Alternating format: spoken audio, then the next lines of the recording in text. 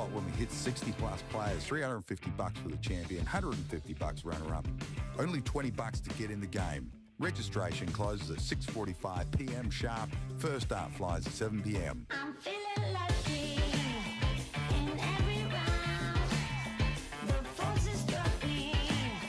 I'm chewing gum. The Royal Empire is sleeping now. I'm too big. DSL Friday night live dance at the Silver Sands Tavern, proudly sponsored by JM Spraying Contracting, Aussie Dart Supplies Online, First Choice Metal Traders, Mining Electrical Solutions, Bailey's Carpentry Services, Shot.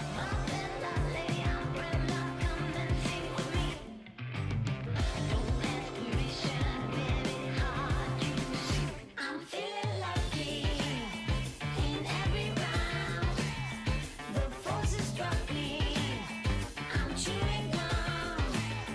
The Royal Empire is sleeping now.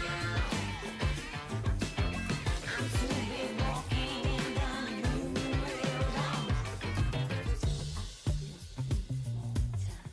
I just need more time. I just need more time. I just need more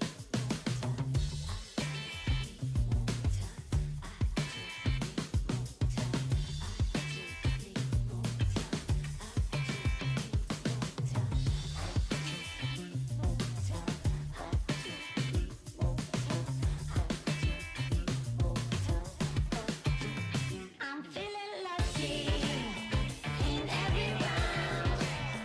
The forces struck me. I'm chewing gum. The Royal Empire is sleeping now. I'm too big walking in the new world.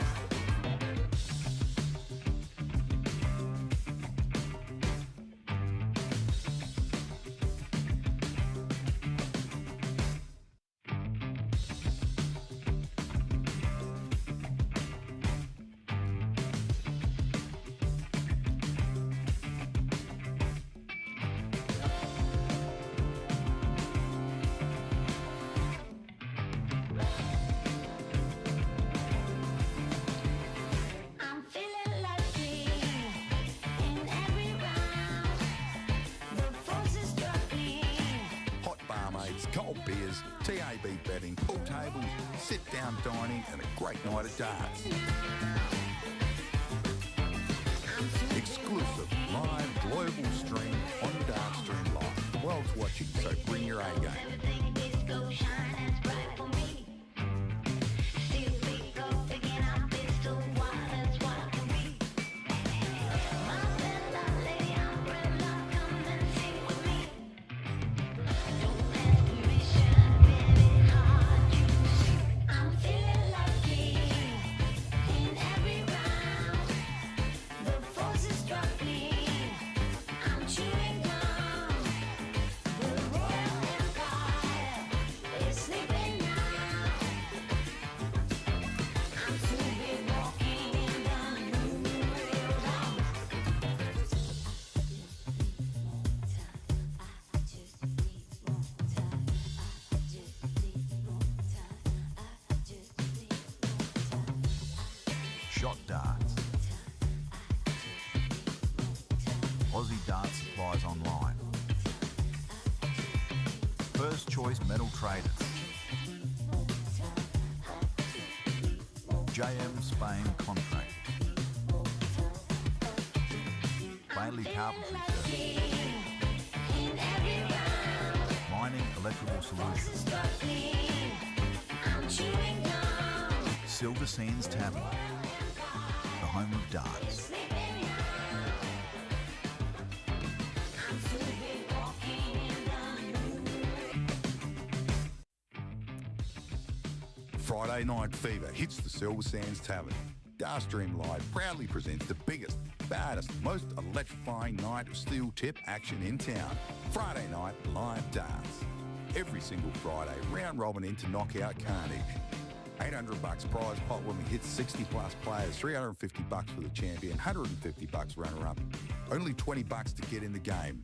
Registration closes at 6:45 p.m. sharp. First start flies at 7 p.m. I'm feeling lucky in every round. The forces struck me.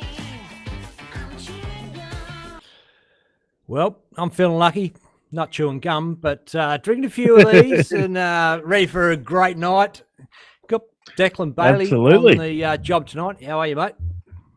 Good, mate. Good. It's been a little while since I've made an appearance over at the Silver Sands Tavern. In fact, I don't even know if I've been in the comms booth since I was there in person for the ADA in February, which says a lot about how the last, that's 5 months, as how busy they've been. So, yeah, no, good to be here, mate. Thanks for having me.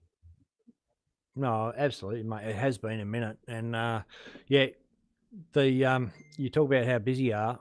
Let's give the fans a run through about what has been going on in the life of Declan Bailey, or, DSL and outside. Obviously, the dart playing career has taken off, mate. Tell us about that. Yeah, look, well, I suppose back to the start. So I didn't play since 2020, doing all the DSL stuff, and we did the Australian Championships in Brisbane last year. We streamed that week, and being around it, seeing the team spirit, everything like that, made me miss the game a bit. So I signed up for the Carroll Park Super Singles, played okay, picked up a few games, and then this year kind of hit hard. I've gone away. I've done the Darts Australia Grand Prix circuit, so all the WDF affiliated events.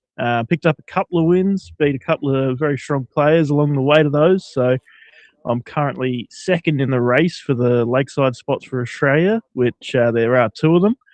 And the top is Raymond Smith, the guru, but there's every chance he goes to Ali Pali as well. So, there's that. I picked up the Carroll Park Super Singles last week. I won the Queensland Closed Singles a couple of weeks back. I beat Raymond in the final. I played all right.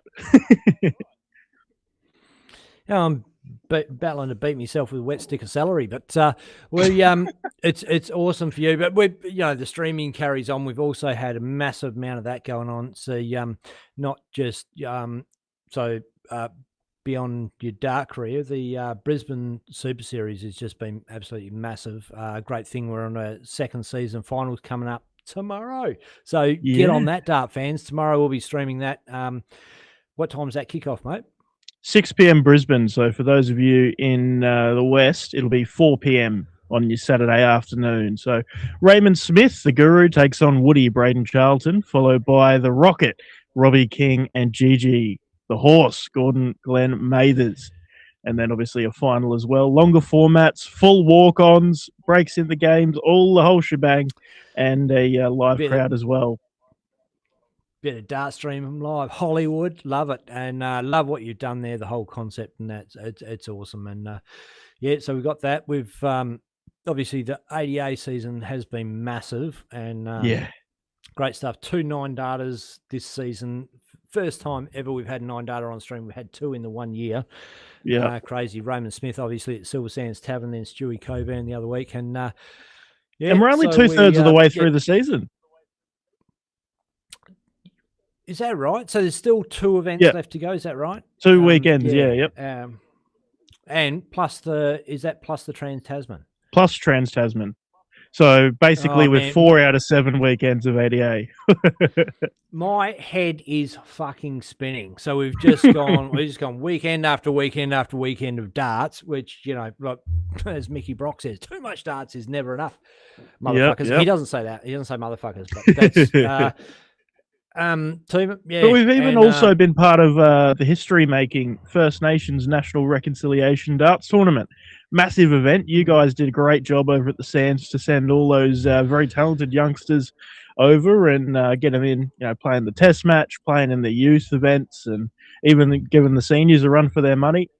I played in that test match for Queensland, and little Bo Anderson bloody scared the pants off me. He played so well, and testament to the talent coming out over in the West, and great to have all those guys brought over with JM Spain contracting as well.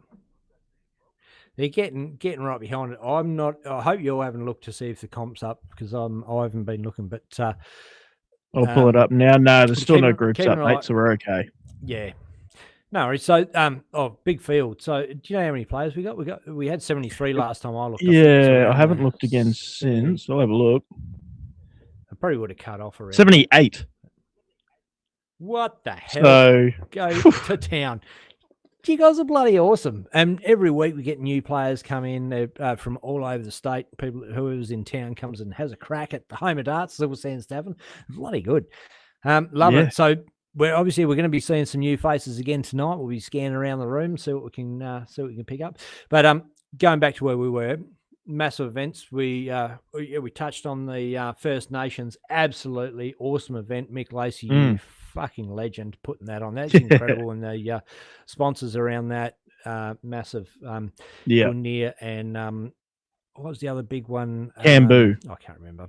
Cambu. Yeah, thanks to those guys for chipping in and making that all possible. Wasn't just a dart weekend, it was a magnificent spectacle of a weekend for family weekend. So yeah, they really turned it on for the NAIDOC 50th. Obviously we talked about that. We talked about ADA. The big one coming up, Australian Championships next week. You're coming over. And, Yep. Half the bloody country's coming over. So exciting stuff. If you don't know what's going on, fucking listen to this guy here because he'll tell you what's happening, Declan. Yeah, so the Australian Championships affiliated with Darts Australia. Basically, depending on where you are in the country, it's a little different. But for me here in Queensland, basically you play at your club weeknights every week, and then each club's a part of a zone, and then you play off for your zone. Then you play off as a zone. You play off to make the Queensland team. When you make the Queensland team, you then go to the Australian Championship. So 6 states: Queensland, New South Wales, Victoria, South Australia, Western Australia, and Tasmania. Each team is 8 men, 8 women, and then officials and supporters and the whole rest of it. But 48 of the best players in each state going head to head. There's teams events, there's fours events, pairs, mixed pairs, Australian Singles Championship, and the Pacific Masters as well, which is an open singles event, and it's WDF Gold ranked, which means that the winner of that picks up $3,200 and a place at the Lakeside Championships at the in November over in the UK. So kicks off strong next Saturday, Sunday with the Pacific Masters, followed by a full-on week of teams and all those other events. Yeah, that's look. The Pacific Masters is absolutely massive for what it can do. Just looking at the table and see, one of our own. You're sitting number 3 in the men's. Evelyn Cocky number 4 in the ladies. We've got a lot of Silver Sands players that are really ranking pretty high there, and that can make the difference. Those guys there don't even necessarily need to win at the Pacific Masters if they can get enough points, because it's a gold ranking event. You got so many points up for grabs that you got a chance of really leapfrogging some opposition, leapflobbing them. But you can flob them if you want, but better off leapfrogging them.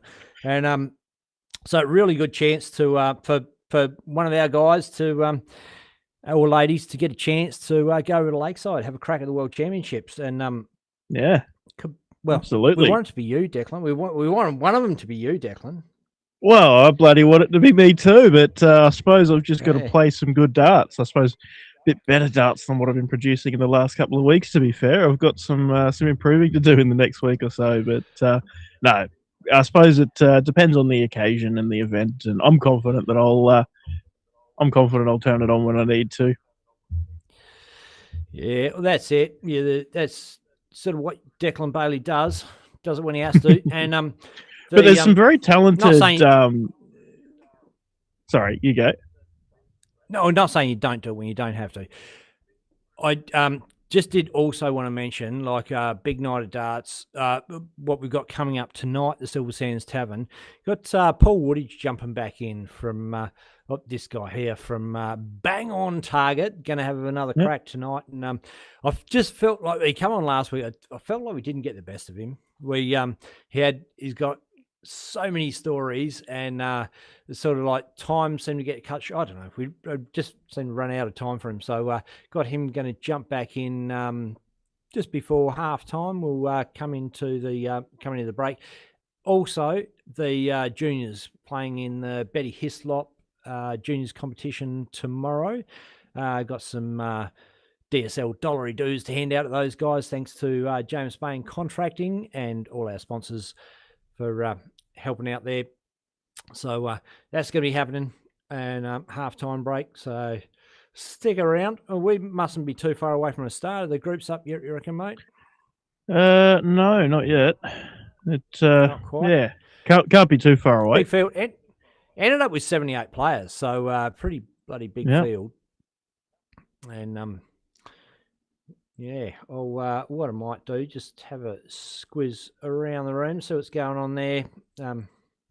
Yeah, might see a few people you know out there, Dart fans. James Thorne Senior repping the Mick Lacey Lone Wolf shirt. Picked that one up in his time over here. Mick Lacey sent me a shirt from the First Nations. Got that Awesome! today. Thanks, mate. You're a good-looking shirt, eh? Craig Stack there at the Ocky. You can see having a chuck with Jules Galuski. Yeah. And, have a bit of a spin around the room, see what's going on over. Oh wow, big house tonight. And of course, players out in the back room as well. Another room going, but pinch the camera from the back room so we can't see what's going on out there. Actually, I might have one still doing. No, I don't. Thought I might have a shot out there. It's, good to see Dot McLeod there, legend of Western Australian ladies dart.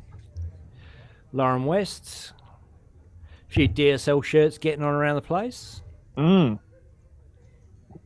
Yeah, heaps of them. And Alex, you can see there with a big long mullet DSL shirt, and his partner have just had a set of twins. I think it's their 7th children. Wow. Yeah. Yeah, no, awesome. Good to yeah, so it's good to and good to see him bringing the kids along, getting them involved in part of the fun of the Friday night. Oh, there you can see all the kids on that rightmost freestander. Alyssa Moody, Caden Dunster, James Thorne Jr., Lil Bo Anderson. Bit of a zoom in there.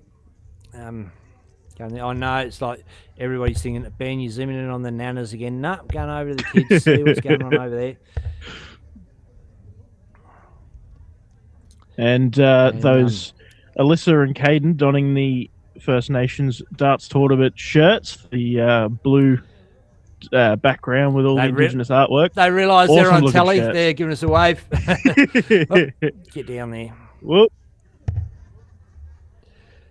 Yeah, camera's a bit spicy. I'm trying to bloody figure it out. Alyssa's giving us some moves. 6-7, 6-7.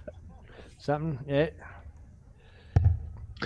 James Thorne Jr. has walked over to the other board. He doesn't have time to be on camera. He's got darts to prepare for. It's like back there, some warming up. You guys do all your Hollywood stuff.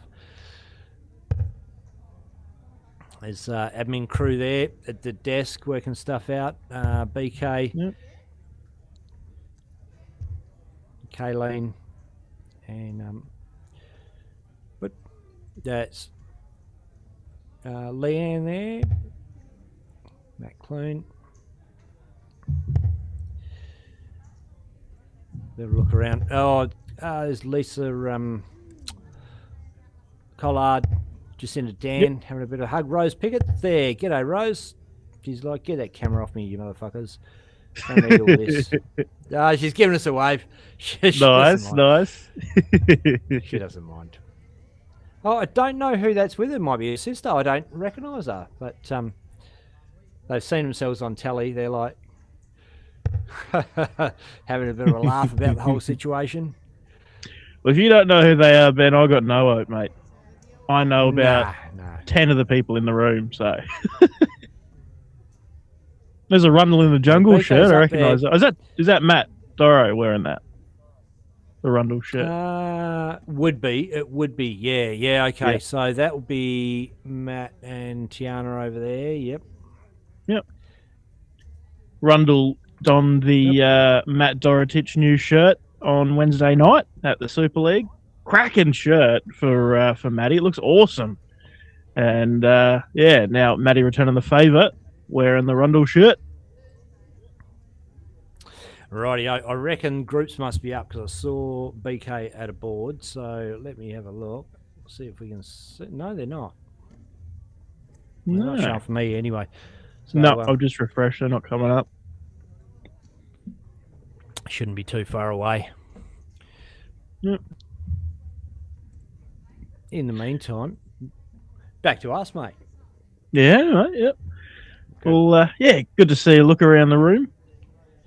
Oh, the Uncle Shano cooler, nice. Yeah. His posts do pop up every now and then. Pretty funny guy. I hadn't seen any of his stuff until he started interacting with the DSL stuff. But yeah, he pops up now. Pretty funny dude. Oh, mate, here, there, and everywhere. He's a hard worker. He puts in a lot, and appreciate it. And man, I just, some people's sense of humour you get, some people you don't. His just tickles me right in the funny bone. The whole, particularly the Uncle Shano thing, it's so familiar to me. These guys, they kind of bullied us as we were kids, talking about how they, gold glove boxes, and they're always punching you in the arm and giving you this, telling you about how many chicks they rooted and how much beer they can drink and how many times they've been in jail and how many cars they've stolen and all that. And he's just got it down pat. It's bloody brilliant. Yeah, nice. Hey, I've just seen the groups have come up, mate. So. Oh, okay. So let me see if I can bring them up for you guys. What board number is the stream board again? Varies, but we'll find out soon enough. Okay. Yeah, groups are up. Do you want to run through them, mate? Yeah, mate, can do. Group A, a lot of people to go through. Yeah, I'm used to it, mate. It's all good. Group A is going to be Matt Clune, Rose Pickett, Kimmy Farmer, and Chelsea Bennett. So I believe that's usually it's top 2 off, right? So it's a guarantee of a lady going through off that group. Group B, Tim Matthews, Boomer Bennell, Gordon Penny, and Don't Grant fuck around. Page. There's 73 players. Don't fuck around. True. 73 Group players. C, mate. Wayne Egan, Matt Doritich, Mitchell Walker, Melinda Fitzgerald. Group D, Robin Fairley, Jenna Thorne, Gavin Horner, Bradley Ashwin. Group E, Guy Lloyd, Andre Yates, Bevan Egan, Chris Bennett. Group F, Jane Gamby, Julie Galevsky, Kim Kelly, and Sid Walker. Group G, Brett Matthews, James Thorne, Beck Miller, and Ethan Thorne. Group H, Johnny Watkins, Georgia Reed, Sean Starnes, John Egan Jr. Group I, Chrissy Smith, Seb Skipper, Dylan King, Karen King. Group J, Aaron Ryder, Tiana Doritich, Jared Hayden, Shane Williams Sr. Group K, Lilbo Anderson, Zach Page, Rob Evans, and Lindsay Egan. Battle of a couple of the youth players there. Group L, Dylan Skipper, Leroy Beeman, Alex Carey, Gus Hayden. Group M, Emma Turnpenny, Jacinta Dan, Kaylee Pickett, and Craig Stack. Some very solid ladies' games there. Group N, Tony Harbour, Curtis Bennell, All right, Lisa guys, Collard, sorry about the Emma wait. Watkins. We're good to go. Everything's live. Oh, Let's Group quickly run O, through the Alyssa boards. Moody, Leanne Kenny, Danica Farrell, Andrew Kish. 2 secs, mate. To board Hey, one, Matt sorry to Clune, interrupt there, Rose mate. Pickett, We'll, Kimmy Farmer. I think it's all going to get Chelsea done for Bennett. us, so we don't have to bother. I Board two, think Tim Matthews, Boomer Bennell, Grant Page, Gordon Penny. Board 3, Matt Doritich, Wayne Egan, Mitchell Walker, Melinda Fitzgerald. Board 4, Jenna Thorne, Robin Fairley, Bradley Ashwin, Gavin Horner. Board 5, Andre Yates, Guy Lloyd, Bevan Egan, Chris Bennett. Board 6, Julie Galuski, Jane Gamby, Sid Walker, Kim Kelly. Board 9, Beck Miller, Ethan Thorne, James Thorne, Brett Matthews. Board 10, Johnny Watkins, Sean Starnes, John Egan Jr. and Georgia Reed. Board 13, Dylan King, Sebastian Skipper, Chrissy Smith, Karen King. Board 14, Aaron Ryder, Jared Hayden, Shane Williams Jr. and Tiana Dorotich. Board 15, Lindsay Egan, Zach Page, Little Bo Anderson and Rob Evans. Board 16, Dylan Skipper, Alex Carey, Leroy Beeman, Gus Hayden. Out the back, I've got 6 boards out there tonight, guys, so be a little bit squizzy. Emma Turnpenny, Craig Stack, Jacinta Dan, Katie Pickett. Board 22, Emma Watkins, Lisa Collard, Tony Harbour, Curtis Bennell. Board 23, Andrew Kish, Alyssa Moody, Danica Farrell, Leanne Kenny. Board 24, Craig Page, Malachi Corliss, Dot McLeod and Levi Cooper. Board 25, Lauren Warner, Enid Hawke, Stephen Richards, Shane Williams. And board 26, Kayleen Bennell, Blake Hatchett, Brett Isle, James Thorne Jr., Robert King. And board 8, the streaming board, will be Eddie Rundle, Jermaine Little, Caden Dunster, Mark Smith and Douglas Datson. You can get the games going ASAP, guys.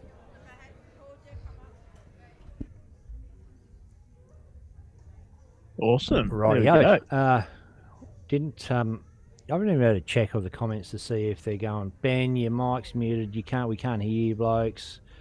No, I've been But, keeping an eye on them. There's none of that, so we're obviously doing all right. Yeah. We would have known by now. Aidan Got a Janeway start. says, Cool. evening. Justin Miles is glad to see me in the comms box. Stephen Hewitt says, hello, Declan and Ben. Evening to all the players. Oren McDermott is asking me when the next Friday night at Carroll Park is going to be. Mate, with the way the calendar is at the moment, September is when we're looking at. So it'll all be advertised with a couple of weeks' notice when we do decide to go back. But yeah, it won't be till September, mate. Braden Lawrence reckons Matty Dorotich for the win. And Robert Robinson says, evening, Declan and Benny. And then over on G'day, YouTube, Cobber Reaper says, good to see you, Declan and Ben. So shout out to everybody in the comments, Facebook and YouTube. Yeah, good to have you along, guys. It's going to be a cracking night at darts. It's so long since me and Declan have had a chance to just jump in comms together. We've had so much stuff on that it's like we don't want to bust each other and have to, go too hard and do everything. But great chance to have a little bit of respite before the madness that is ahead of the Australian Darts Championships, Pacific Masters, all coming up, and going to be absolutely gung-ho for I think we're streaming for 9 days straight, dart fans, so there'll be plenty of dart action coming up. You're not going to get sick of it. Yeah, Well, exactly. might, Well, yeah, it will, I was going to say it is 8, but you're doing the Friday night as well before. So, yeah, so it's Saturday through Saturday inclusive, and then, yeah, you've got that Friday night. yeah, yep. Tough at the top, mate. Yep.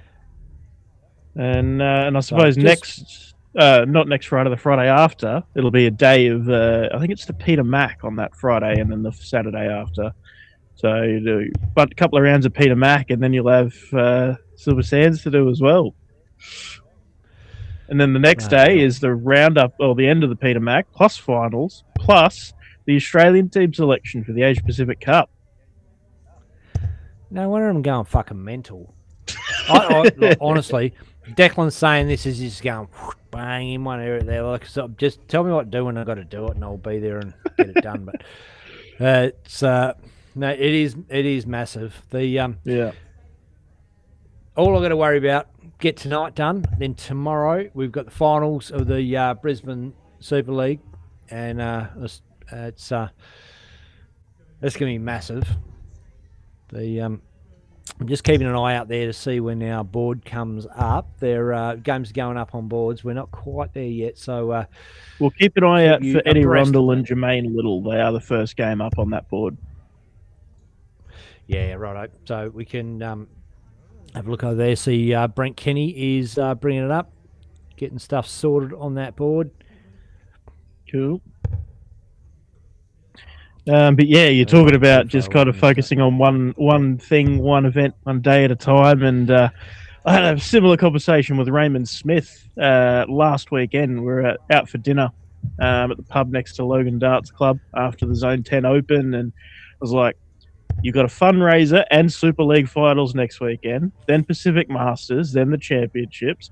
Then you come home, we go to Penrith, and then he's going to the New Zealand Masters, the Australian Masters, the Trans-Tasman. Then there's an event at the start of September, and then there's Adelaide ADA, and then there's the North Queensland Classic. Also in there's potentially the World Series finals. And then there is the start of the ANZ Premier League, so there's 6 weeks of that. Then if he was to win that, potentially the Grand Slam of darts. So he's not got a weekend off until November. He And for you neglected dart playing fans out singles there- last Sunday for the sake of having that one day at home. I'm sitting here just wondering what the fuck I got to do tomorrow, the next day, and the day after, and the week after. Declan knows Raymond Smith's schedule. Not only his own, he knows mine, he knows Raymond's, he knows everybody's schedule. The guy's a fucking freak. Get out of town. Love your work, Declan. Well, Love there's it. a significant overlap between mine and Raymond's schedule, but yeah. Okay, fair enough. Crazy. So games are Yeah, up on Raymond Dark doesn't know Connect. his You own can schedule. see a whole bunch. No, you probably know it better than he does. But that's the beauty of youth. He shit sticks. I don't know. I'm losing plenty of stuff out of my head these days, mate. Don't stress. Yeah, but so much goes in and out, and it's a credit to you the amount of work you've done, the amount of setting up, and that's what the you've one. done for Australian darts. So I can hear caller coming Guys on, ready? so it shouldn't be too far Ready away. when you are? Nope. Yep. Not seeing a dartboard though. Shit. Okay. Coin toss or yep. Hang on. Let's have a look. Tails. You got it. Eddie. We've got to wait. Yep. Here we Game go. on, boys. Okay.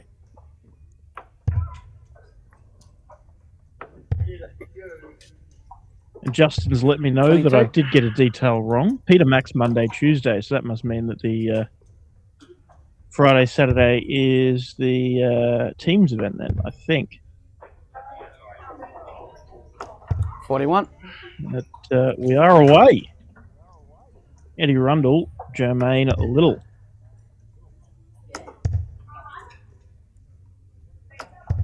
$40.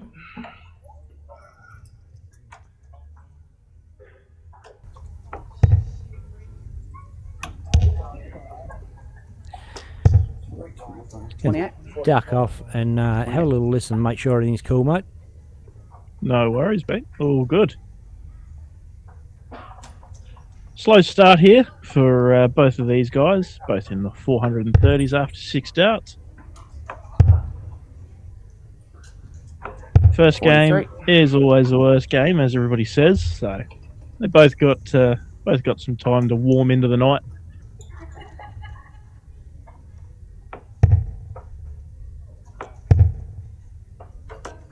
$45.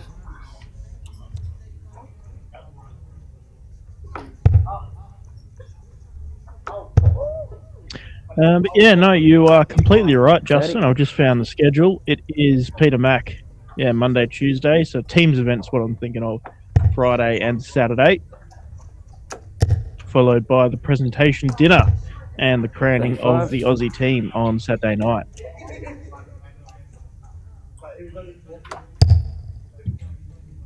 Everything's running sweet, mate. Do you think it's any coincidence that you come along and it's all 45. good? I don't think so. Look, I tend to have the effect of fixing technology just by being there. I think I scare it into submission. So many times where I'm at an event and people will call me over for an iPad that's misbehaving, and by the time I'm there, it's fixed itself, and I've just, my presence fixes it. So, anybody out there with tech Hey, no. issues, I charge by the hour. 60.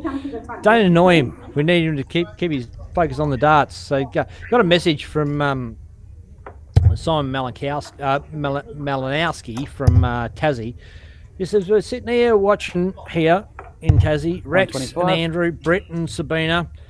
Great to say hi. Another great night at darts. Say hi to Declan for us. Cheers. So g'day Declan for those guys. Awesome. G'day, guys. 29. Love their darts. They got a little bit of a in-house watch party for DSL Friday night darts. And it's not uncommon. There's a few of them around. I know 29. the Lewis boys quite often get a few around. There's a few in Northam that get around on Friday night. Play a bit of darts. Have it on in the background up there. Watch what's going on in the venue. Yeah. Check out a bit of 42. darts. 40. And Eddie Rundle has played on stream a few times, mostly on other boards that are not the main stream board. He seems to end up out in the back room a fair bit. 60. First time on the big main stream board. And he's not turning it on. His missus is going to be, come on, Eddie. Come on, you're better than this. He'll get him going. You can see he's tight in the elbow. Just tensed up a bit, getting into it. Yeah.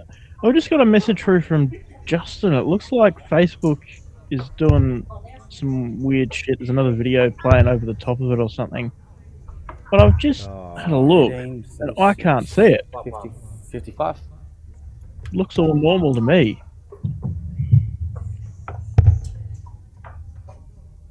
So, let 26. if you're watching on Facebook and there's other videos playing over the stream, let me know, and I'll have a look at it. But There it is. yeah, I don't know.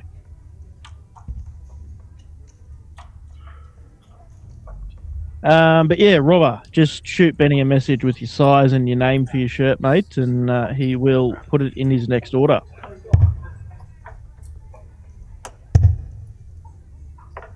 $30.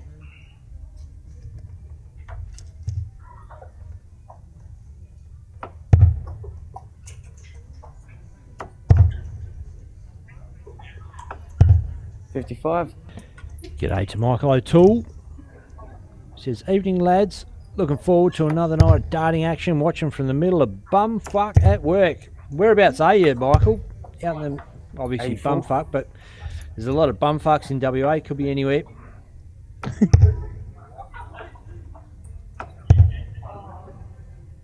Or Robber, if you want, just 70. shoot me your size and the name. I'm guessing it's probably shoot me a message if you want, and I'll just pass it on to him if that's easier.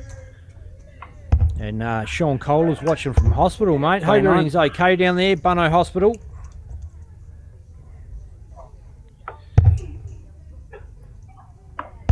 JK says, Ben and Deck together. What could go wrong? Well, 26. actually, mostly everything's probably going to go right. We've got the fucking dream team on the job tonight. Very rare that we have full pool of resources in Silver Sands on a Friday night. 19. Yeah, I mean, you and I have had the opportunity to commentate together a bunch on the Super League, but I don't know, that's serious starts. It's good to, 29. have a bit more of a fun night together in the booth. Oh, absolutely. Let me hair down. Yeah. Don't want to say exactly how many beers deep I am at the moment, but you guys are 80. going to probably get a sense of it sooner or later. Enough to I loosen am, the tongue, let's say that. I'm having a couple of jacks, but I've got to behave. I've got to be at Carroll Park nice and early tomorrow morning, get everything set up 33. for finals tomorrow. So, yeah, so I've got to be a good boy.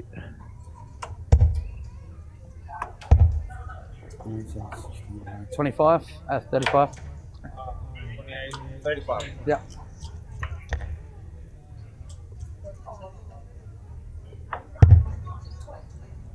Jermaine maintaining a pretty steady pace and a little bit 45. of road between himself and Eddie Rundle. Just doing what he has to do to get a first win on the board, and on a group of 4 where you've got 3 games to play. 136. Thank you.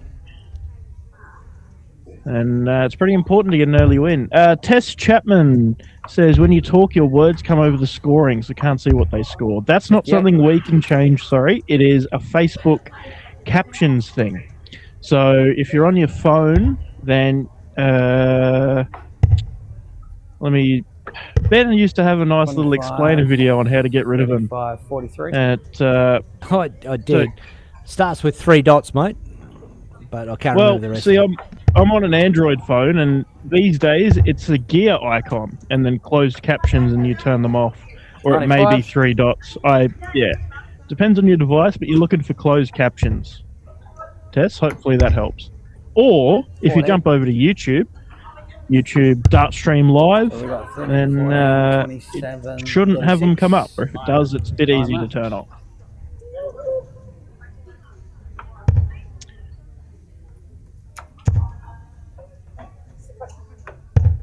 $26.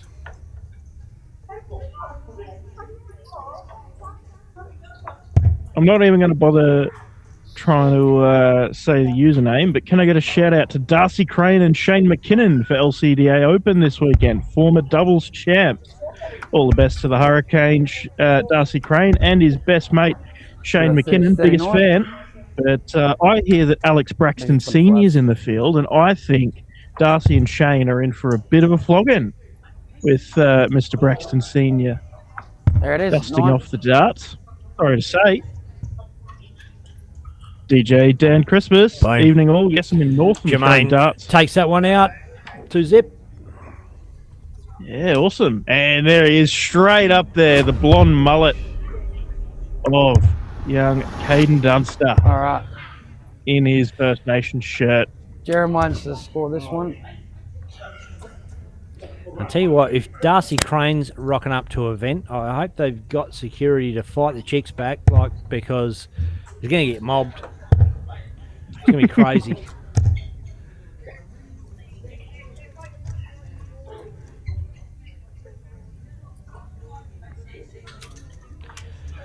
Chantel Kovac, make Some- sure your volume is down and then captions will go away. That's not how it works, sorry Chantel. I'm not sure if that's a piss take or if that was genuine advice, but I don't think the captions change with turning your volume down. And in fact, why would you want to turn the volume down when there's such insightful and informative commentary going on? I'll just give you a few tips. So if you tap on the video itself, down the bottom, if you I'm on an iPhone, there'll be 3 dots come up the bottom, right? So tap on the video, 3 dots come up, click on the 3 dots,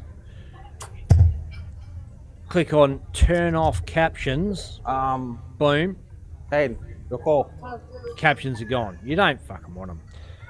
There it is. Yeah, and so for me, Job it's done. the same sort of process. You tap on the screen, but then it comes up with a gear, like for settings, and then close captions and then turn them off. So, yeah. 60.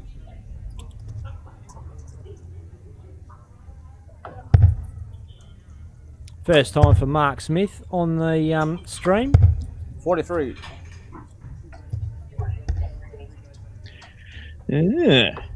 Well, certainly not an easy game to make your debut on the streaming board 100. against a very talented young player who loves getting his mug and his mullet on camera. Absolutely. And Caden's playing in the Betty Hislop Juniors tomorrow. Awesome. So 26. he's picking up some James Spain contracting DSL dollars. Half time. 100. Boom. Bangs in a ton. So, just looking at that, so that's a double header of WDF bronze youth events, is that right? Saturday is the Kyle Anderson youth 35. singles, and then Sunday is the Betty Hislop, by the looks Uh, of it. I'm just looking at posters now. I think that's how it works. yeah. Yeah. I'm just going 140. to agree with you because you know more about stuff than me. But Yeah, well, good opportunity, not only to pick up some ranking points in the WDF system, but a few dollars as well in prize money. And yeah, just awesome to have those events going on. 101 here for Dunster, not going to take it out. 64 with a dart in hand, stops, thinks about it, 45. goes the right way.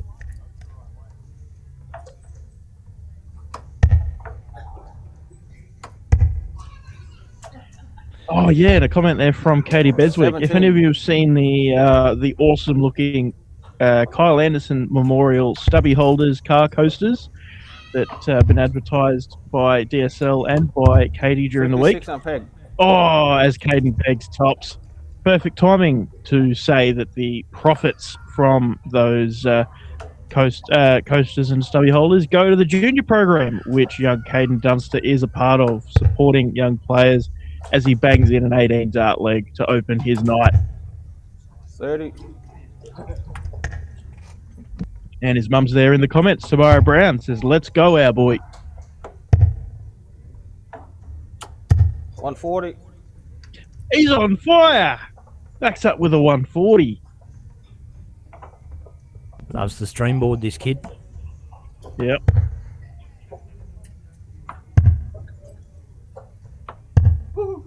Two. And he's got Mark rattled, throwing in a big score of 2. 9-9. Switch to the 19s. I could rave on about why he should have gone 17s, but it's a Friday night. And he's averaging 92. Let the kid make a counting error.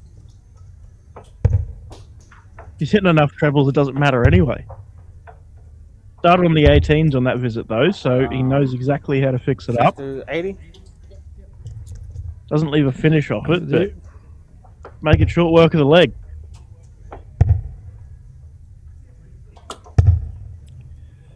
$45.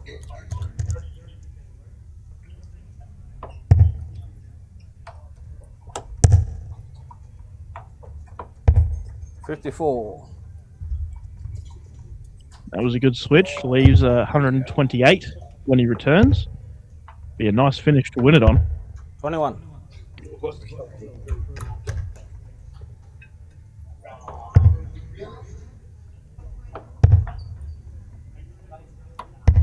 $40.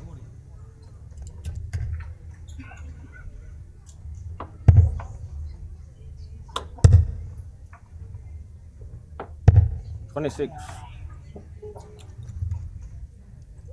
88 here now. Looks like he's eyeing up the 16 segment. He is. Over to the 19s. No, the 15s for 36. 67. Oh.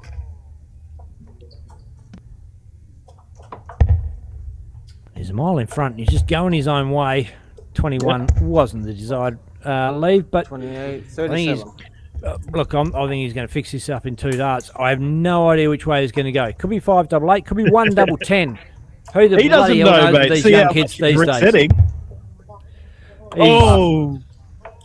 And he wasn't 20 happy double with 1.5 isn't 20 double half's not going to do it. So he's got another chance. But yeah, as much as he's got the time and, you know, doesn't have to take it out super quick, he wants to get it done as soon as possible. You know, he wanted to On the board. Boom, boom. get it done with a bit of style, but gets it done, doesn't let it run too far and turn messy. Tidy, 73.32 average to kick off his Friday night campaign. Young Caden Dunster, and I should sit up straight. I am a grown man and I should know these things. Oh, mate, it's hard not to get into it and get sometimes. But just having a quick squeeze through what's going on in the comments. Oh, hey, you did mention the stubby holders before. Check these out, Dart fans.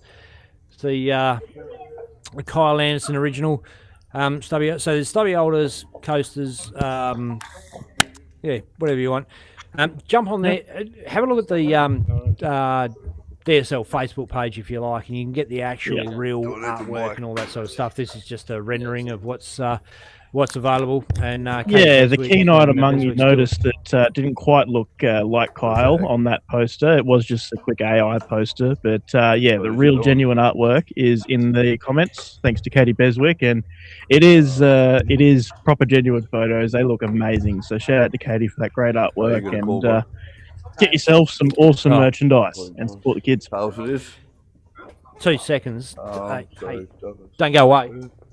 The game's on. Oh. Yeah, I know. But this is equally as important. This is bloody 23. Katie and Brad made this stubby holder up for me just as a little bloody gift. What a beauty! And Yeah, it's awesome. I have one too, I think. You do? Can't remember where I put it. I do have it. Oh, hang on. I think it's here. No, not that one. I do have it. I do have it. I just can't remember where I've put it right now. 27. You know how it goes. You put it somewhere for safekeeping, but no, I do have it. Yeah. I've been alternating between gifted stubby holders, and I'm back to the Katie Beswick one at the moment off Uncle Shano. I don't think you're watching us, mate. So yours is gone on the Beswick one. 26. Chantel has provided a bit of clarification on her comment about turning down our volume. Says, when my volume is down, the captions come up. 45. So I only turn my phone up so that I can watch DSL, and then the captions go away. There you go. Sounds like a bit of bullshit to me. Oh, well. Never let the truth get in the way of a good story.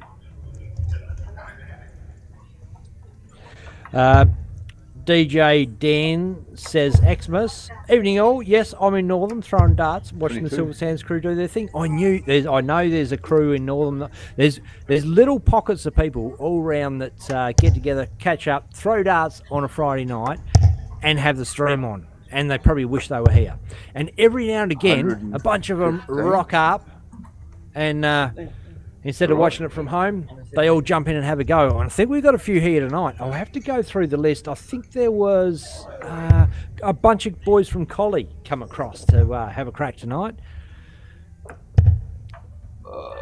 76.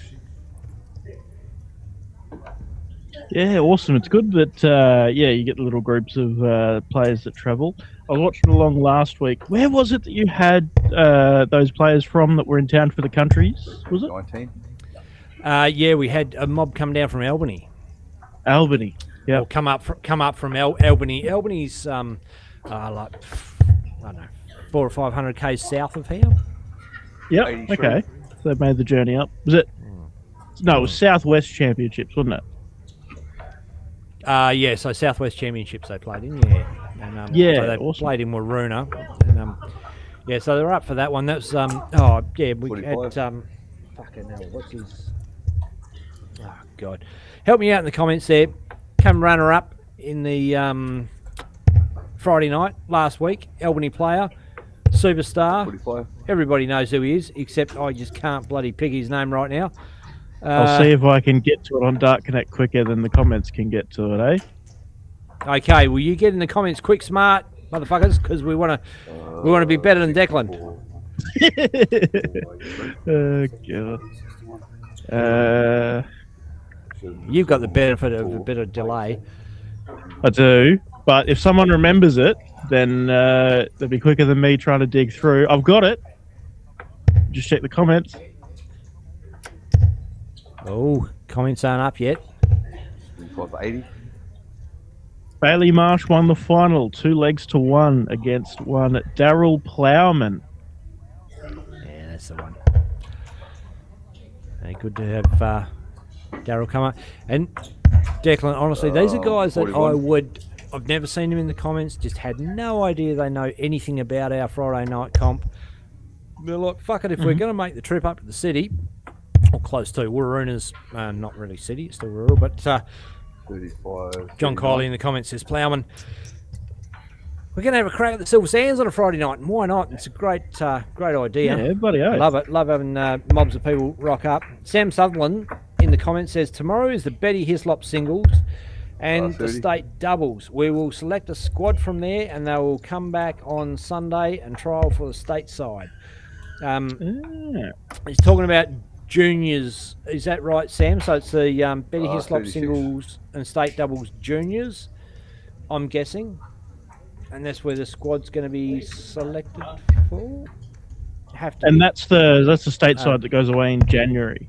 I'm assuming. Yeah, There you go. I am too. But yeah, thanks Sam for clearing that up. It's great. And so we've I think we've got as many as 8 kids going from From the board. our mob at the Silver Sands. There we go. Eddie Rundle pins Bangs in a double five. Better than his first game, absolutely. He is 1-0 up, has to throw in the second leg. And, being on a small board, he needs to pick up this win. 21.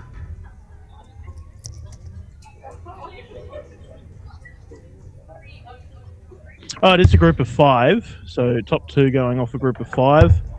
Doesn't know what's going on TV necessarily, and I've seen him throw a way more fluid dart.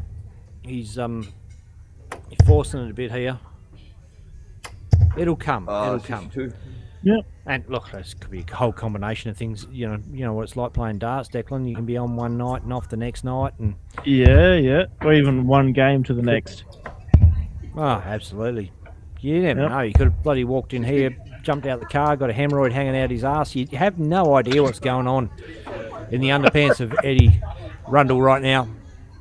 And I don't think we want to know what's going on in Mr. Rundle's underpants, but what we can see is what's going on the dartboard. And a little bit of a slow start to this leg, but having that one leg advantage, being a breaker throw, still means that Douglas Datson has some work to do.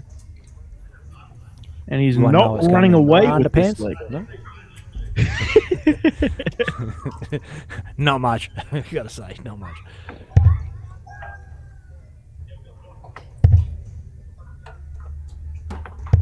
$30.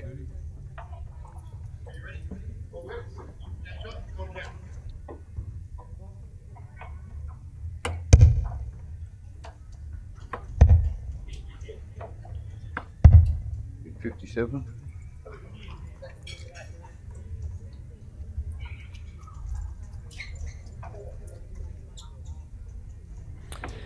There's a comment in the YouTube about how talented our youth is. 66.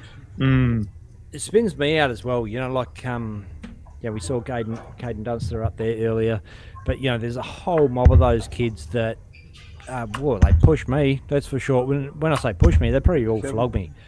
Yeah. And Alyssa Moody, 12 years old, topping the. She's just winning everything she's going in. She's a bit like the Declan Bailey of girls' youth at the moment. I don't know. I think she's a bit beyond that, but I tell you what, as much as she obviously impressed in January at the Australian Junior Championships. She's impressed everybody in WA. 77. After the First Nations comp, there's a lot of women over here and men as well that were watching her. She's got a lot of people talking. Everybody was so impressed with how she handled herself and the way she played on that weekend. Yeah. And we're talking your Kim Mitchells, Teresa Morris's, like all of the top echelon of Queensland and Australian darts ladies are talking about this kid. Yeah, she is a little superstar in a lot of ways. It's not just her darting ability is absolutely sublime. 32. But pan the camera around before she saw herself on camera. She give a little dance and a wave. Yep. She's very camera aware. She's very sponsor aware. You have a look at her Facebook page. Do it yourself, dart fans. If you're out there right now, just search Alyssa Moody on Facebook. Have a look. She's not supposed to have a Facebook account, but she does because they've cheated. But you'll see that she's. Her mum does a great job of keeping everybody updated. It's a page. It's a family. It's a sportsman's page that obviously all athletes have to have and or should have if they want to promote themselves and promote the sport. On the board. And Eddie finds the 58 finish to wrap up a 2-0 win over Douglas Datson. A necessary one at that.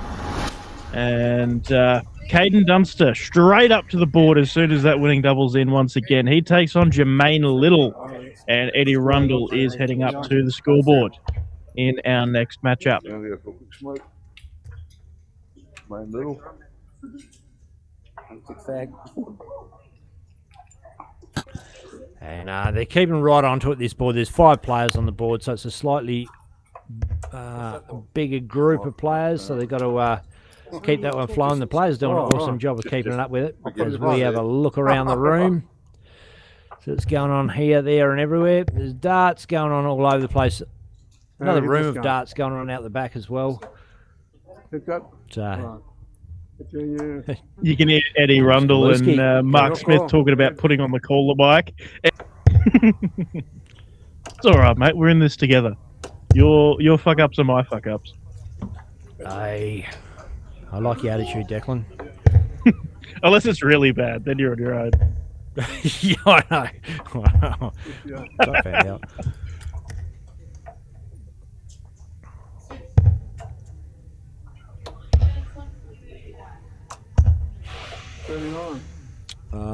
Bit of buffering apparently, so I'm just going to jump on and see if I can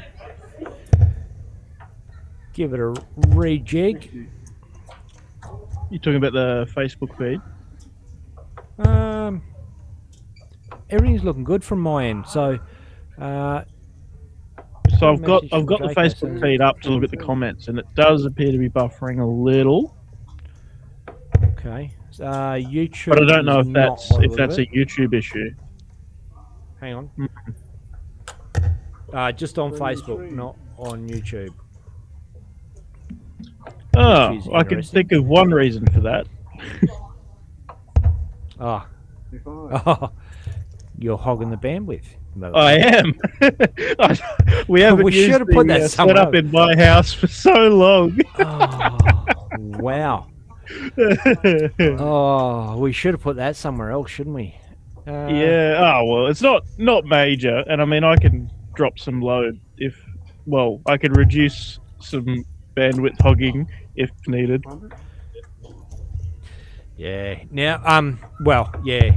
Drop a bit of shit from your end if you want to. I know you're watching a bit extra stuff. You don't have to. So cut those feeds. See if that works. Paul Woodage just showed us a message. Now that's a mullet. Oh, he's keen to jump in. He's chomping at the bit. Watching the stream. So we're going to get Paul in very shortly. Well, hour or so's time. 60.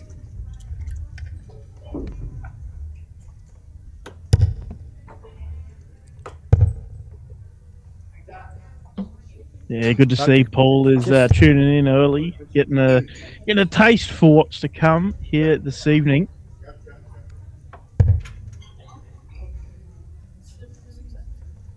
Yeah, 76. 76 left.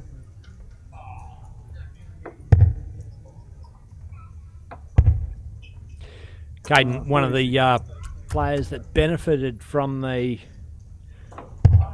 Silver Sands Youth Development Program, headed over to Queensland to play in the First Nations Reconciliation Tournament wearing that shirt. Yep. 40. Yeah, absolutely. And 48 here. He was unhappy when he missed the big 16, hit the 8. Unhappy again, missing the 16 to the 7, but he's got a dart at 32 now for a 1-0 lead. Checking his maths. He's right. You know you're right. Pin the 32. Ooh. Oh, yep. 23. 32. Yeah, 32 and what? Yep. Yeah. 82 here for Jermaine Little to be a big steal. Might go bull, might go 14s. Bully goes, 17 for tops. He's on. Ooh, pulls it a little low. 3 at 88 here for young Dunster. On the board. But he only needs one. He pins it and he moves into the next leg. Boom.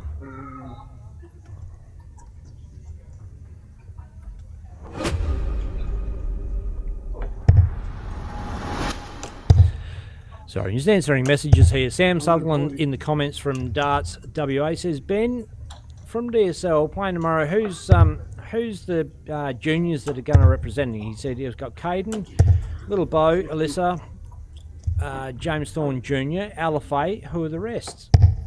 So I've said Zach Page, Sebastian Skipper, 45. and who? Samara? Missing? Oh, Samara Ugle. 100. Bloody, why do I always forget her? I don't know why. Because she just looks like a grown-up. Is she in the She field does, she tonight? looks Oh, like she an lives adult. in Bunbury, hey, like, so she's a little bit far away from a lot of the stuff. But Lisa, her Oh. mum, is here tonight, and Levi Cooper, Lisa's other half. Right, 2 secs, mate. Duck out for a minute. I've got a call. You're up. 85.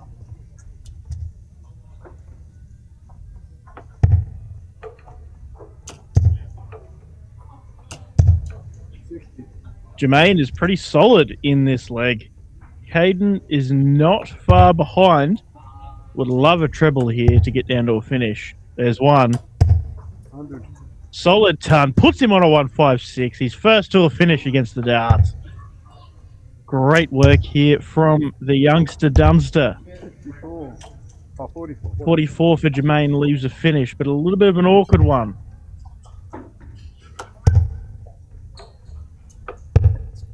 35. Ooh, pulls that dart into the 5. He wasn't happy with it when it left his hand, but it's a 2 or 3 dart combination, depending on whether he can hit the treble. 24. And Jermaine has fucked it up a little bit. 71 here for Caden. Goes to 13s, but he's off. He's 6-7 with 2 darts in hand. Thinking about it, I think there's only one way to go at the 17s. 57.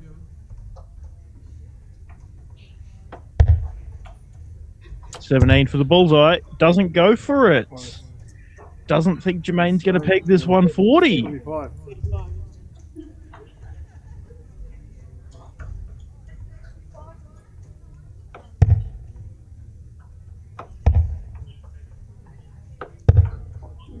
$34. 36 here for Caden.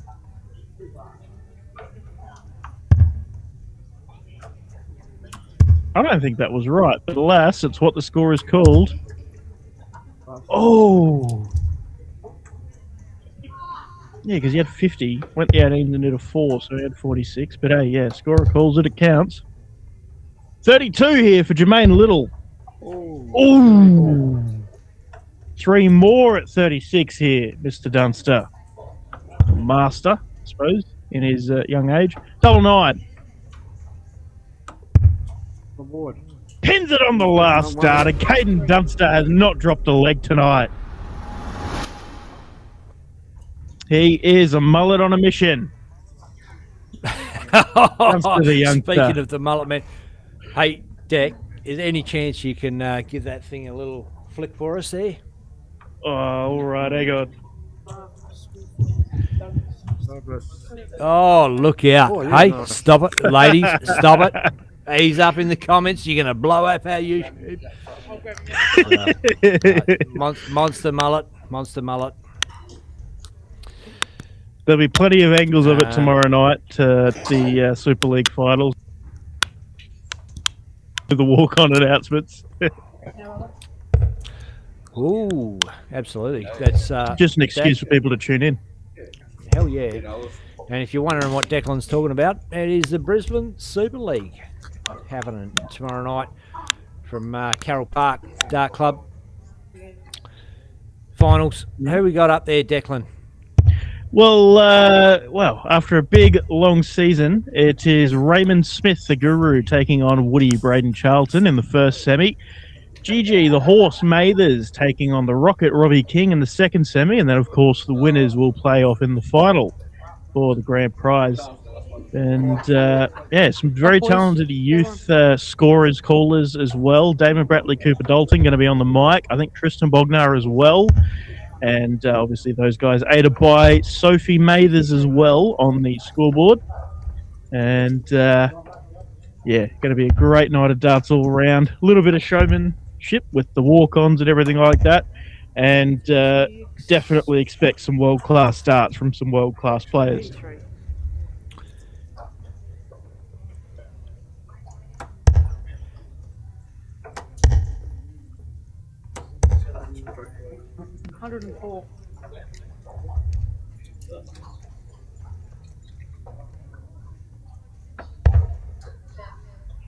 Geordie Clark tells me to stop it. 28. Boys are just come out of the blocks firing here, Declan. Yeah, absolutely.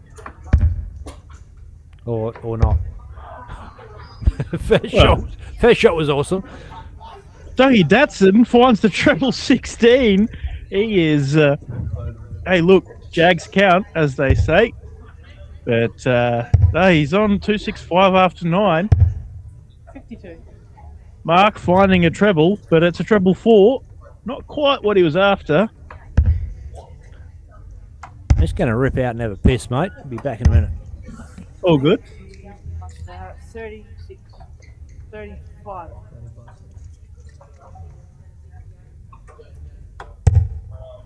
And it's good to know that Ben loves to keep us all updated on his pissing schedule. Could have just said I'm disappearing for a second and we would have been none the wiser, but hey, at least we know. Might be left wondering. Douglas Datson 24. finds another treble, treble 8 this time. Doesn't leave him a finish after 15, but he's right on the verge of leaving one. Mark finding doubles too early. 18. 270. I see the plan. Ton for the 170 out. 41. 41. Sets himself on 142. Doug Datson. There he is. He's on. He's foresee the plan. 20. 83. Oh, no. He's in the treble 1. 187.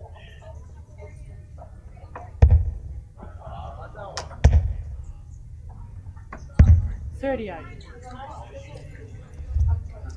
38 puts him on 104. Mark will be looking to leave a decent finish off of 187. 36. Leaves 151. You'd have to favour Douglas in this position. Not thinking about a finish, just thinking about bringing it down. 82 on the board, leaves 22.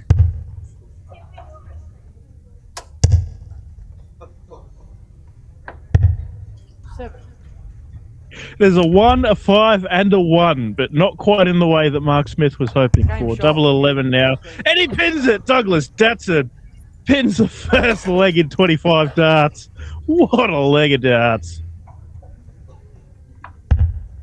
Goes 19s on the 104. Hits the double 3, and instead of going for a treble 20 or a treble 18, treble 16, sorry, that would have left the dart at double, pins in 4 19s and just hits the double 11 next visit. 22. Rapid fire and spraying his way to a win. Or looking good for it anyway. We've got a leg to go at least.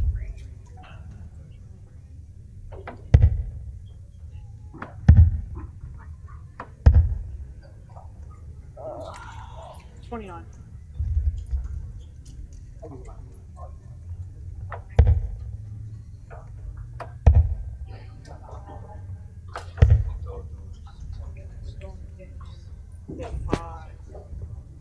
42.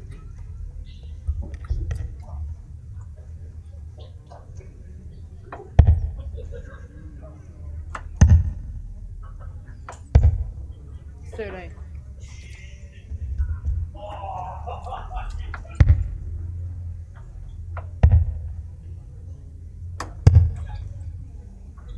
37.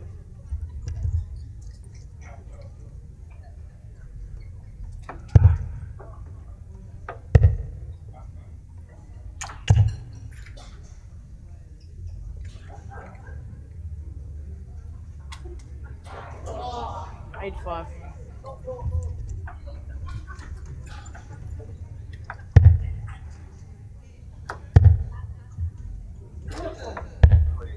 28.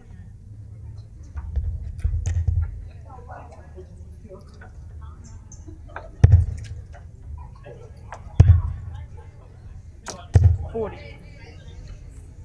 All this talk about youth darts, and Dave Clegg has jumped in the comments. Dave Clegg is captain of the New South Wales junior team. Pretty well, it was a pretty successful, pretty solid team being the host team this year. Very, very good players, and great to see Hayden Randall had his debut year in the youth, turned 18, and went and made the senior team. So he'll be coming over to Perth next week. Very, very good player. He's had a few runs at the ADAs and everything as well. 29. But yeah, no, and it was also great to see a few of the Allen boys, or the whole Allen family, but a couple of other players that were in that New South Wales team. They came up for the First Nations tournament we're talking about. Yeah, hope you're well, Dave, and 41. I'll see you around sometime. Hopefully, you should be coming to Penrith, right? Surely, for the ADA in second week of August. 26.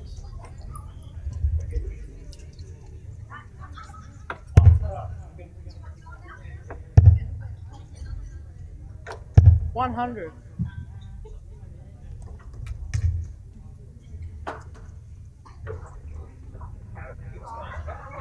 Just 76. Yeah, Paul, can you hear me, mate? I can, mate. Can you hear me? Yeah, mate, got you. Good Right. to have you on. I'm not sure if we're still live or what the go is. I'll message Ben. Yeah. Yeah, no, we are What's that? still live. We're all live, guys. So, Cool. 51. Paul, you should be able to see a live feed in your window there. You got that? I can see the match between Smith and Datsun in bottom left-hand Yep. corner. Cool. No worries. So I'll just we've mixed things up a little bit this week, and I'll just show you. So what happens is if I go like, hang on, 22. 2 seconds. I'll get the body. 14. If I were to go like this, for example, then you're live on telly, ladies and gentlemen. Welcome to Paul Woodish to Darstream Live. He's guest commentator, and 48. he's chipping in with a few special comments, a few stories about darts worldwide, and a few anecdotes. Good to have you along, mate. 24. Yeah, hello, Ben. Hello, Declan. And hello, all the listeners and viewers out there.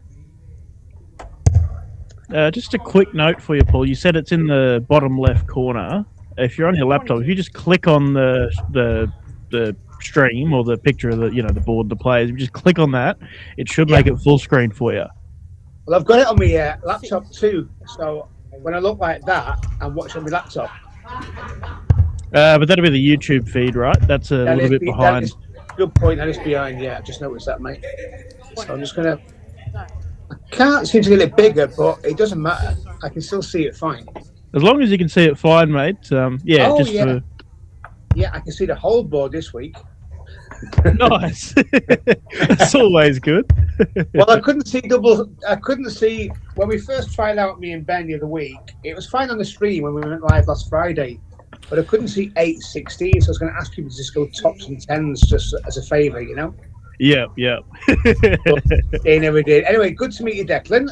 I'm a big fan of yours. Well, I say a big fan. I recognise the quality you have. Thank you, Paul. I appreciate that, mate.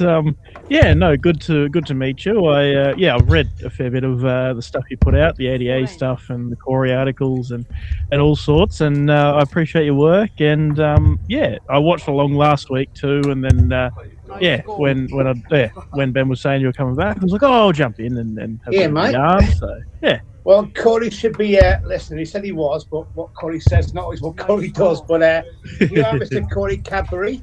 Hello, my friend. Hope you're okay. I'm going to get an abusive text now, but I'll let you know. But he's going to tune in. So, hi, Corey and the family. Hope you're okay. No score.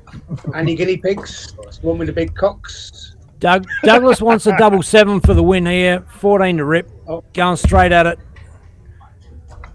7. inside. No, these guys are chasing each other down. Mark for a 1. Both these guys, first time on the stream board, first time on a Friday night, DSL, and just rocked on down out of crack. Good on them. Yeah, fair play. Good to see. It makes me me think Nice. if I was there, I'll give it a go, you know. But It's like Declan Raymond and all those kind of guys, I think, like, you know what, I'll just watch. But it's really but I could give him a game because I see got doubles. I know we don't. I can't see. Double Oh, two. yeah. This is going to go both double, isn't it? I think. Well, it is now. Got all the sides. Oh, Oh, he's pinned it. Oh, we have another leg. Good luck, Well guys. done, Mark. That's decided now. So we'll come back in an hour, see how they're getting on. Only joking, boys. No, it's but that's one of the great things about this comp is that it's open to anyone, and players of all levels can come along, have a game, and get a game on the stream board. I mean, if you want to tune in and watch world class darts, we certainly have the events for that. But the Fridays is all casual darts, loose lips, and all loads of fun. Yeah, saw the young lad earlier with that's a great mullet he has, wasn't it? That young kid. Yeah, Caden. Oh, what a mullet! He's a legend. He just look at him and think, right, where's this guy from? Australia. Are you sure? Yeah. And the guy, the baseball cap, who Western Australians look at him and go, "Where's he from? Where's he from?" And they say Armidale. He is pretty much suburb specific. That mullet. It's bloody awesome. And Rippy is young it a kid. prerequisite? Is it a prerequisite there? Is it something you gotta have that mullet at a certain age? Oh, it's well, it's a rite of passage more than the prerequisite. If you if you want to be the man about town, you got to have the mullet. Yeah, I thought a tune is a home and away 20 years ago for a second, and then I realised it was a dance. But that's Douglas there. What's he on now? This is Douglas, isn't it? Sorry, this is Douglas. Yeah. 3-3-2 after 9. Yeah. Playing a little bit above his average, but Paul, you're in the double trouble last leg didn't help. Paul, you're in the unique position of knowing the players as well as we do in this situation. 98. Yeah, I've got names. That helps. Yeah. Yep. I googled Mark Smith. He comes up with the modus driver, who I know pretty well. You might know Smithy. He drives for Jason Taylor Modus. He's one of the looks after the guys, does the exhibitions. Quite a popular guy. Okay, no, not familiar. But yeah, we know Smithy. He's a popular guy on the PDC circuit. You definitely know him anyway. 44. Yep. Yeah, there you go. But I'm guessing Mark Smith is quite a common name all around the Western world. I'm saying so. Yeah. Yeah, it feels I don't know pretty what generic. country Douglas is from? No, I'm not seen that country before. I think that's more a matter of, oh shit, we've got 78 players to put in 15 minutes. As a new guy, we're just going to skip putting the country in. So I mean, just put Australia, and if he's not, then he's come a long way. Who's that? Dylan Dunster, evening lads, evening Dylan. Hello to you. Yeah, and so Duncan, good eye Benno and the crew. Yeah, so Dylan Dunster is Caden Dunster's dad. So the young dude with the mullet before that we were frothing over. Dylan, his dad, and he comes from a long line of mullets. Dylan Dunster, right, Dylan's old man's a dart player as well. With a mullet? Still in a mullet, or did he have a mullet? Not really these days. It's not exactly short back. Not that long a line. Not that long a line if it stops at his dad. 48. I suppose the mullet is a hair feature that kind of runs out when you start balding, right? Yeah, I don't think. Well, I'm going for it, and I'm balding on top. I'm going for it. It's a curling there. I've got better hair at the back, so I'm going to try and start walking backwards. I think. Yeah. So we got. You said how many was it? I think Declan said it was 78 players. Yeah. Is that quite a lot for this Friday, though? Because it sounds more than last week. Look, it's Oh, you go, Ben. You'd know better than I do. Yeah, well, we had 73 last week. It's the middle of winter here. It's a fucking rainy winter's day, and we've just gone past the shortest day of the year. It's there's a lot of stuff on. People are playing winter darts and all that. I'm very surprised we're getting this many people in the middle of winter, and our competition is just building and building. So I mean, we've had massive weeks back in summer when we have 103 players and whatever, but for this time of year, I'm surprised and flattered. I mean, you say winter in Australia, and I'm thinking probably like our spring still. Yeah. Probably. Yeah. It's not snowing, Winter mate. plus, Yeah. like snowing like that. I mean, you say winter, you probably think I can still probably get a tan. Yeah, well, you could. You if you came over here, you would have got sunburnt today. Put it that way. Yeah, the sun was Yeah, out. I was in Brisbane. Boom! Mark's won it. Oh, Just sorry, gone. Mark. Bang. Got the moment now. That's my fault for looking at the wrong screen. I'm looking for the comments you see in this one. I'm going to give you a bit of a look around the room now, Paul, because that's what we love to do on Friday night. Check out the darting talent around the room. So we Very casual. There he is, young Mr. Dunson. man, And he's taking I'll tell you on what, Eddie Rundle. He's got a lovely action. Oh, he's a great I do dart like his thrower. throw a lot.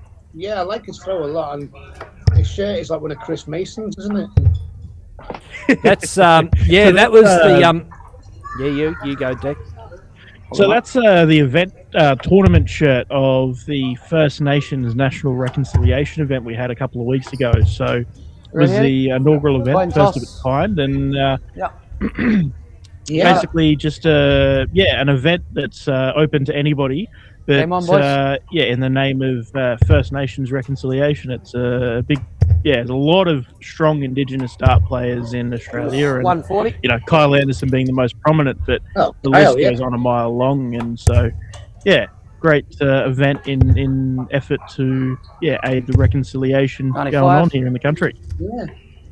I don't see anyone walking around with a stupid orange and red and yellow spongy hat, though, like you're the famous Perth dart player. 60. I love you, Damo. He's not listening, Damo, but I do know Damo. He's made an Damo, appearance here actually on a Friday night when he was in town. I used his darts. I was 85. at his house about 4 years ago. He used to live with Dimitri in Leicester.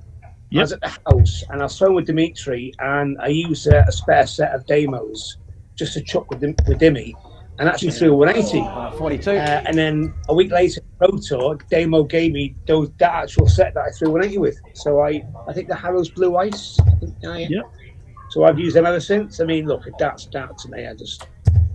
So I used Harrow's Blue Ice. Other darts are available. Not particularly used well by me, but right, okay. Eddie Rundle. 41. Yeah, so I believe Eddie Rundle is a relative of Jamie Rundle, who is one of Australia's Youth World Cup champions. 2013, he went to Canada and won the WDF World Cup Youth Singles, and pretty formidable senior player in Queensland these days, and coming away representing Queensland next week at the Australian Championships. So When you say, sorry to butt in there, when you say you believe Eddie Rundle's a relative, 40. Jamie Rundle believes he might be a relative. Eddie Rundle believes they might be a relative. They don't know exactly how they're related. They just think, well, look, we're both Aboriginal, and I've got family over there. You got family here. But we got to be related somehow. You're good at darts. I'm good at darts. So they haven't actually pinned the connection. So that I'm sure Tops, when I they 96. bang, Oh, 96 finish, Caden Dumpster. Go on, young Caden, lad. Well, I think the Rundle surname is probably the all biggest three? clue, didn't it? Yeah. Well done, young Caden. That's a great check. Sorry, mate. We're going to have to focus on this kid's. This kid's good. How old's he? About 15? 45. 14, I think. I think he's 14. Yeah. He's a junior. Obviously, he's playing like whatever will be the JDC kind of like over there.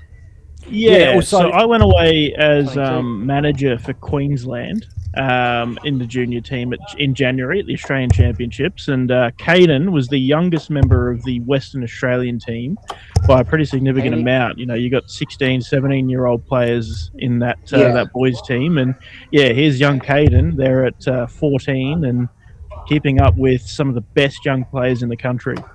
I'd say he could like challenge the seniors before he's 18 at this rate, but he's got lovely action. Good numbers. 80, just under 80 average. Yeah. There he goes again. Is it 180? Right on cue. 120. Oh, bang! Almost. That's it's a 120 floor. That's all right. 120 is okay. Eddie there, steady Eddie. 60. Probably gets scored a lot.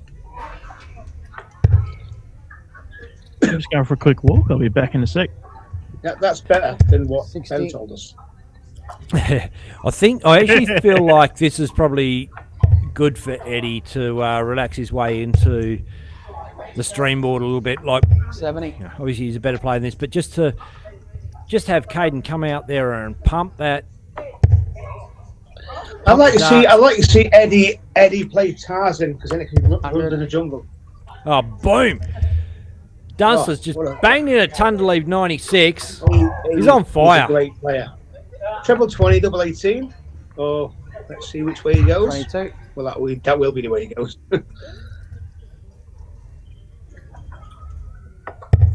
60. Oh, bang! Double 18. Bang, bang! Oh, Caden Dunster, you bloody superstar. What a great performance. 85 average.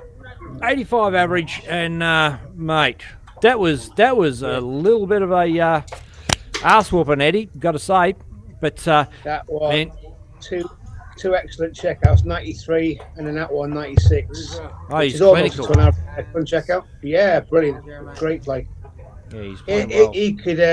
He'd go quite far, And you're scoring. quite far today.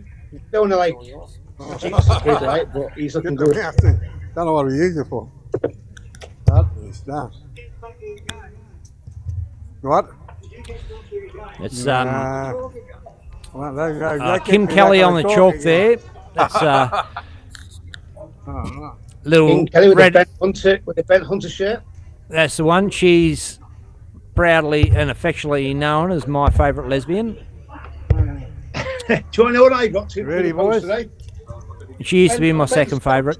She's now my favourite. A Ben Stokes shirt today through the post. Some sites, Ben Stokes shirt. I'm very pleased with today. Oh, righto. Oh, nice. I call him Ben Stokes, but yeah, I signed Tom Sykes shirt. I'm pleased with that today. So. Oh, I got a shirt in the post from Mick Lacey today. The same shirt that Caden Dunster's wearing rocked up in my mailbox today, courtesy of Mick Lacey. And It's a snazzy looking shirt. yeah, it's a bloody good one.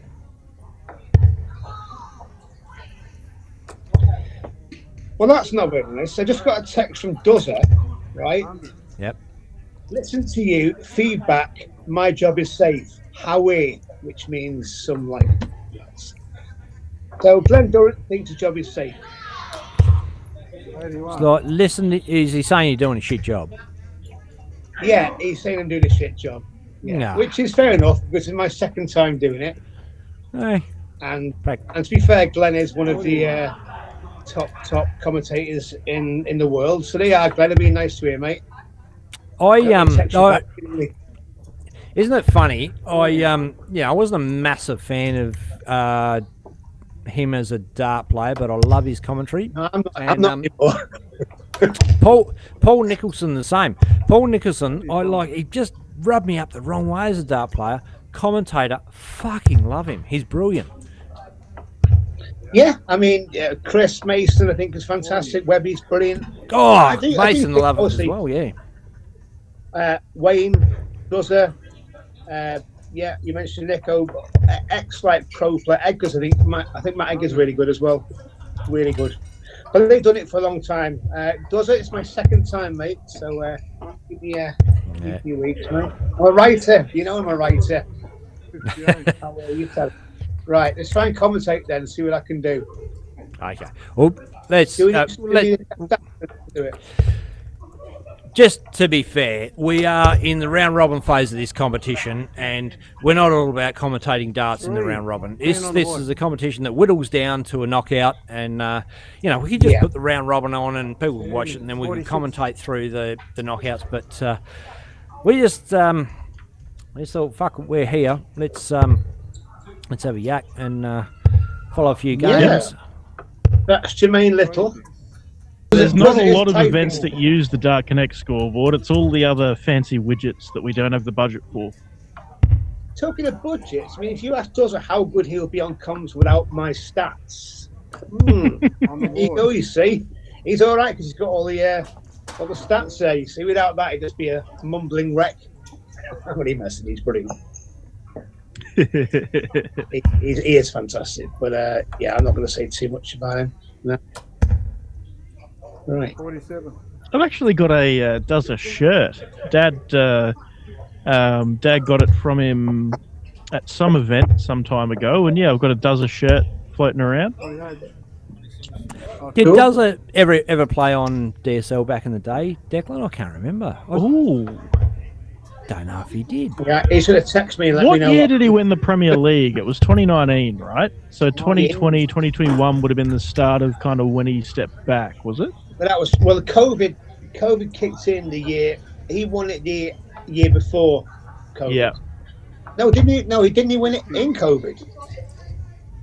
Yeah, he did because he played like Carpentry 4 or 5 nights on the bounce. So he won it in the COVID year, which would have been 2020. I should know this because he tells me every time I see him.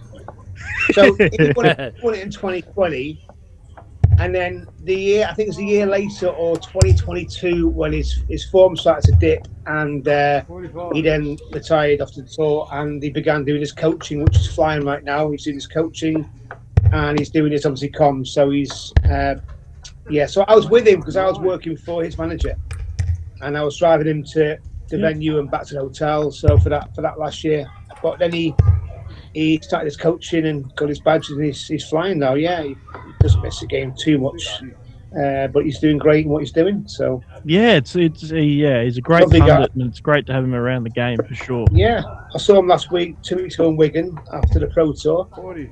Chatting away with him there. It's good to catch up with him. So yeah, top fella. Takes a piss out of me, but there you go. Not a commentator, Glenn. Not a commentator. 8.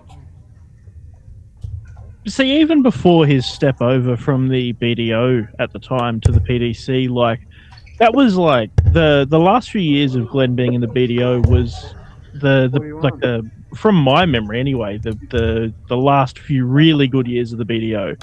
The Grand Slam at the time was PDC's best against the BDO's best.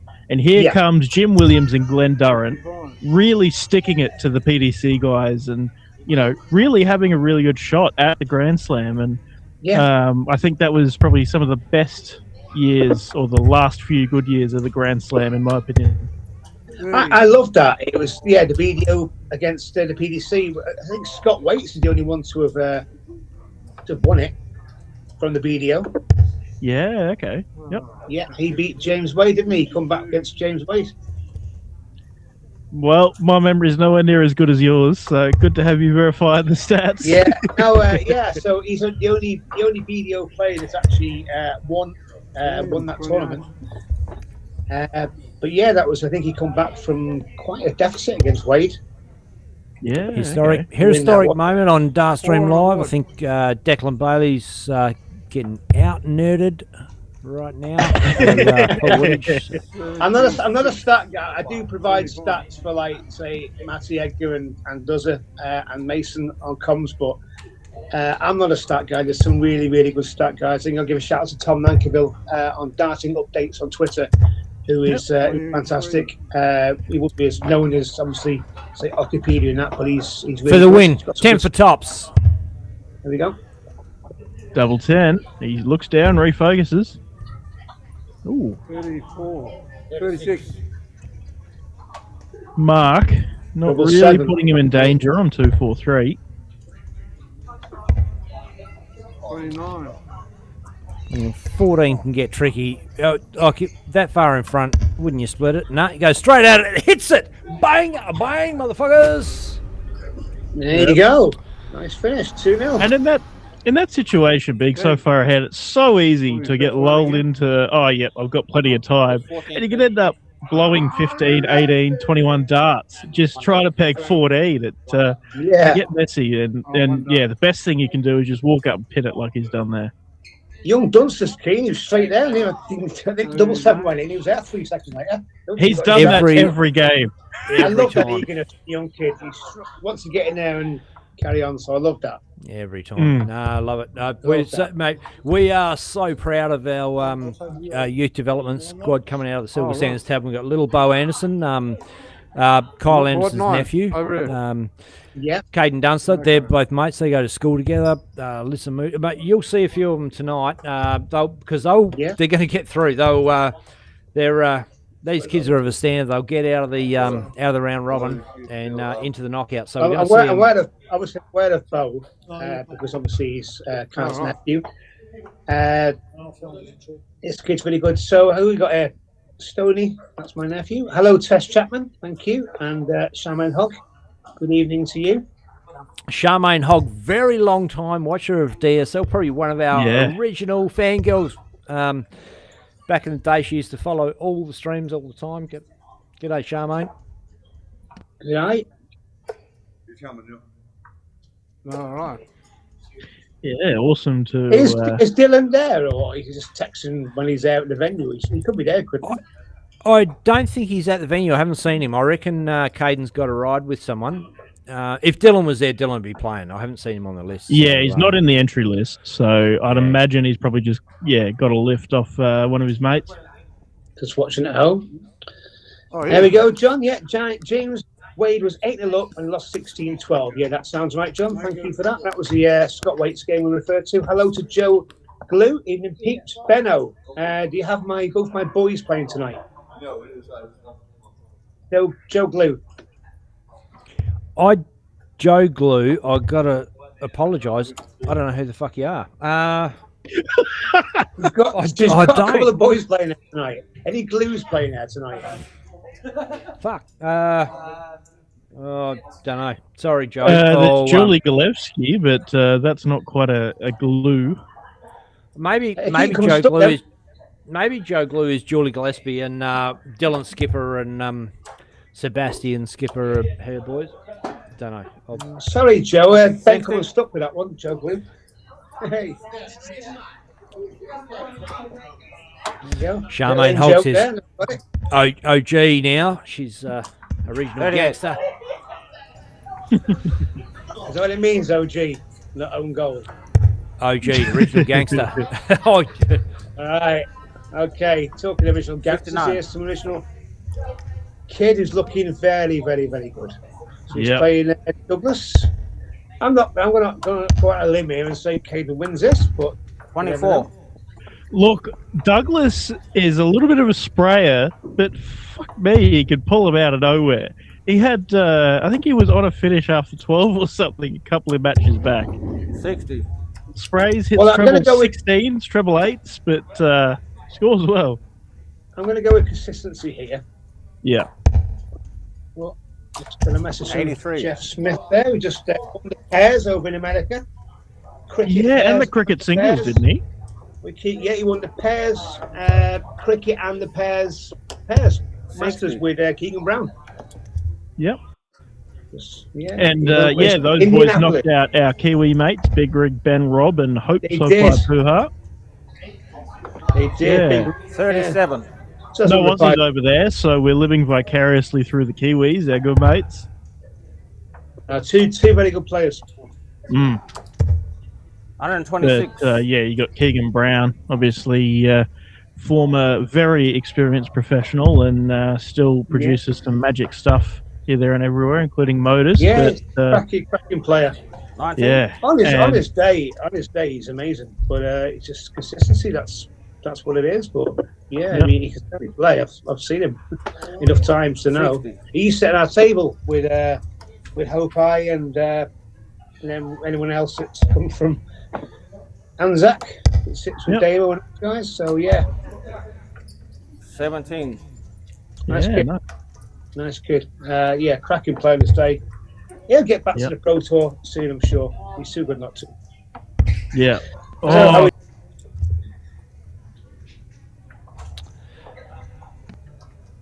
I am still here. Just checking the comments, and we've. No! We're talking about. This guy in. we're 11. talking about resurrecting Corey Cadby. What about resurrecting Chris Bradley? My goodness, he is back in the comments. I know. I don't know Chris personally, but I know of Chris. So hello, Chris. How you doing, mate? I don't know how much I want to say, but Paul, I don't know if you would have seen a video 22. from a few years ago that featured a shampoo bottle. I've seen a few Chris videos. He's Hey, quite. hey, stop it! It wasn't shampoo. Fucking have a bit of respect. It was a conditioner 60. bottle, and He's a friend of my old boss, Mac Elkin. So obviously I know of him. But yeah, he knows his darts, and I'll 51. leave it at that. he's been a nemesis and a friend and he's been everything for Dartstream Live that we could ever want. 45. Yeah, and for me as well. We've had ups and downs, but yeah, he loves his darts. There's no doubt in his passion for the game, which is the underlying 25. facts. His videos, yeah, you can talk about his videos, but there we go. It's what makes him, I suppose. Yep, we're all entitled. 46. How does Bob Catter say it? People are entitled to their own proclivities. Oh, what a great word. Proclivity. I'm going to use that in my next article. 56. When I do next ADA or DPN, then I use that word and just say, that was Declan inspired me for that. Well, not inspired me, but reminded me what it was. Hey, look, you may be writing about me at the ADA, mate. You never know. I will be playing in Penrith and Adelaide, so hoping to have some good results. Better than Melton, anyway. If you're in Blackpool next 71. week, and you do see Mac Elkin, you'll probably find Chris Bradley up his arse somewhere. That's where he normally sits. That's where you normally find Chris, up Mac's arse. It's 80. not a big arse, but he fits in it. Hey, old brothers, you got to say about that, lad? What I do want to say, aside from just like detract 41. from Chris Bradley for 1 minute, the rest of the fans, if you want to get something in the comments, get it in now, because now we've got Chris Bradley on the case. You've probably got no chance of us ever seeing it. 82. Yeah. Any questions? JK says he's head and shoulders above the rest. Oh, That's gold. Don't love it, mate. Don't love it. Okay. Dunster, 90 left for the win. Yeah, Chris, when you're famous enough like me, mate, bang! That's in. Double 18. Oh. 72. Oh, he's just inside. Oh, he took out 93, 95 in the last match, his finishes. 51. Straight for it. Double 9. Oh, hell yeah. Well, that's a good marker. Should use it. 9. Oh. Chance Start now to stay in it 19, for Douglas? I'd say so. Mr. Datsun. Well, sat to 16, but I'm like. What's that? Interesting. 53. 9. 8E7 left, is it? Very close. Double 4. Goodness. 9 Bang, and bang. Oh, Finds it. Gets it done. I don't see his double stats today, Caden, because they're pretty good. I'll say about 33, 35%. From what I've seen. Well, I don't know how quickly Ben can pull it up to put it on stream, but I can quickly have a squiz, that's for sure, and report back verbally. I'll say about 33, 35. He's in what I've seen the last 3 games anyway. Check out turns. Where is he? Dunster. Hello, Damon Bratley. How are you, sir? Hey, Damo. He's a up and coming youth player and also one of our referees on our Wednesday night Super League. He's going to be doing some calling to the room tomorrow night in the finals of the Super League. Shout out, Damo. Yeah. By that, you don't mean standing in a room just calling people's names. No. He'll be calling some scores for some world-class games of darts. Okay, so Ben, just click that red left arrow, could you? His first 9 or so, 85 for Caden there. That's impressive for any age, let alone youth level. So check out turn percentage. Caden Dunster 35%. So 35% of turns that he walks up, yeah, he's hitting the double. Yeah, it felt like about that. Yeah, 1 in 3. That is world class. Yep. That is world class. Yeah. Yep. Just click the right red arrow there, Ben. Sorry, Oh, mate. you're It right. just Nah, it's all good, had it's all shit good. stopping on me, but yeah, it froze up. Okay, so just see if that will go across. We got. If you Yep, can there we maintain, go. So yeah, you can Caden maintain that. Dunster, 35%. Very good. Yeah, if you can Yeah. maintain that and So, score like you're scoring, it takes some beating. Mm. Yeah, obviously up the top of those averages is Blake Hatchett and the two Doritiches, 50. husband and wife, Matt and Tiana, and yeah, a few other players. But yeah, Caden is right up in the mix, which is great to see. Yeah. Fuck. Could be husband and wife 57. final, couldn't it? Very well could be. Wow, that'd be a turn up for the books. And Yeah. 20. That'll be a first, wouldn't it? 38. Might do it all in the How same pot, doesn't how it? would that Winners, runners up. Right, so we've got is this the final group game? Group five, or 60. group S. Sorry, I can't see what it is. Group 5.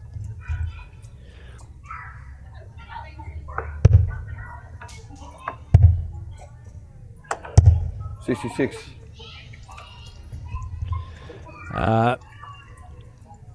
most of the And, groups Paul- are finished. Sorry, our stream board has still got. This is our last game of our stream board, and this is pretty much going to be the end of the round robin. So Oh, that all 18. lines up pretty well. I'm going to take a 2-minute gap, and then we'll come back for the end of this game. yeah, no worries, mate. Yep, have a go. Yep. 100. Jermaine with a radius hat. I couldn't quite see, but very good.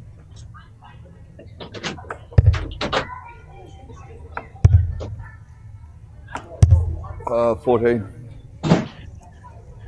Well, I am going to have a quick look and see how this is going to affect outcomes. I think Jermaine, with the way he's been playing, is 140. probably pretty good. Yeah, so just looking at standings and results, Caden Dunster undefeated in this group.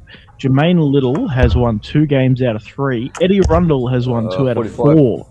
So if Jermaine can stay steady, and he's looking good too, averaging 82 so far, Jermaine will go through the group. But if he was to lose, it may be Eddie Rundle that goes through, depending on scoreline. 225s, misses a dart at tops, but will return for it in his next visit. 29.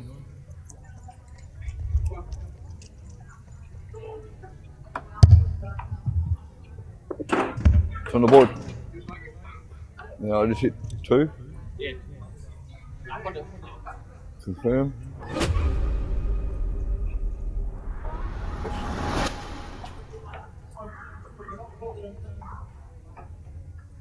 You're away, mate.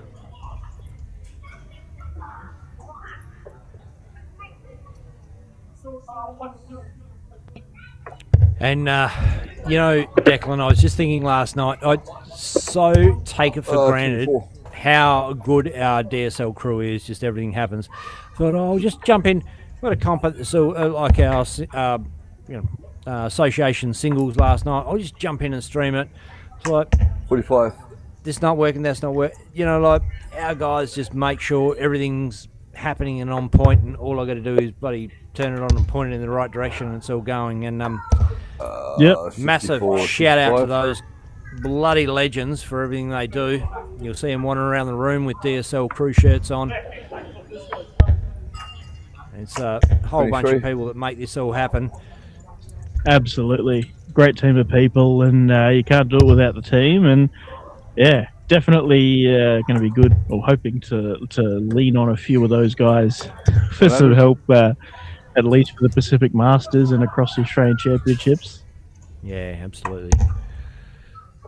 Yeah, great to have the crew there, and they love the 79. sport. They love the event, and that's the biggest part of it. You know what I mean? They exceed in their own skills and everything like that. But yeah, just having the passion for it is what keeps them turning up 28. week in, week out. And they built a wonderful thing here. Yep. 79. Just going to grab a beer, mate. Be back in a sec. All good.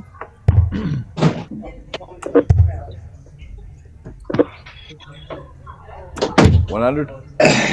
Oh, got a message from BK in the admin group that Emma Watkins, who's over to play for Tassie, is here as Johnny's sister. I thought it was that Emma Watkins, and I realised that earlier. I forgot to mention it. But yeah, Emma Watkins, mother of Colby Dodge, boys, men's state rep as well for Tasmania. But yeah, Emma Watkins over here early, repping for Tassie. And yeah, Johnny Watkins is a regular player, lives here in Western Australia. Emma, I'd say probably the strongest or one of the strongest ladies players to come out of Tassie in the last 22. while. So good to have her here early. And well, when we go through the draw, we'll be keen to see where she's placed herself. 44, 12 for 32. Oh, back up for double 12 now. Jermaine Little to round out our streaming board.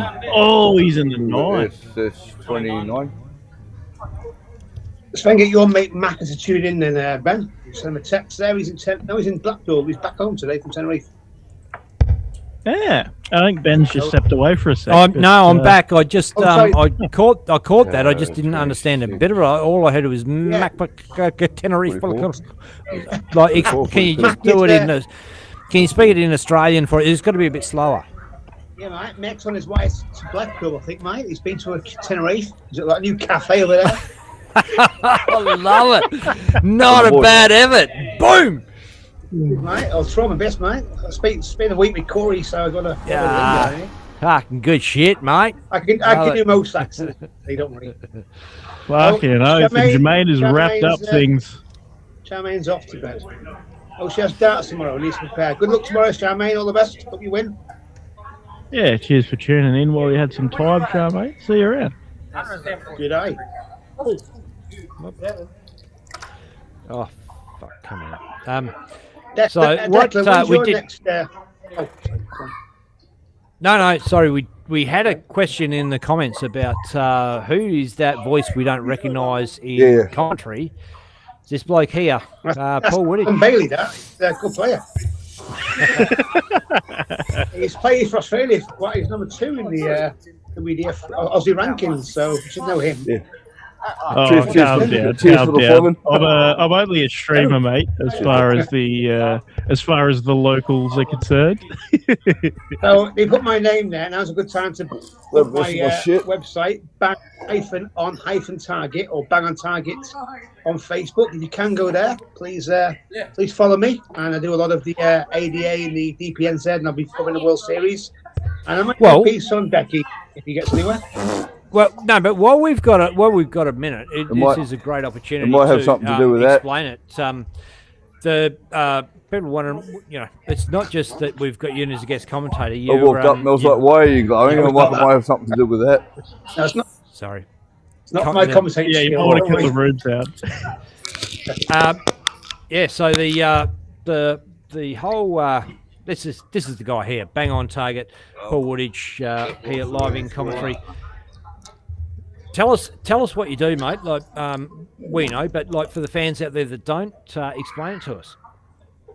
Yeah, so I'm a writer. I've been in darts journalism for a good few years now. I used to write chief news writer for Darts World magazine.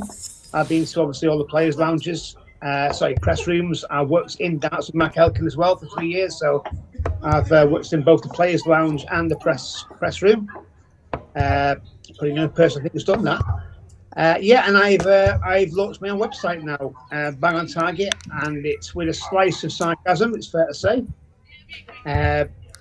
It's basically reporting, writing, interviewing. I've interviewed some good players so far. I've got a few more lined up for next week, and it's just trying to promote really the other aspects. So the ones that don't get any recognition anywhere else, like Africa, Asia, Australia, the Americas, youth, amateur, ladies. Junior, all that. So trying to cover as much as I can, which is hard work because there's a lot of darts going on around the world. But trying to do it in a different style, my unique style, which is hopefully give people a chuckle as well at the same time. People have read a lot of my stuff, so if you have, thank you very much for that. If you haven't, please do.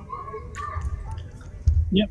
No, look, I think what your aim is, I think it's important. As someone here, there's not a 57. lot. Like, obviously, the mainstream media here doesn't get behind darts very often, unless Simon and Damon win the World Cup or something's massive that they get behind it. And even the mainstream darts media, unless there's something huge, they're not going to get behind what the idea do and whatnot. So to have an outlet like yourself that is going to write a decently researched and interesting to read summary of the weekend, I enjoy it.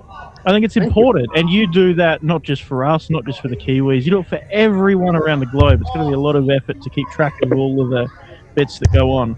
Yeah, I've got a lot of darting knowledge as well, which really helps. I know a lot of 27. which helps. But yeah, I do my research, so the articles are, well informative. It's correct information, it's good information, which I kind of merge with a bit of humour as well to make it readable, more fun for the reader.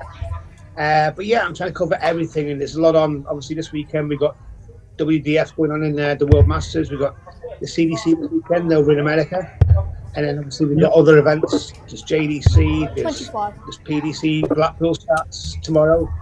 The match play, so there's a lot going on. It's just me on my own, so I don't have like resources, sort of like staff or finances. So it's a lot to keep up on. Yeah, I'm managing to do it just about. I think for now, a lot though, a lot. Yeah, definitely. I work long hours. I'm up early and I go to bed late, and I'm writing. I'm researching and doing stats as well. Provide stats to commentators, but. Yeah, I'm always doing something anyway in the darts. But yeah, I'm trying to give the players that don't get the recognition in the darts mainstream media. You got Darts World, Online Darts, Tungsten Sales, all those online darts. They don't cover the other. You just cover PDC basically. Yeah. Cover, and it's not fair on the others. So I try and give the recognition to the other players across the globe, the youth, the ladies, the amateurs, as much as I can. And it's been well received so far. About 100,000 views. Sorry to interrupt, Paul, but Blake has just set himself on 160, gone single 20, treble 18, treble 18, 32.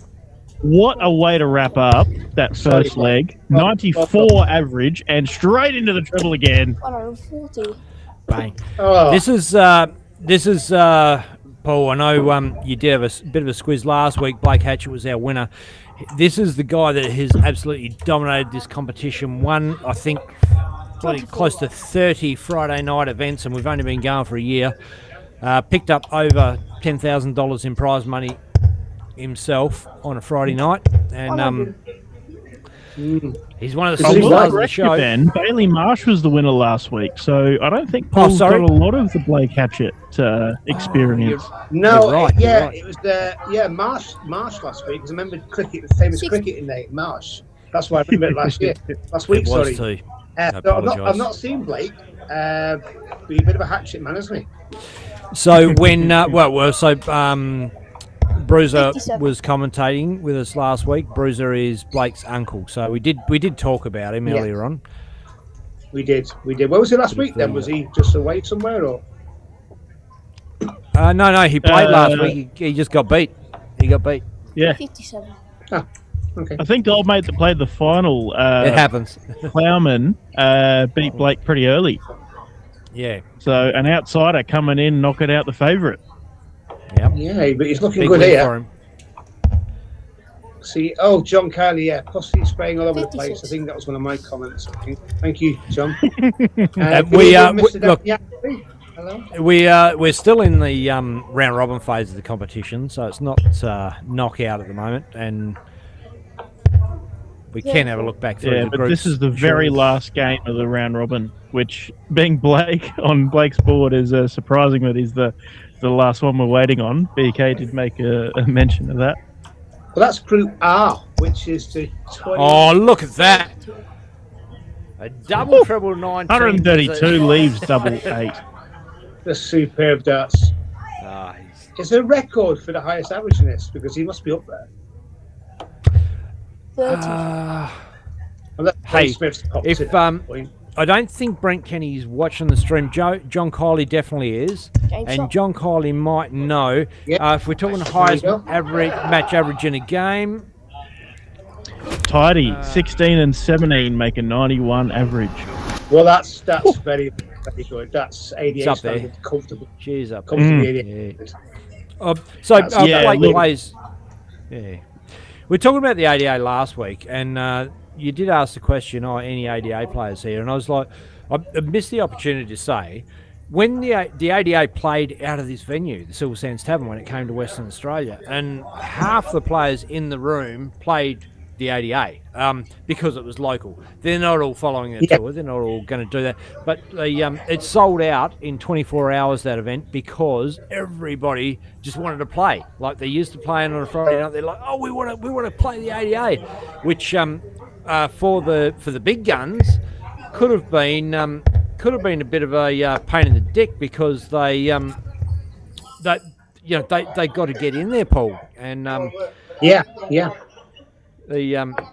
so it ended up okay, and we the messages got around, and we were just like, yes, please nominate, because every man and his dog wanted to play in the West Australian, wanted to be part of it. And which is great to see. It was great to see, but it was capped at 128 players, so we didn't have the luxury of having being able to have all of our Silver Sands Friday night players being able to play in the comp. There's Joe Camito. He had 116. Yeah, I can believe that, Joe. That's in the comments, is it? Yeah, in the Facebook comments. He's not a bad little player, is he, Joe? Well, look, to be fair, he's had a few good years, but had a pretty rough start to the year, but really came into his groove in Melton. Same with Tim, and did very well to earn that World Series place at the 11th hour. So, yeah, shout out to Joe. Hello, Doing Joe. well, mate, and I just hope that I don't... I do want to draw you next weekend. I think that'll be a good match at the Pacific Masters. Do we know the Premier League lineup yet? No, that doesn't close till September. There's an event second weekend of September. That's when the ANZ Premier League lineup closes. Well, it's going to be Kling and Smith. All right, guys. As we've rounded up with the round robin, can we please have Blake, Boomer's doing Johnny the junior Watkins prezzo. and Sean Starnes to the stream board for a bull off, because they've all finished with the highest peg, equal highest peg.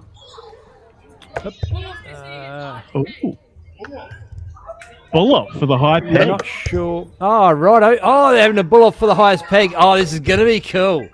Right. Well, not what the highest peg means, but... Sorry, highest checkout. Oh, yeah, checkout. Peg's a checkout. Highest peg. Johnny Starnes. I don't know. That's Blake just like a Hatchett standard and Johnny Aussie thing. Watkins. I mean, Sean Starnes. That's a large microphone she has there. It's a bull off. So Joe thinks Declan's going to beat him. I don't know, mate. I've had a few weeks of some pretty ordinary results, but I'd love the chance to get a game against Joe. I'd very much look forward to it. I think I said he sounds like some kind of mafia boss in my report. Definitely does. Well, it sounds like with his name. Camito sounds Italian. Well, he's got the Aussie and Italian flags on his shirt. Definitely All right, proud of this his is Italian for heritage. The highest peg. These three have all finished on 114, so they're going to have a bull off.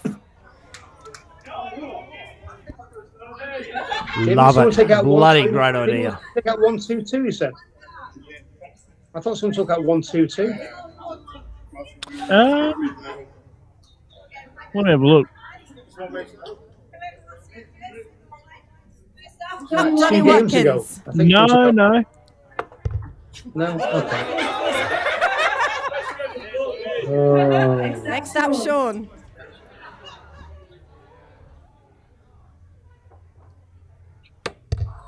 Those two. Here we go. Blakey, what can he do? Watch him choke. Hey, and we have a winner with Hey. great flies. Blake Hatchett. And a comment there, Vicky Kohler. Why is Blake Hatchett on the streaming board most of the time? The smart-ass answer is that he's the best player in the room. But the real answer, the reason he was on just the game before was because simply his game was the only one left in the entire room. So he got moved over. But he tends to be on the stream board in the knockouts pretty often because he beats everybody most of the time. Yeah, is Vicky Blake's ex-girlfriend or something? Why is he on the bloody stream board all the time, mate? Why is he doing it? Get him off. Get some other cunt on there. Yeah, guess what? I'm not checked. Oh, Vicky, let's see you retort to that. Sick of seeing Blake. Well, he's going to be there for a while by the looks of it, the way he's playing. All right, guys, we're about to draw the meat raffle. So if you've entered, good luck. Oh, the meat raffle. Starting off with the second prize, number 24, which is Rose. Well done, Rose. Is the meat raffle what it says it is? Yeah, so it's a styrofoam tray full of assorted meats, pork chops, steak. Lucky winner of tonight's meat raffle mince, is sausages. number 69er. Right, so it's not like slang for Oh, Boomer's won the meat raffle! Definitely not rigged. Is the guy there wearing an orange bobble hat? The beanie, so that's a Dartstream Live beanie, mate. It keeps your head warm and also represents DSL. Right, okay, in that order. Yeah, in that order. Yeah, it's a strange look. Right, just quickly, guys, we've got some envelopes to give away to our juniors as they're a part of our youth program through DSL. So we would like to present our present juniors that are here tonight with some going away money towards the Betty Hislop Carnival this weekend. And the first one, can we call up Zach Page? Young Caden Dunster. Real.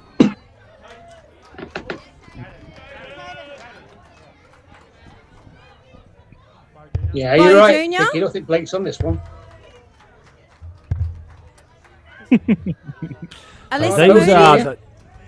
This is the hottest talent in Western Australia right here. Skip Junior. He's stars in the future, really. And James No, Junior. stars of the future, 100%. Well done, guys, and best of luck over the weekend. Best with Bo and with Caden especially tonight. I've not seen Bo play obviously yet, but Caden looks like he's got a bright future. I love his throw. He's really, really. Righto, guys. Really Well, look, little Bo. Board one, Tony Harbour, Andrew Brent. Kish. Just Board knockouts now, is 9, it? Craig Page, Stephen Brent's Richards. announcing the board. The streaming board, board 8, will be Johnny Watkins, Brett Matthews. Board 10, Vicky. Dylan King, Jane Gamby. Board 13, Jacinta Not a Dan, stream, Tim Blake. Matthews. Come back. Board 2, Lindsay Egan, Brett Isle. Board 3, Aaron Ryder, Jermaine Little. Board 14, Dylan Skipper, Wayne Egan. Board 4, Leroy Beeman, Kaylee Pickett. Board 15, Alyssa Moody, Blake Hatchett. Jeez, how'd that not make it? Ooh. Board 16, James Thorne, Guy Lloyd. Last Board 32 21, this then. Tiana Dorotich, Yeah. Robin Fairley. Board 5, Sebastian Skipper, Malachi Corliss. Board 23, Curtis Bonnell, Caden Dunster. Board 6, Sean Starnes, Lauren Warner. And board 24, Little Bo Anderson, Kemi Farmer. If we could please get some volunteer chalkers to help us out, that'd be awesome, guys. Need to get through the games fairly quickly. So if you could jump up straight away, that would be awesome. Thanks, guys.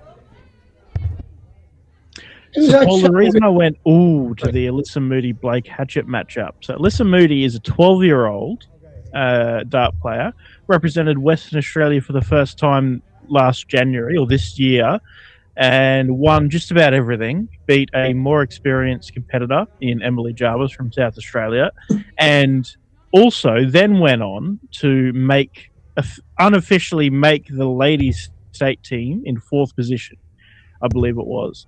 But she's too young to represent.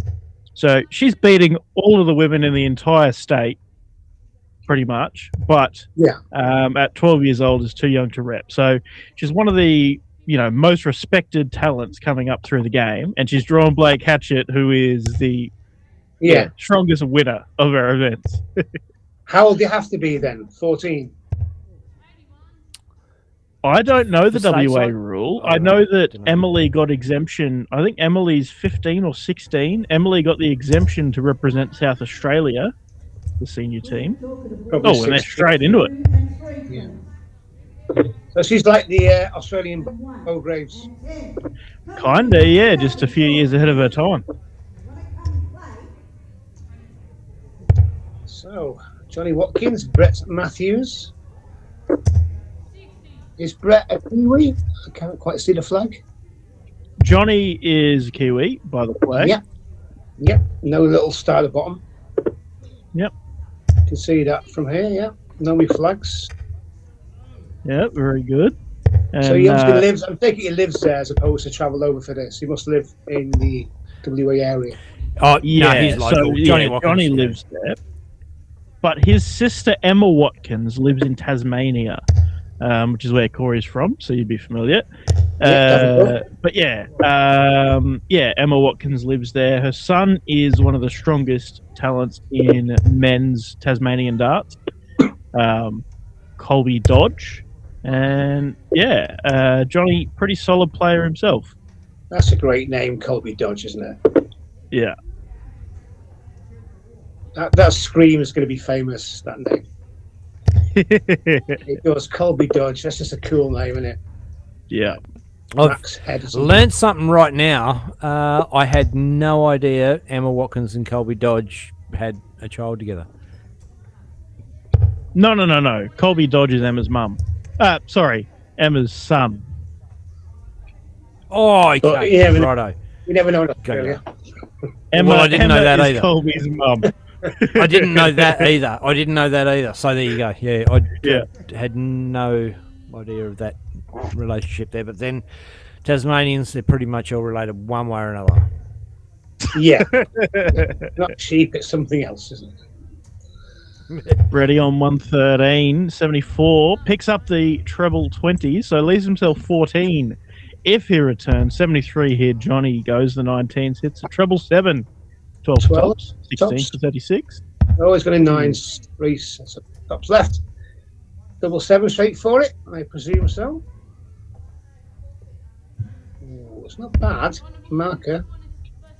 Finds it, walks up, confident, That did shoulders not look high, good first angle. to 2 still. Didn't look anywhere near him from angle. God. Solid players, these guys. At a county level, I would have thought, in the UK. Yep.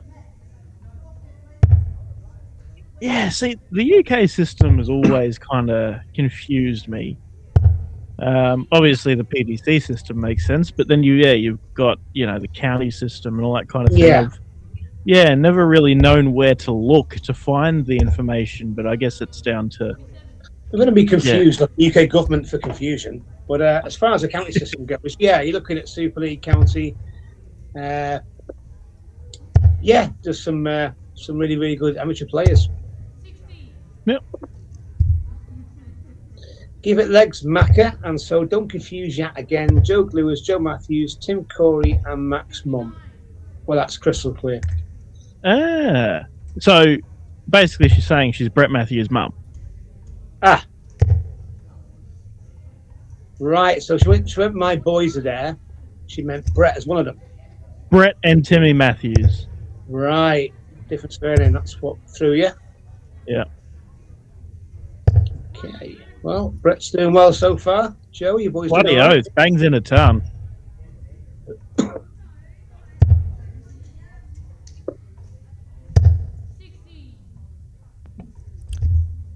Well, in that case, She used to be best mates with my missus back in the day.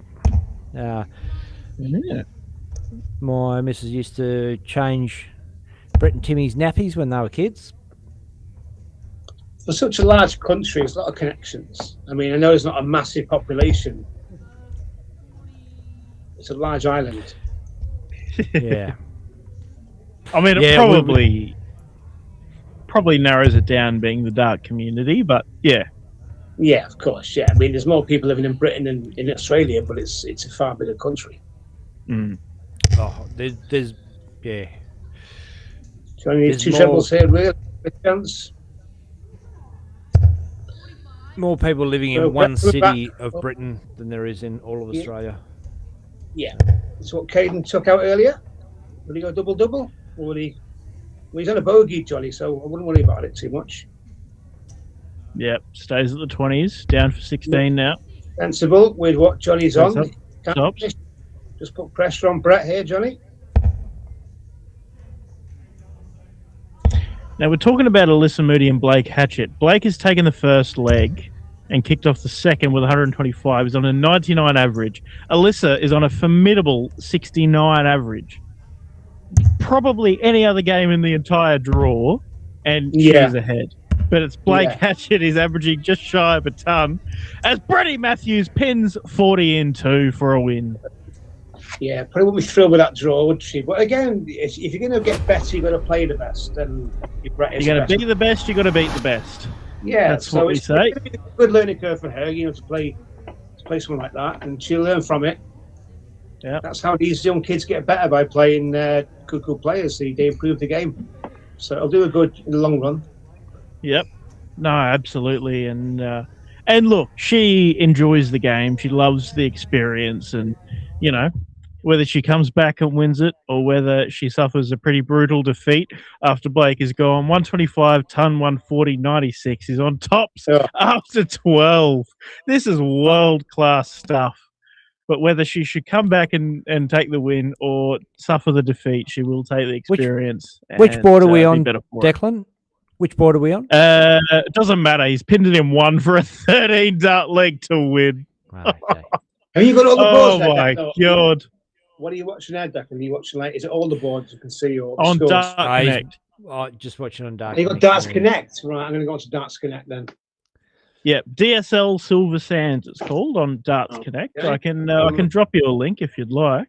Yeah, go on, mate, if you can. Yeah, I could find it anyway, but that'll be easier. Yeah.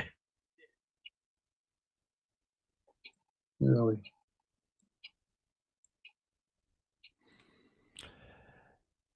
In the meantime, what are we thinking? We Yeah. can pick up a game. We can pick up a game here and Cheers, fill in where we're at. Well, I probably should just have a bloody look myself, shouldn't I? See what's Everything's going on. 1-0 or 1. Oh, Caden Dunster, Curtis Burnell have gone 1-all. Oh, yeah. What board? or What board? Tell me 23. what board. Tell me what 23. board. 23. Oh, that's out in the back room. I haven't got access to that one. Okay. So earlier than that. Board 9, Stephen Riches is 1-0 on Craig Page. Righto, we're going there. Board 9. That's some top It's 64 the games next to as stream well. board. So we've got some top 64 games as well taking place. Yeah, so I think we had 19 or 20 groups, 2 off. Yeah, Makes few buys. just over 32. Yeah, there's a few buys, isn't there? Yeah. But I mean, yeah, running a comp with a couple of games in the early round and then lots of buys.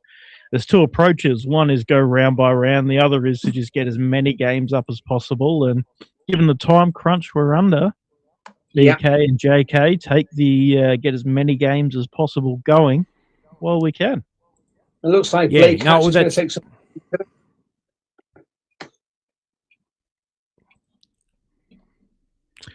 That Lil Bo is Anderson what- beats Kimmy Farmer 2-0. Guy Lloyd 2-0 over James Thorne Sr.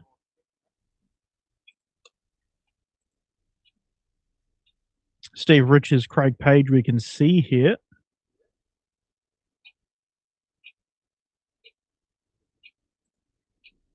And Craig Page has pinned 40 to go to a last leg decider. Steve Richards with the throw. Starting on the 19s. Jermaine Little's just beat Aaron Ryder 2-1 in the last 64. Ooh. 67.19 average from Jermaine.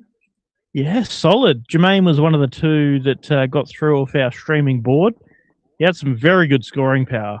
And you can see Alyssa Moody there with her backpack. She has suffered that brutal defeat at the hands of Blake Hatchett and has got her backpack.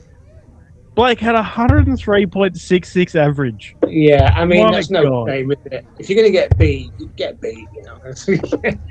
But again, Hey. she'll learn a lot from that, playing against these players. So, you know, she might not feel it right now, but in the long term, it's going to benefit a game to play Absolutely. good competition.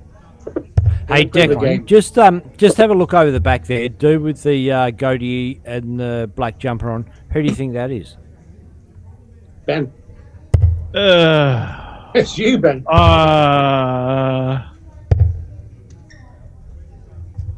No, I've got nothing. Sorry. I thought it was Moose. I thought it was Mark Smythe. No, I've got it's not. No, it's I can not tell you now. now, it's not. I know it's not now because I got him bloody confused. But Thanks for checking with me before you made a dick of yourself, at least. No. I made a dick of myself. What I'm saying is I made a dick of myself weeks ago.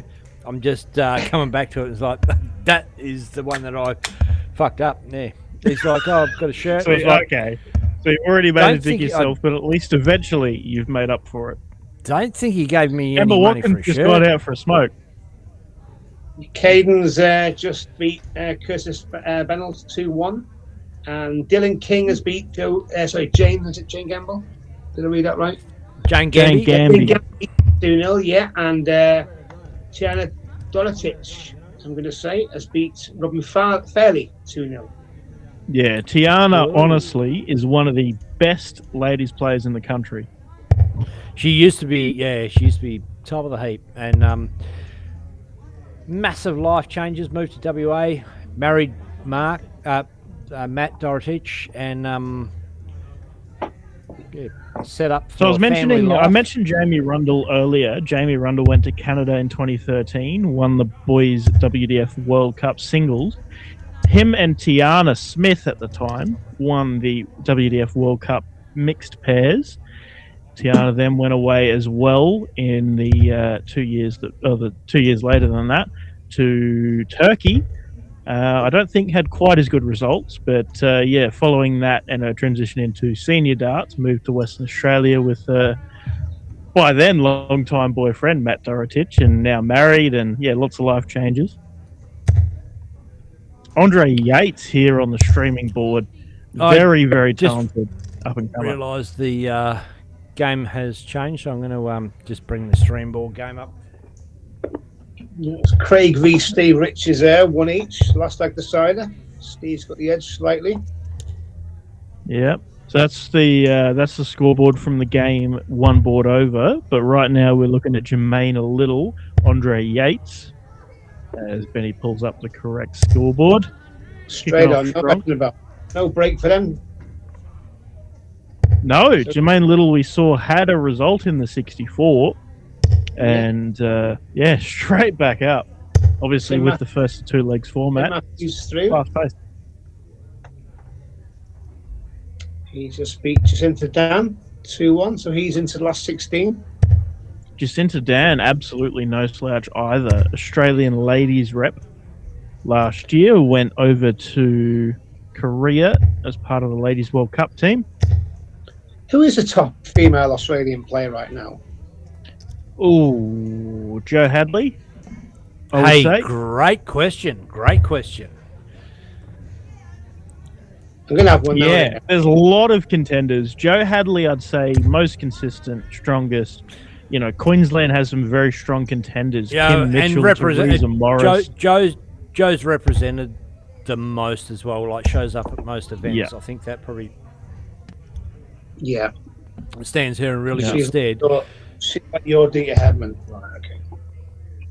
Yeah, I would say so. Like, Who won again in Vegas on the cricket?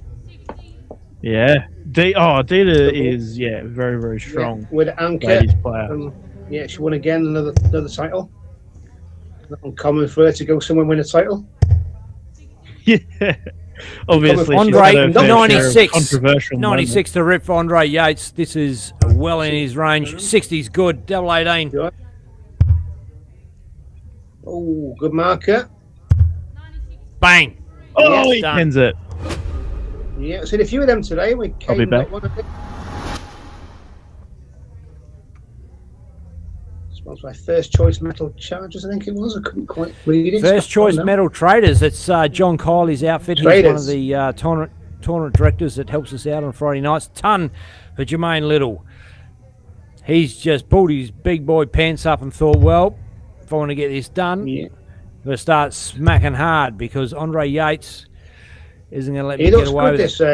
He looks good, Andre Yates. Yeah. Hey, Andre Yates is still a teenager, I believe. I think he's only 19. I know he looks like like he's like 24, 25. Yeah. He's he looks like a fully grown ass man, but he's a young fella. Great player. Yeah, he's what I've seen here, he's looking good. But down this leg though, Jermaine's got a chance here to take it all away. That won't help. Took the one off anyway, Jermaine. 2, I think now. Getting there gradually, isn't he? Oh, good last start. Good last start. Starting to hit a few. But like, I think my feeling is, like, I don't know Jermaine Little a lot. I know the Little name, and I know their handy dart playing family. My feeling is that he's going to play his way into the night, and he's sort of just starting to come good. Yeah. Now, but got off his round robin board, but he didn't do so great. But he's starting to smack trebles now here and there. Could be a threat. When I think of Little, I just think of Joe Mangle, the neighbours. Mark Little. Yeah. Shows me age there, eh? Yeah. 60. It looks like going to the side of here. Looks like it, but you never know. I wouldn't have gone that way with him on 2-6. I don't agree with that. I don't agree. Well, if that's what you're feeling, that's what you go for. He's but hit the stick where 25. you've been. He's done 2-6-8. You don't need to go to bull there. No, he hasn't done himself any harm. He's left 86 and he's fairly checkable. Treble 18. Andre's a mile was away. it down?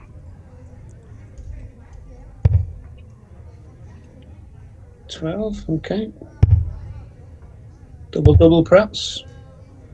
Okay. Sets up. Right. 170 would be nice there, wouldn't it? Leave tops.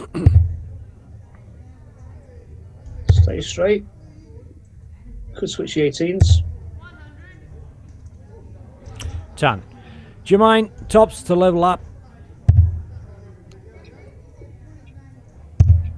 It's a good marker. Ooh, get in there. I think he needs to get this. Right it below. No, he doesn't. And you know what? Andre Yates is going to have a look at this 110 and think, you're mine, motherfucker. Let's go. Oh, 3. Still on. 57 bullseye. Doesn't happen. 22. Oh, you see the other competitors looking around, staring at the stream board. What's going on here? Can you get it in? No, he's done the same thing again. He's put them all on the top wire. Treble 20, double 4. Way to go. 16. He's won 8 tops instead. Boom. Oh, wow. Finishing there. Deadly finishing from Andre. Very impressive that was. Very impressive indeed. Wow. That's it. So Sean Steiners has beat Lauren Warner 2-1. That's the last 64 game. So it's just Brett Isle and Bradley Ashwin left to go in the last 32. Yep. Yeah, we almost have our lineup there. So we've got Brett Matthews and Dylan King is the first 16 game. Last 16 game kicking off soon. Yep. Well, yeah, as we said, it's kind of a matter of get as many games going as quickly as possible because we want to be out of here as early as we bloody can. You got a And, kebab house next door that Ben needs to get to before it closes or something. yeah. It's a little bit like that. Hurry up, just, mate. I want to stop me. Yeah, sort of like that. But no, it's the pub's. Oh, sorry, a few heart-stopping moments there, but we're back live. You guys good? And no player derby here. He's a Mets. No, 3 that's times all good. before. Well, scored a leg each. Be close. no worries. We're just See, going to this have is the game a I should be squiz playing. around the room. This is the game when I fancy my chances against no player. If I played him, I'd win. I reckon no player is the dark horse for the win tonight. Why we're on that quickly, Declan? You mentioned earlier before I come on about Ray Smith's top of the WDF, but he's going to go this year. He made it clear last year he's playing Lakeside, not PDC. This year he's kind of said he's playing PDC. So you're in second spot, but it'll be like second or third, I guess, to go to Lakeside. Who's up there? Who's up there? So Raymond is top. I think if he qualifies for PDC, he's going PDC, vacates that spot. I move up to 1. Carl Shaver is very solid number 2 at the moment. Or number 3, sorry. So I think he's 100 points behind me, which in terms of things, like I know what it means for me. It means that if I go to the Pacific Masters and I get 35 more points than Carl, I'm uncatchable in terms of that second position. Carl's in a pretty good spot himself as far as that chasing pack. There's not a lot happening down there. There's not really anybody else who's done the tour, racked up the points to kind of follow. So, yeah, should Raymond continue his trajectory PDC-wise, then, it should be me and Carl going through.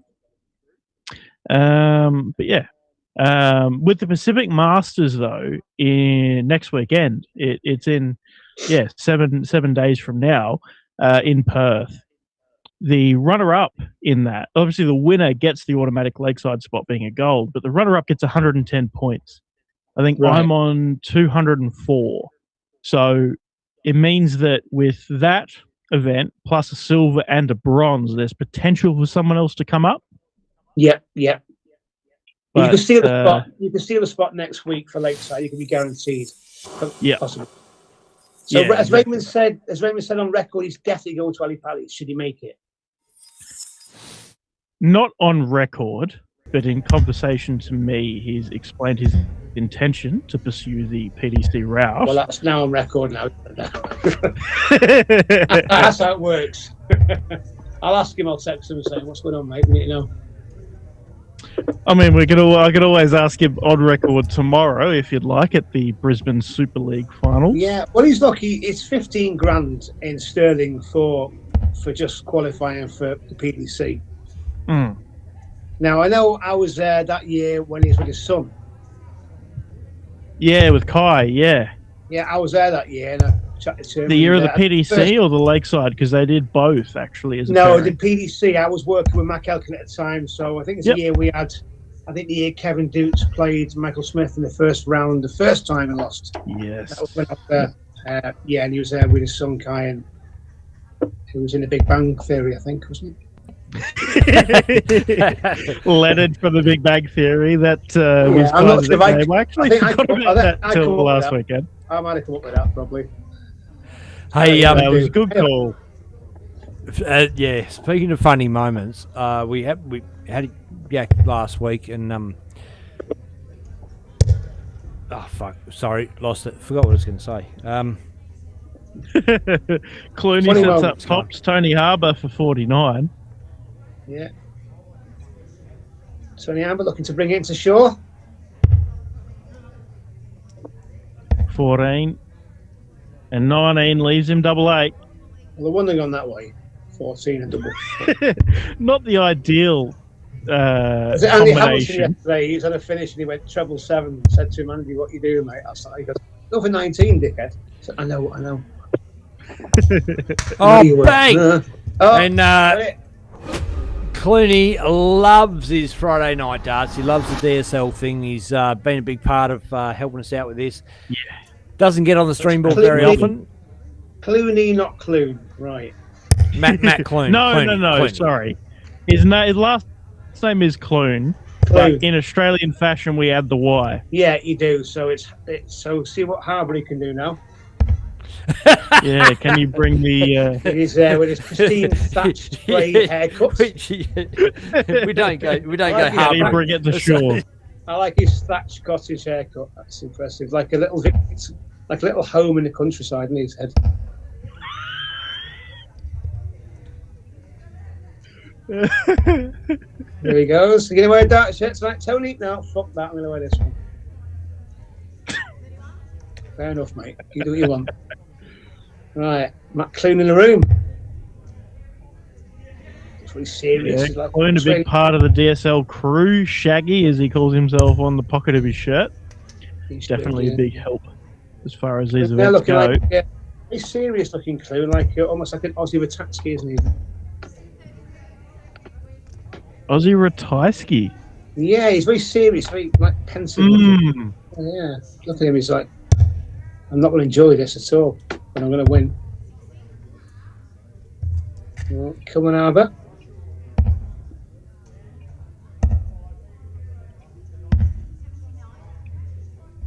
Yeah, good switch.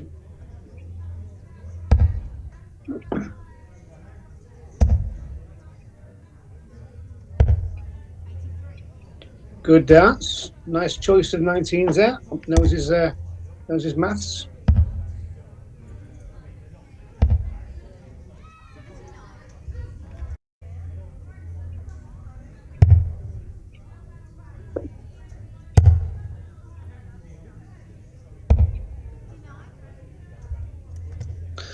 Right, 1-3-4. Could have gone 2 treble 17s there if he was in the mood. This is the second biggest of the lot. Can you take that out? 167. 95 leaves 39. Whew. 167 isn't going to go. I wouldn't go 14 here, Tony. Maybe go 7 perhaps, mate. 7, 19 or 3. 21. Is that treble 7, double 9? 21, yeah, double 9. Yeah. Oh, Good one.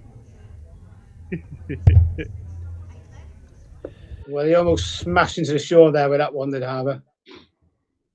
yeah. Clune.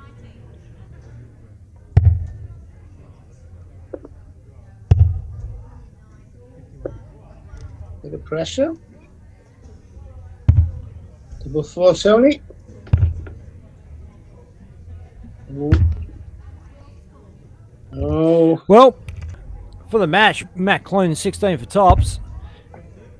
I think he's gone 32. Yeah. He has. Cocky.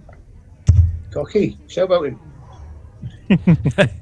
Frustrated at missing. I know he didn't mean to do that. Right, double 2, Tony. Boom. Keep yourself in it. Righto. That'll do you, lad. That'll do you. Right, and you got the I got to disappear for a sec, lads.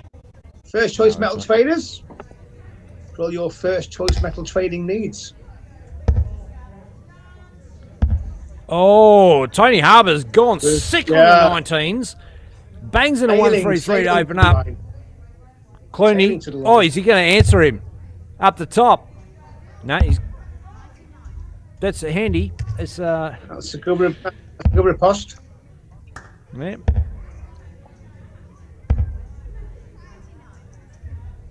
They're fighting it out. That's No one's backing down. That's the That's that's that what I love treble to see. 7. Use that treble 7 well. Utilising it. Oh, Matt won't be happy with that bounce out.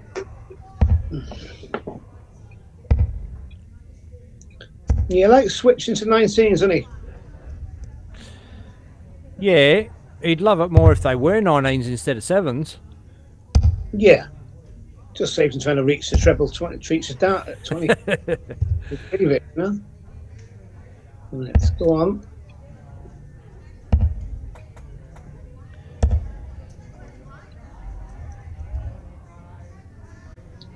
Chipping away, it's fair to say. I think that neon light there above the scoreboard would slightly distract me, I think. Oh, that Yeah, perhaps. Yeah. It's not so bad when you're there. It probably looks a little bit more distracting. Yeah. It probably looks a little bit more contrasty when you're looking at it from here. When you're at the board, Yeah. not so much. The board is really brightly lit up, so that's kind of fairly dull in comparison. See, it's being turned anyway.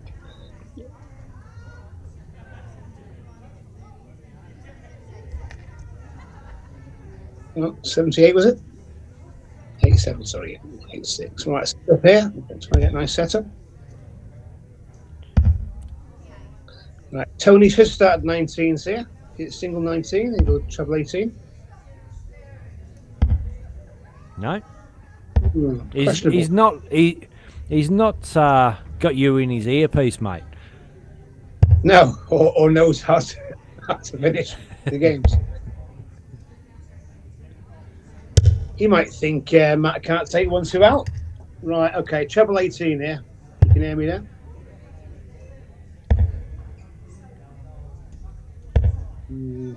Well, Seven, it's a treble seven, golden anyway. opportunity. Matt Clune, 88, set up for it.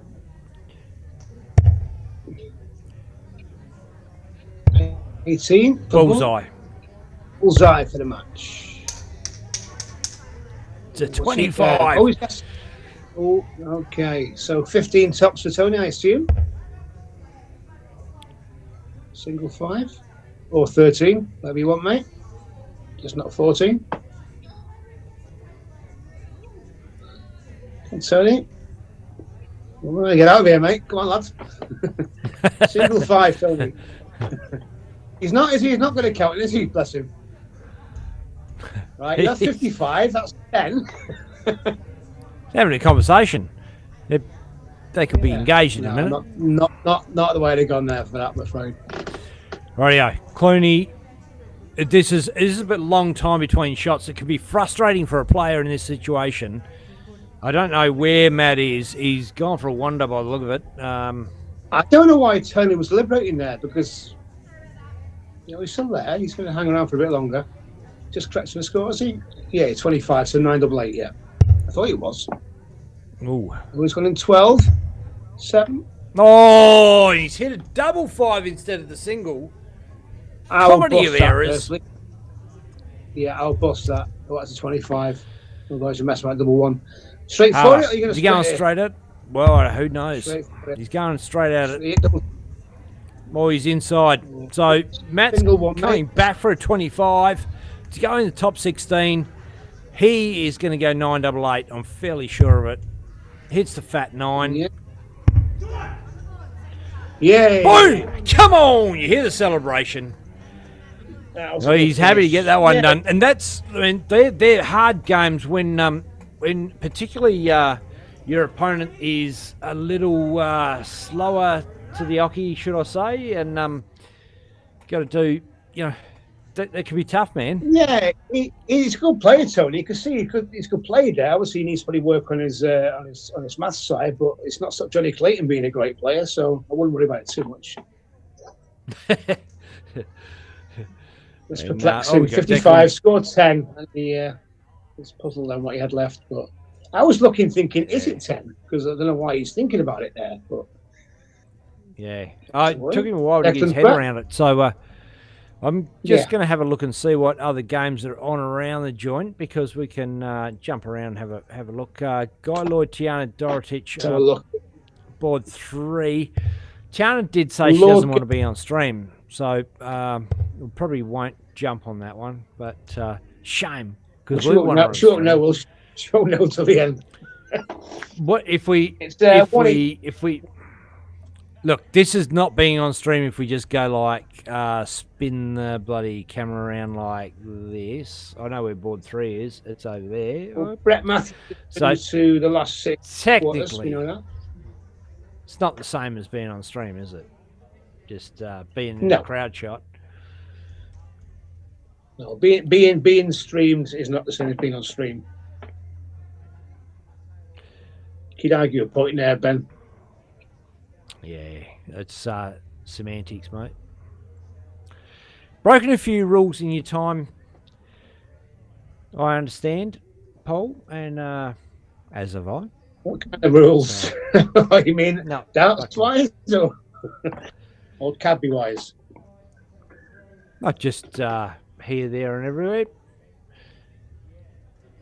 Look, I say what I think, you know, and I've always been black and white. I think the world's a better place if people say what they think, and I don't like brown noses. I don't like people who two-faced. I don't like that, you know. And there's a lot in it in the media side of darts. There's a lot of people who are there because of that reason.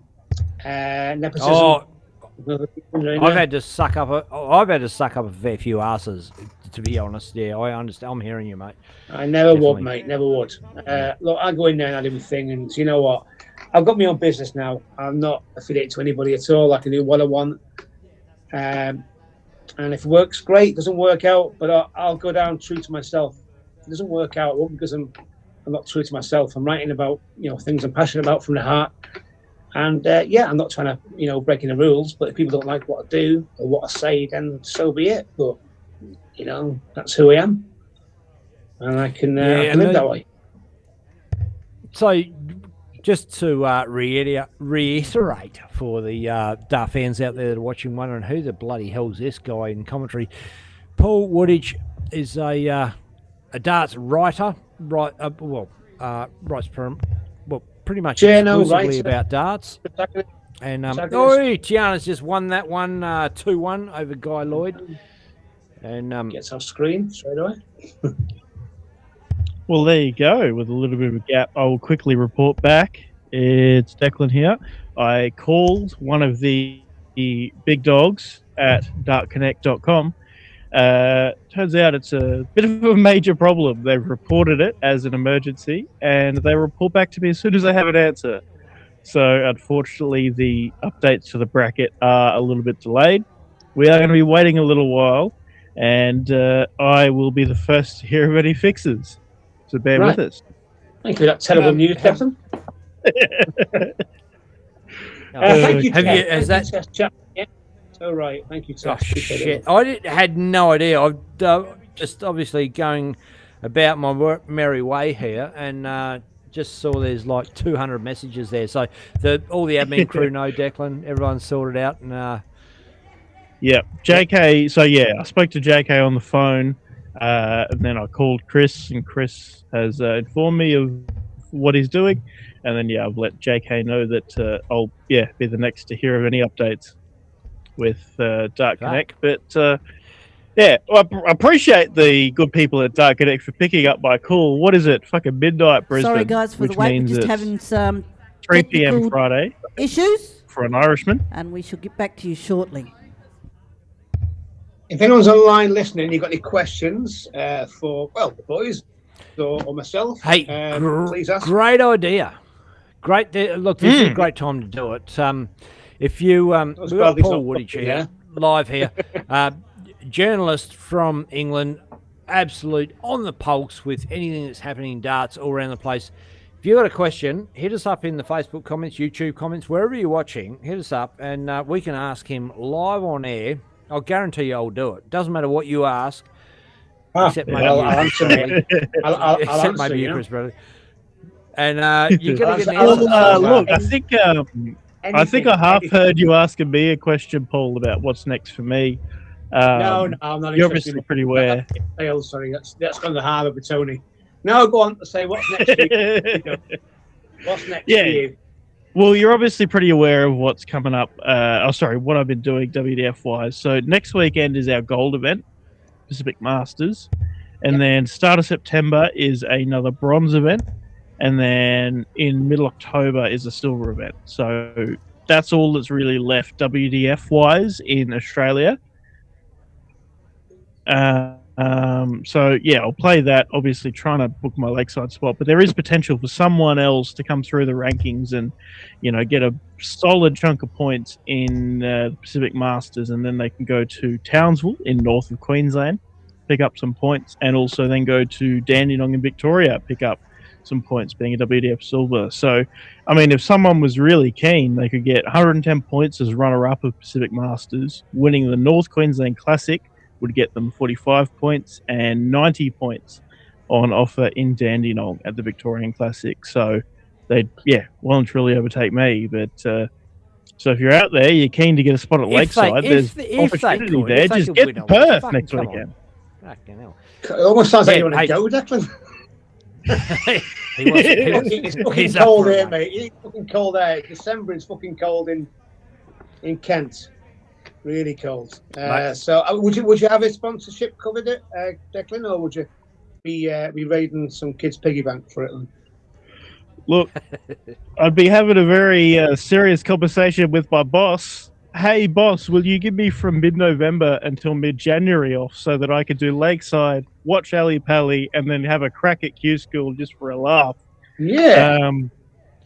As someone on this side of the world, it's I want to make the most of the opportunity. If I get it, of course, I've still got to finish earning it. But yeah. Well, I could ask my brother to put over with George about Modus while you're over it, because that's what seems to happen. But if you win Lakeside, what's that? £50 is it now? I think you win Lakeside, £60. So I'm only joking. I did have a look. Yeah, it's more than that. I think it's £200 now, I think. But if you did win Lakeside, like I said, Modus is there if you let them know you're coming over, and I kind of like to give people a nudge. So you win, little Antipodean, get in there. And, absolutely. That would be the plan. Do what Mr. Leake did, and then you can stay with Damon like all the Aussies and Kiwis do when they get a tour car. That's it. Get a tour car, stay with Damon, and annoy Megan for a few weeks, and that's it. Yeah, that's pretty much how it goes. Look, that'd be the absolute dream. I definitely don't rate myself up there quite yet as a player. I got some work to do to get to that level, but any experience is experience, and I'd love to give it a crack. But yeah, I want to be there when you ask your boss for 2 years off. Look, I don't think that'll go very well. No, you're not having 2 years, mate. I'll give you a few weeks. What is it you do, by the way, Declan? So I have an engineering degree and a physics degree. I work in sales, a sales engineer at the moment. That seems like a waste of 2 degrees. A little bit, yeah. Absolutely. But hey, no fucking waste at all, because no waste at all. Look, I worked as a mechanical engineer, and I make more money now than I did as an actual engineer. So, I'll take it. Well, you've got 2 more degrees in the entire PDC circuit. Oh, God. I'm not got a degree, believe it or not. Well, you can tell I'm not got a degree. I'm just going to write. Just got my first novel out as well. I've got interviewed by the local town newspaper. That'll be in the paper next week. So my brand new novel, which is completely different to what I do for Bang on Target. A fucking novel? Okay, awesome. What the fuck? What is all that about? I wrote a book, mate. Hang on, I'll get it.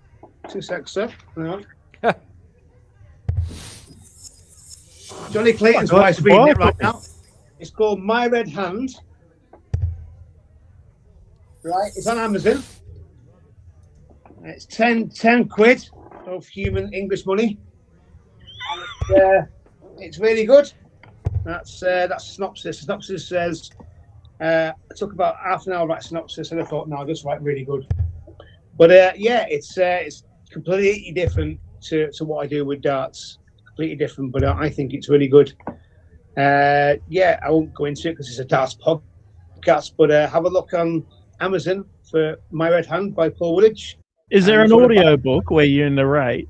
I can't be asked reading that fucking thing out.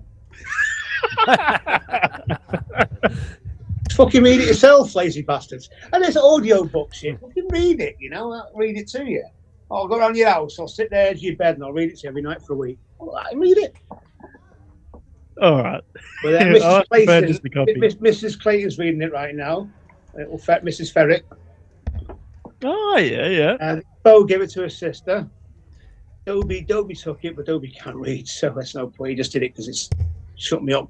I just hung around into the Pro Tour. When you all come back drunk and say it's only 10 quid, like just won 3 grand. All right, right, guys. Unfortunately, I had the sales there. But now so it's good. Manually it's good. now. So we'll see. No. I think we've got one more game in the 32. Leroy.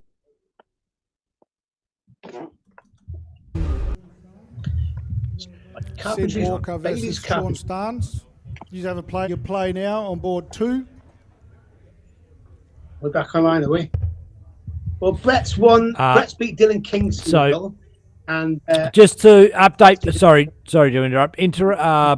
The update for everybody out there. What's happened? Dark Connect shit itself. So, All right, so we've I've got done a some other manual games to go draw on. to continue the rest of it, and So on Brent board Kenny's 8, calling it out now. streaming board, we'll go Andre Yates and Wayne Egan. And we're going to Yeah, I've spoken to the most we'll senior have to do the Dark Connect games home contact and away, I guys. have, If you're not sure how to and do we that, haven't just got an ask, update, so we're one just of going the to admin keep guys, I moving. should be able to set it up for you. And we just need to get the Question. stream Wide board. in Just here. need there's a 4-numbered code, which we need to get to Ben so he can have the scoreboard. Oh, you bloody legend! Thank you. The Board 9, Matt Green, Steve Richards. can be an issue. The if I can't get the Dark Connect code, I've got to bloody put a camera on this tablet, and if someone's got their big fat head in front of the tablet, I can't do that. So Board 22, he's, we'll go Brett. oh, he's Wayne Tim Egan. Matthews. Speaking of fatheads. Board 1, Leroy Beeman. Woman and mullet. Wayne is a talented player. Went away last year as manager for the WA team. Was hoping to Board get a bit of 10, a call up go, as a Matt Doherty, reserve player. Cade Dunster. And did he? I think he got to And that play should be the it for now, singles, the guys. Australian If you watched singles, last game, please chalk. that was about Let's it. get It was a going. pretty We'll rock get the solid home time now. Western Australian So, team. yeah, Aside from their please captain, help with the who chalks. Thanks, guys. may have had an accident on night 1 or night 0. It may have been. What kind of accident? Couple too many beers and hurt himself and wasn't able to go to the entire week. That doesn't sound like an Australian darts player to me. Got pissed, fell Oh, over. beauty! So we're getting the Matty got in there Righto. with his you awesomeness. bloody legend. Thanks, mate. Because I Got a couldn't, few like stories I'm there. looking off the camera, I couldn't get the code, and Matt's send it through like a. Any questions after this game? We'll answer this. Andre, I think, from memory. Good player, putting a good performance to reach. What is this now? Last 16 are we on? Yep. So 2 games completed. Brett Matthews, Tiana Dorotich, the 2 players already through that top 16 round. But as far as the rest of the bracket runs, there's plenty of games. Oh, so there's a few games that are done in that top 32. So Stephen Richards is through over Craig Page, plays Matt Clune, who we just saw doing the Dark Connect code for Ben Hunter. Yeah. Brett Matthews has beaten Dylan King. Tim Matthews takes on Brett Isle. Wayne Egan takes on Andre Yates is what we're going to watch here on the streaming board. Blake Hatchett is going to take on Leroy Beeman. Tiana Dorotich is already beaten by Lloyd. Caden Dunster, the youngster we saw in the round robin on the streaming board, takes on Matty Dorotich, who certainly has made a very good account of himself in recent ADA tournaments. And little Bo Anderson is going to take on the winner of Sean Starnes and Sid Walker. Not So seen there is Bo yet. that last. Let's see if he's got the Anderson touch, because good darting family. Very, very Absolutely. good. Oh, looks like we've got a bit of a freeze up here. Yes, it's just stand. So it's a bit of a kit clash here, both wearing their home kit green. Yeah. Yeah. Are we off here? I take it we are. Yeah. No scoreboard. I think we'll have to give Ben a little bit of grace as he picks up the scoreboard based off the code. It's a little bit of a weird thing. If you ask me how to do it, I have no bloody idea. It's not something I've ever had to actually do as a tournament director or streamer or any of my... Have you marked on DartSat before, Declan? Oh, mate, a million times, yeah. Yeah. That's a lot of times, that, mate. Yeah, probably not quite a million, but quite a few. No, I've told you 1,000 times, mate. Don't exaggerate.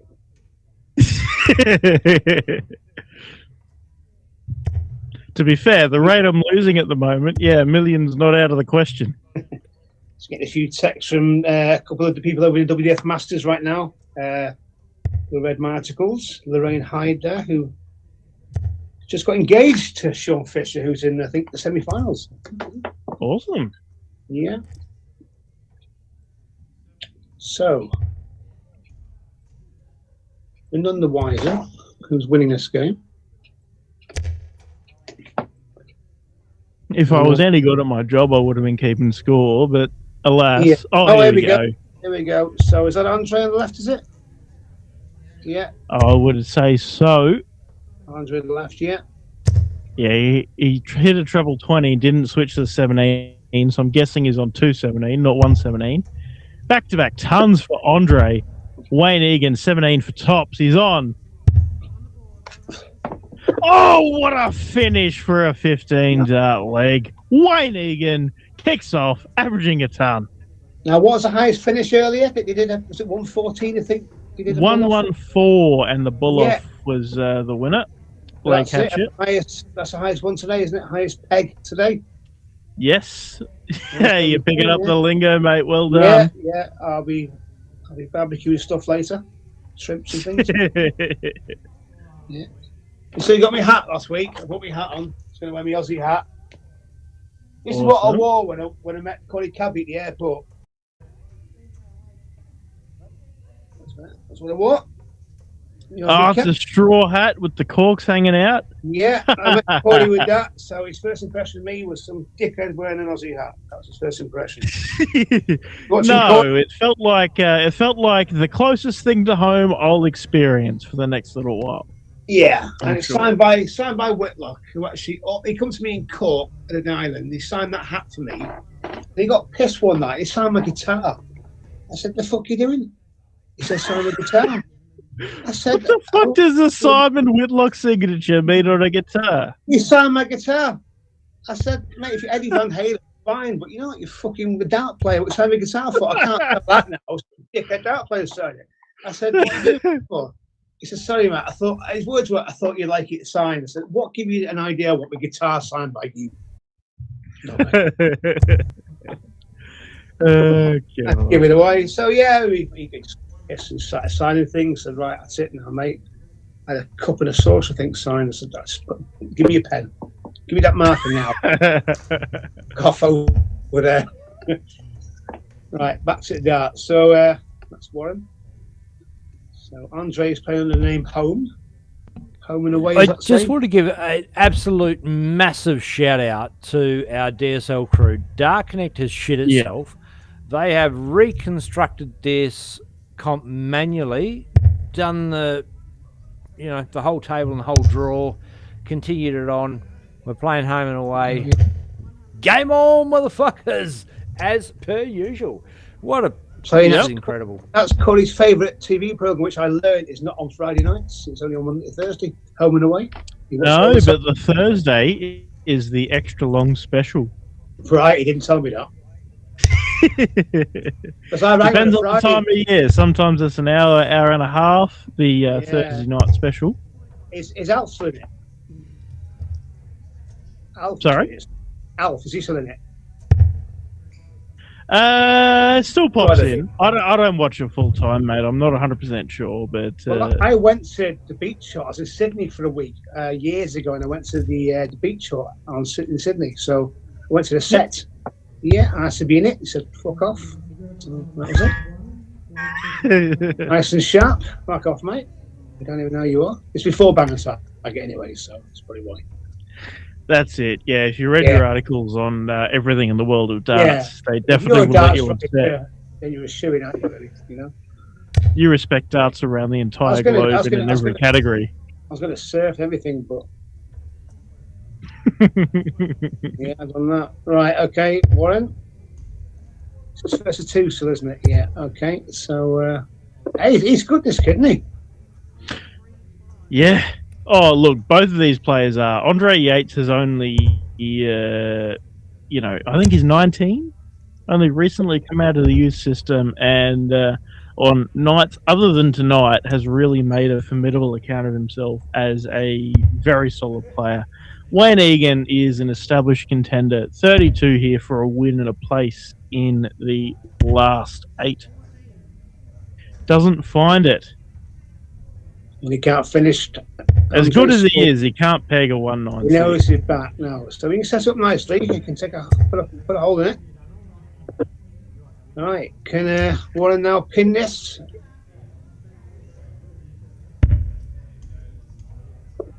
Good marker. Use it, mate.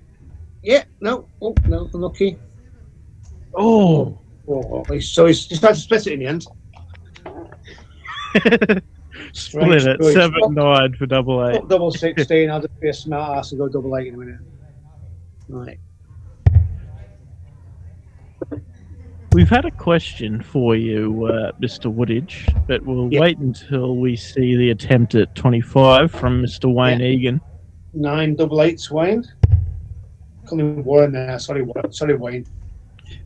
Can't hear me anyway. He's playing darts. Easy mistake to convert away to Wayne instead of Warren instead of Wayne, but he's pinned it. No, he hasn't. No, he missed it. Now he's got a chance to tops capitalise for Andre Yates. Now, he can't miss this, Wayne. Now for the 3rd time, can he? You wouldn't have thought so. He's been very, very close so far. Double 4. He looks angry, pissed off. frustrated. Yeah, angry. Into the 13. Double 10 for Andre Yates.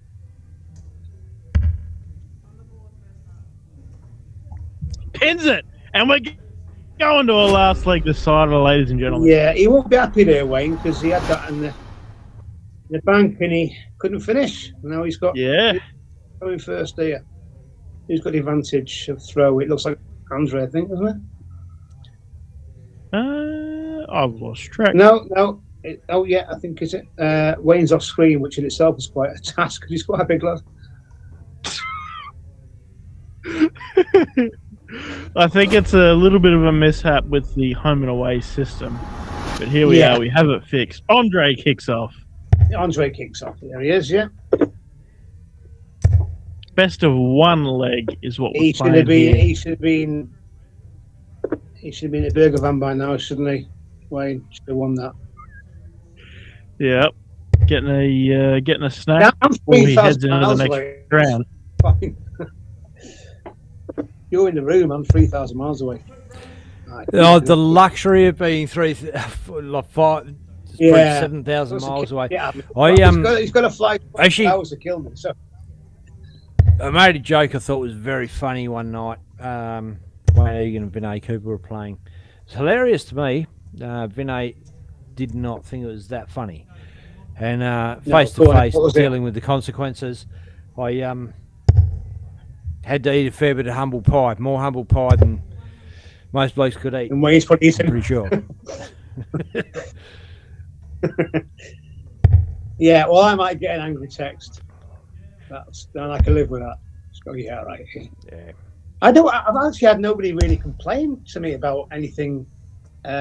What I've written. People get it as a bit of banter.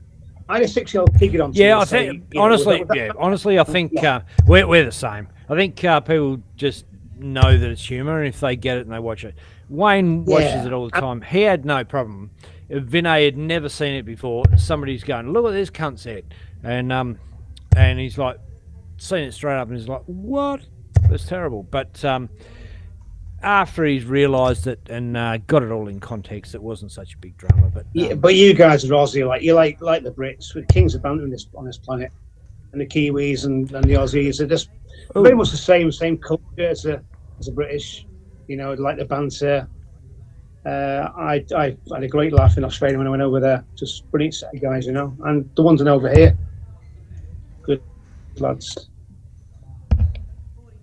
So the scoreline saying 0-0 as far as legs go, but that's we know not it's the 1-0. case, Declan.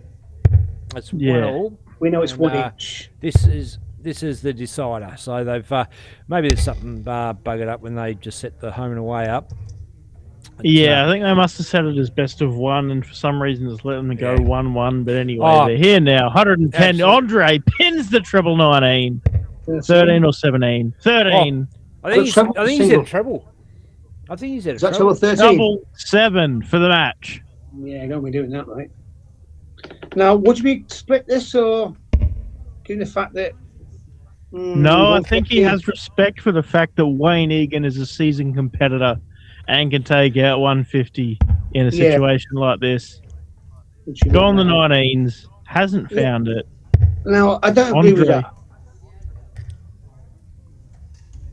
You can't let your frustrations boil over, because this is not an easy dart. He goes inside, he can't finish. So, you know, you got He split it, double 4. He split. Yeah, got a better man going to come back here. Oh, it doesn't go. Ooh. Egan, 64. Treble 16, yeah. He's hit it. He's got it. Yeah. Got it. Bang. Yeah. Oh, it's the right I wonder move. how much of the last leg is on Wayne's mind still. He's put his darts away. Won't be doing that, Wayne. It's not easy. Boom. There it is. He will be mighty annoyed with that, because he should have won that game, but finishing let him down there. Scored well. Finishing let him down. So the experience got him there, but yeah, they'll know for double next trouble. time. They'll know for next time. Yep. And for all the dart fans out there that are used to the luxury of us getting around to other boards and grabbing other scoreboards, we can have a look around other boards, but no scoreboards are going to be coming up because they're playing home and away on all the boards. We can't get a code off every bloody board. That's never going to happen. So yeah, we got a little bit I've of been a break, chatting to Chris from Dart Connect, and thank you to him for his efforts. But as much as the tech guys are working on it, we haven't got the resolution yet to get Dart Connect back to full functionality. Yeah, it's annoying, isn't it? We'll get on the streaming board. Andre, I'll get you up there again, mate. We get Tim Matthews. And, tournament director Give me notice BK that. Tim. So straight back on the streaming board. So no fucking dramas, and just got to make sure we get a code again because that'll change. I just got to. Yeah. Sorry, I'll be back in a minute, Dart fans. Do you ever watch that, lads, when you're watching darts on TV, like, say, the PDC events? The scoreboard always goes down. So you got one guy or one girl, their job is to make sure the scoreboard's updated. They must be terrible, their job, because every single tournament, at some point, it goes down, and we have, like, a picture big clock. Sorry, not the big clock, the big scoreboard. Every time. It's like, who's doing that job, then? Is it like, I don't know. I want to apply for that job. Yeah, I can't speak for the I can't speak for all of the big events, but I know with the ANZ Premier League, so I was the spotter. Owen Binks came out. Sorry, I got my head up like an idiot. Owen Binks came out, taught me how to be the spotter, but I also was kind of like, hey, here's how the Dart Connect scoreboard works, and so sort of taught the guys how to use it. And when it went down, I was like, hey, when it goes down in England, they use a camera to get the big screen up on the stage. So do that. Get your jib camera up there looking at the scoreboard on the stage while we fix Dart Connect. Owen Binks is much better reference spotting is acting. Yeah, can't agree. He does a great, honestly, learning from him as a spotter. Honestly, there's no better teacher in the world. He is a weapon. He knows his stuff. There's 2 drinks, Binks. He knows his stuff. Jar Jar. Yeah. But yeah, as far as his acting goes in his clips, can be a bit iffy, a bit ropey. Fuck off, you blokes! I love him. I reckon he's a legend. Owen, if you're listening to this right now, I met him loads of times. You're the man. You're the man. He's a character. He's awesome. He's fucking awesome. Like he is. He is good. If you're a spectrum-y, counter-y sort of dude, and you come out and do that magnificence, more power to you, Owen. You bloody legend. I tell you what, actually, he's good. I asked him, "Will you do a Bang and Tag interview?" Right? And he said to me, "He can't because in the first 12 months of the PDC as referee, you can't do interviews, which I thought bollocks. But I thought, maybe it is true. Interesting. So we got him before he was a PDC ref, so we can't. That's good. Yeah. But didn't he say goodbye to Modus emotionally, like fucking every week? Yeah. Fucking over this he's fucking damn old than ever. Yeah. So when he was out here for the ANZ Premier League, I did a sit down interview with him on video. But yeah, not long after he returned home was when he was announced as PDC's new ref. So we must have just got it at the right time. He knew for a while. He was told like in the summer he would replace George. He did tell me on the quiet, but it's public now, so I can say that he told me on the quiet. Public, and I did tell you last week, Declan. I got a bollocking for leaking Luke Littler's opponent. I got the match play draw early, and I leaked. I heard. And I got PDC onto me, and they're saying, "Well, I don't tell you what to put up on your website, like." But in the end, I ended. But I kind of got a bit of a bollocking for that. But like in the day, I'm a news website, and I've got breaking news. I've got like an inside scoop, so I don't see like the harm. They should protect it better, shouldn't they? Surely. Yeah, I suppose it's the way to look at it. If the news is coming to you early, they should look at why it's coming to you early. And it's not my fault. It's my job. You're not in the room when the draw's made. You know, obviously, someone's I was telling in you. the toilet with me. It's like couple like that. Yeah. What's this question you got? Sorry, Ben. You said a minute ago before you went for another piss. Sorry, mate. Busy. Right. Finding the scoreboard, it is Andre Yates and Timmy Matthews here in the knockout phase of the comp. It must be a quarterfinal by now. It is a quarterfinal, yeah. It is. I know Brett Matthews is in the quarters. So too is Tiana Dorotich. Awesome. That's correctly, yeah. Yeah. That's the right pronunciation. Yeah, Matt Dorotich is. And we know. So we know Andre beat Wayne in the last 32. No, last 16. So this is a quarterfinal. Yeah, it is quarterfinal. Yeah, because Wayne beat. Just asking for an updated bracket so that we can run through it. Yeah, so this is a quarterfinal anyway. Yep. Hey, what an incredible leg here from Timmy Matthews. Gone 180, 139, left 62. And his mum is the one that is Joe Glue that we've been talking about before in the comments. We're talking about the... Actually, I think it was Andre with 180, 139 and 30 to leave 32. Oh, it was too. Timmy Okay. is 266. Okay. But yes, Timmy's mum was in the comments earlier, so hope you are enjoying watching Timmy go. There, Joe. 32 for Andre Yates.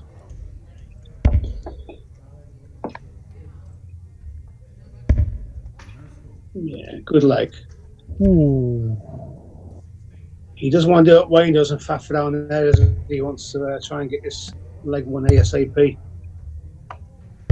So Steve Riches and Brett Matthews, Tim Matthews, and Andre Yates were watching here. Blake Hatchett, Tiana Dorotich, but Blake has already got the win over Tiana. Matt Dorotich waiting on the winner of Lil Bo Anderson and someone. A little bit of mismatch in the draw. Bound to happen with it being a manual draw as it is.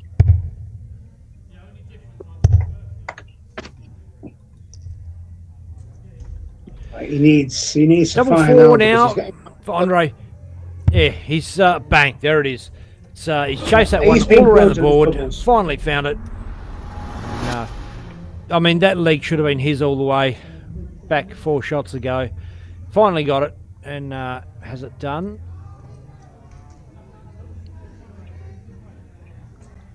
Yeah, it's on his doubles. He's been really good, Andre. Really good because he got back at that match against Wayne earlier. Wayne couldn't capitalise. But yeah, he's been selling his doubles today, Andre, what I've seen. And I just want to make a note that Dark Connect certainly is apologetic and aware of the gravity of the situation here. They are working hard at trying to get things back, but yeah, unfortunately we don't have it yet, so we are managing on paper, and big shout out to the crew that are managing it on paper, BK, JK especially.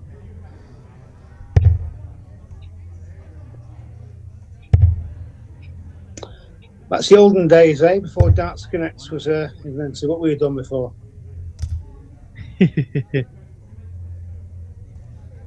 Good start by Andre. Solid start here. I mean, as someone who runs events in the modern era, I'd be fucked if it was on paper, not going to lie to you. But well, it's all down to internet connection, isn't it? You need a good internet connection. So if you haven't got that... But these guys they've got the backup sheets there. I mean, it's not the first time Dark Connect's crapped out, let's be honest.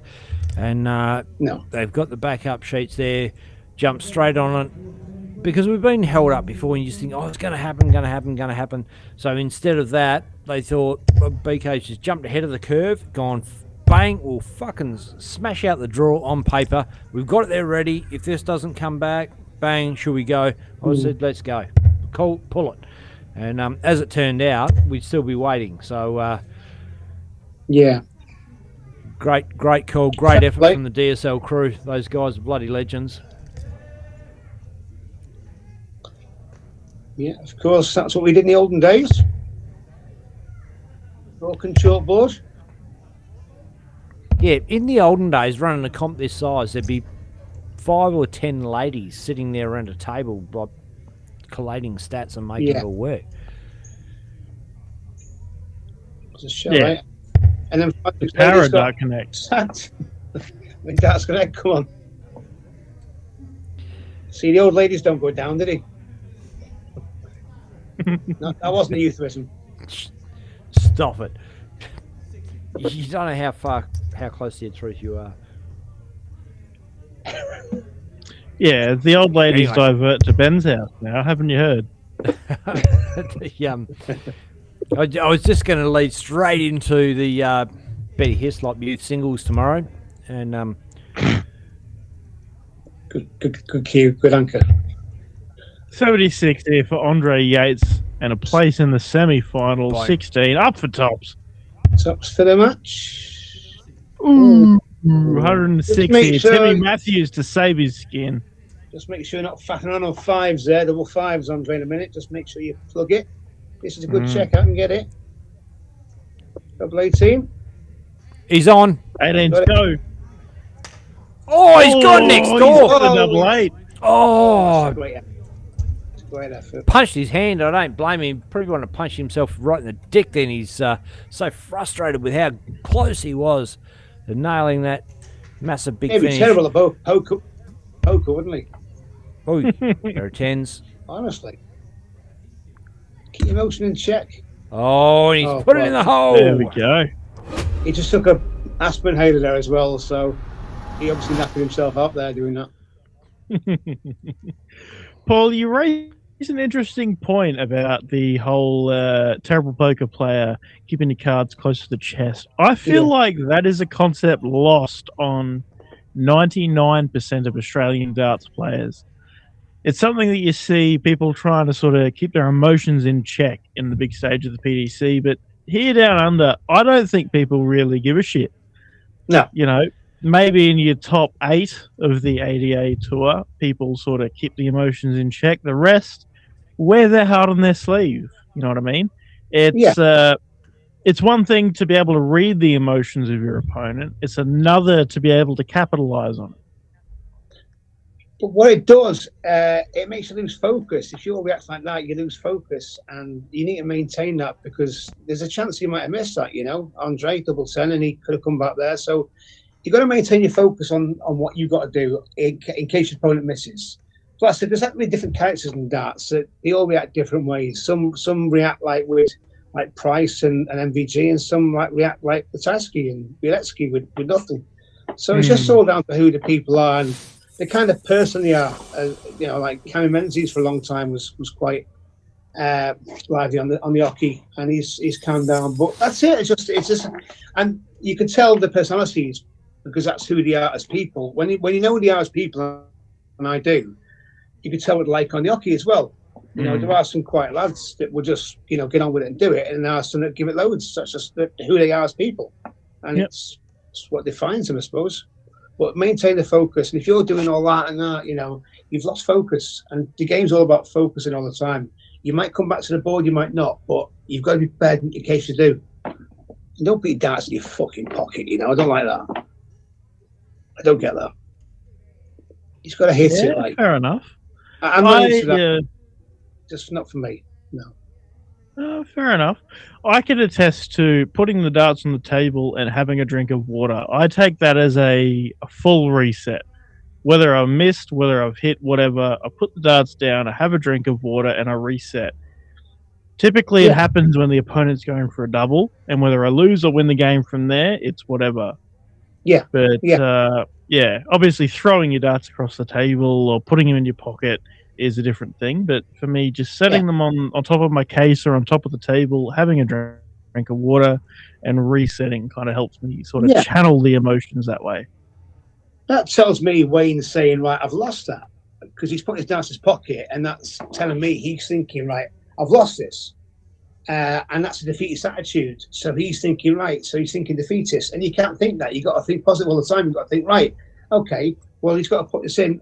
Andre wouldn't have seen him do that, so he wouldn't have seen it anyway. But I'm thinking in his mindset, he's thinking, I've lost. A dart player, you can never think that. Even when it looks like you might lose, you can't think that. You've got to think, I'm going to still win it. Because he's got to still pin a double, you know? And that's not easy. We've seen countless times that a player's missed a double. You can't do that. You've got to stay as if you're going to win the game until it's over. And, you know, that's the way it is. So, I don't know. Yeah, fair enough. It's not for me. I know it's the way he is, and look, he's amateur level and that. I get it, you know, that's who he probably is. But you can't be defeatist. You've got to stay positive until the final dart's in the board, and then you can say, right, I've lost. But until that happens, you can't because you've got to stay positive. If you're going to the board thinking I've lost, then you've got to quickly change your mindset, thinking, oh, I can win this now.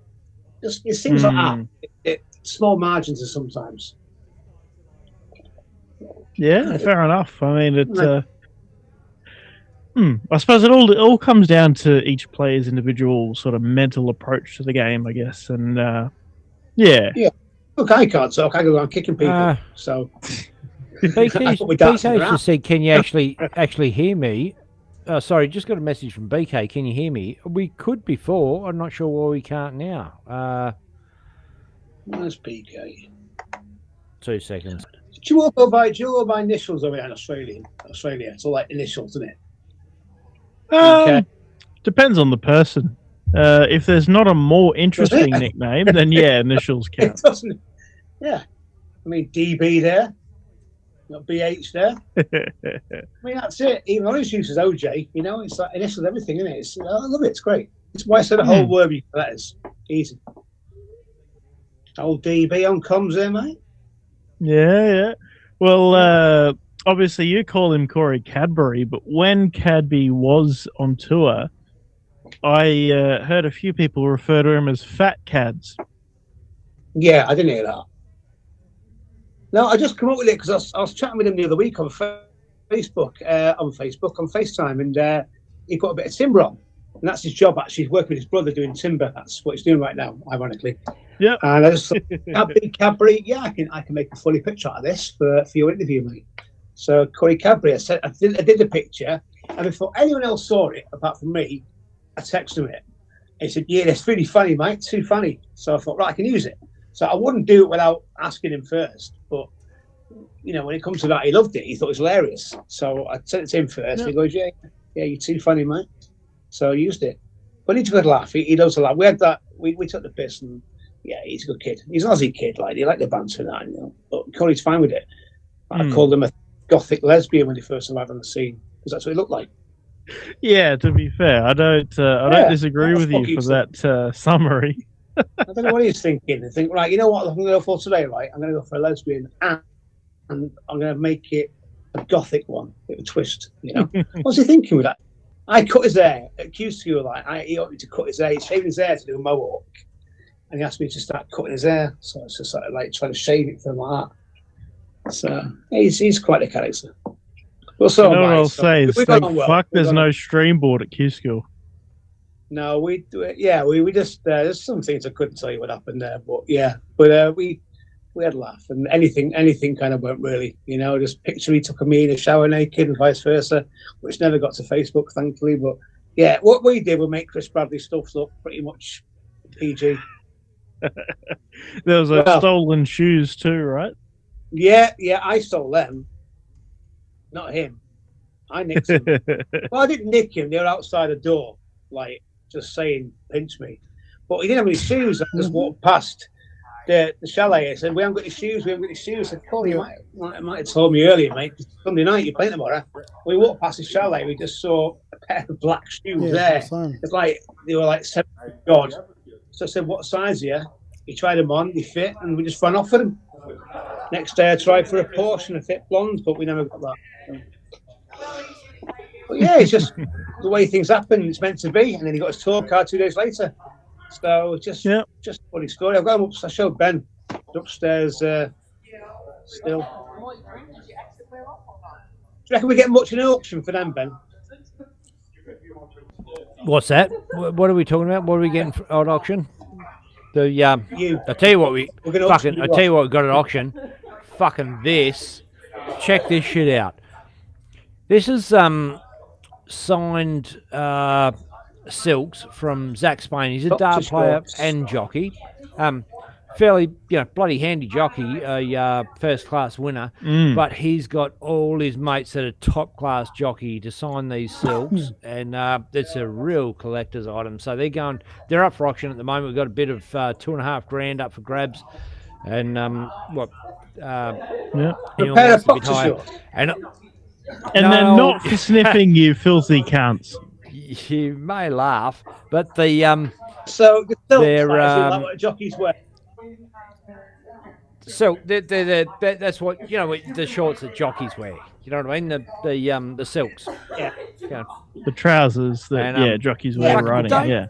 Don't take the little piss. boy This got that is one? a good thing. Little boy. Hang on. No, it looks a great. Radio on the stream board, guys. Matt Doherty, little bow. Ben, I wonder what the shoes would reach to sign Corey shoes on auction. If they got $2 grand, And a pair of we'll go on boxers, board mate, 10. shoes. Steve Richards, Andre Yates.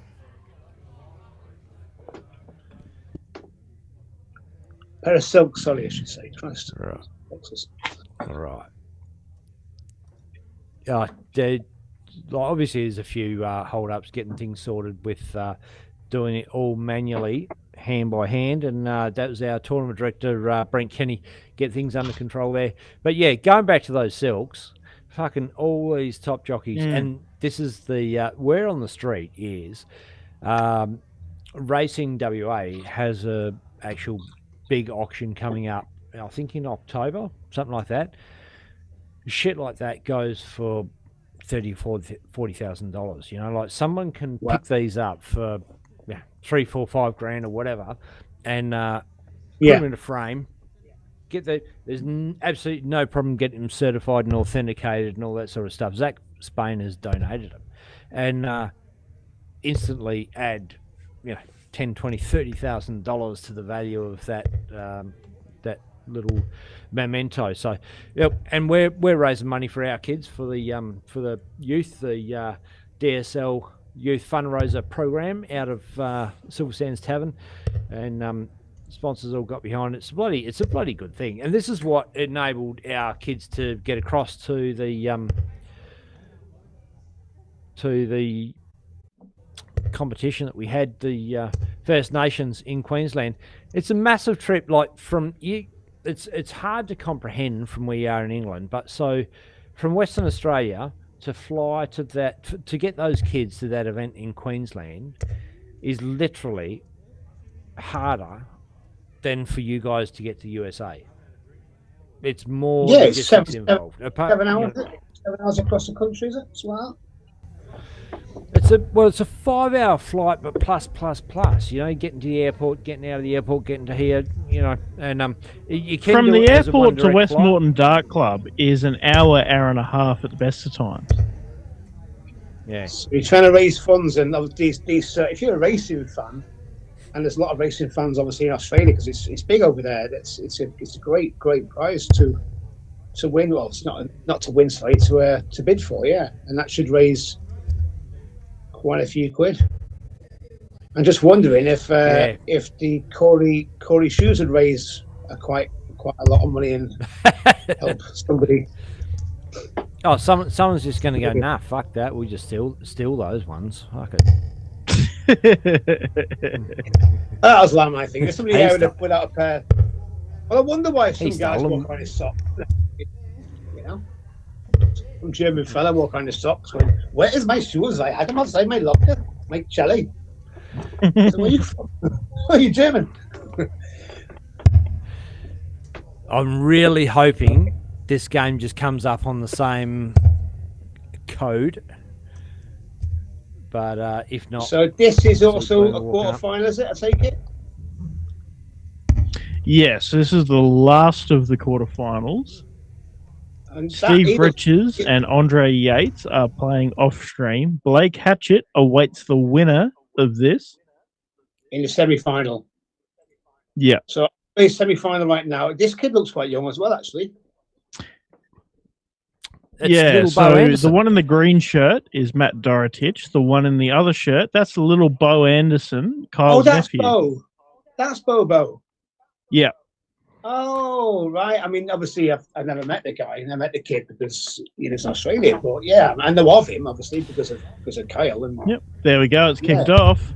Matty He's got- Dorotich to start. yeah, he's got half his uncle's talent. He'll be all right, won't he? Well, look, mate, he scared the pants off me Dorotich in the kicks test off match with a the other 180.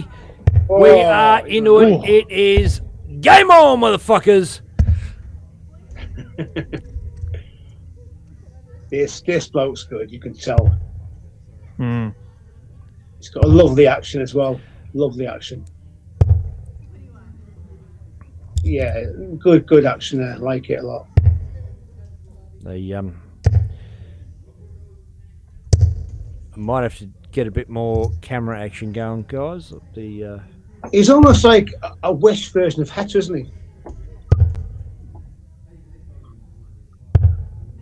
He does have the bit of the head of the look, hey? Yeah, the bit of a Wish version, like like a Hatcher, maybe after a bad night out, Look, Doro is one of the players in Australia that has gotten through dartitis. He had it fairly bad. Still has the occasional glimpse, but look, this year he's impressed everybody. He certainly proven himself. He's made a semi-final on the ADA. He's beaten some of the best in the country. As little Bo Anderson fills it up. Nice. Oh, with a 140. I thought it was a max. No, he looks good. And fair play if you can beat that horrible affliction. Horrible affliction. I know, obviously, like Nathan's going through it right now. Aspinall. I know Jan Bean went through it. Bo Grease went through it, and they're doing okay. So there is good signs that I spoke to Kevin Painter last week as well, and he's still got it. 32. Yeah. Oh, tidy Hey. finish.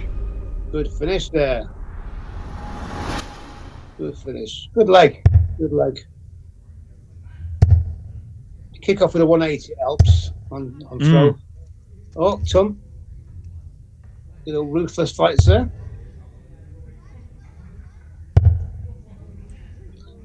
Has Bo won one of these before? I don't think so, Bo Jr. No, he hasn't. I think No, Bo no, Senior Bo Jr. has won one. Oh, fill it up here. 40. Sign up well there. Look, level up. Take it all the way.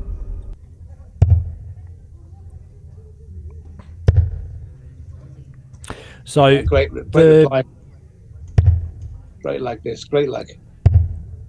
the history, Paul, is Bo Senior and Kyle. So Bo Senior is Kyle's older brother.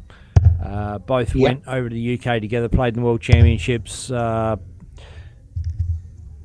Bo 2013? Kyle threw a 9 data and lost, and Bo won through his first round in that year. And both of them had the same opportunity, and probably most people would say that Bo was probably the better player of the two at the time. But all at that same time, little Bo here that we're watching was battling cancer and had his foot cut off, then he's up to his, he had 3 amputations done, and with cancer to try and get rid of it. So he's, you'll see he's wearing a prosthetic leg now. And, I remember that at the time, yeah. So Bo Senior obviously had family responsibilities. Well, you're not going to fuck off to England and pursue a career of darts when your family's got all that shit going on. So he forwent that, and 20 for tops. Yeah. Boom. That's in, eh? Oh, wow. What a clinical finish under pressure. Matty Dorotich, little Bo Anderson, so unlucky not to get that done on the previous visit. You mentioned Kyle at 9 data. I think from memory, it's the same session as Teddy Jenkins hit one as well. There's 2 in that session, I think, wasn't there? That sounds familiar. Kyle's was against Ian White. It was. And I think Teddy Jenkins hit one in that session as well. Now, obviously, Davis hit one as well since. Yeah, so Luke Woodhouse game that he ended up losing. And 9, yeah. Yeah. But yeah, I remember that 9 data by first Australian to get a 9 data. But that Kyle Anderson 9 data, the first cutaway shot was to Bo, his brother, in the crowd, giving him the celebration. Yeah. I remember it. Yeah. Oh, mate, it was such a I think everyone else here remembers Australians watching it. That'd be some World Cup darts team, wouldn't it? The Anderson brothers. They were cracking. I spoke to Corey about him, and Corey couldn't speak highly enough about Carl as a player.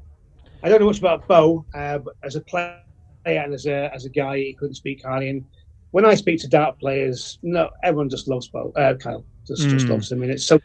Remember when the news broke that day? It was just shocking. Yeah, but that great was player. Great player.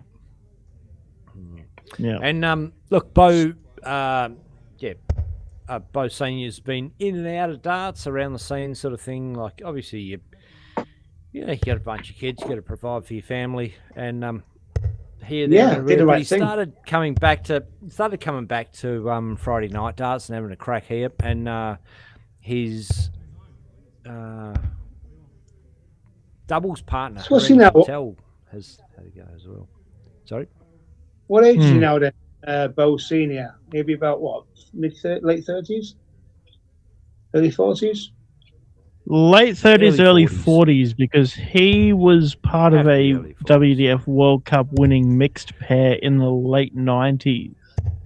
Himself and Harina Williamson, now Platel. Yeah, won the World Cup mixed pairs in the 90s.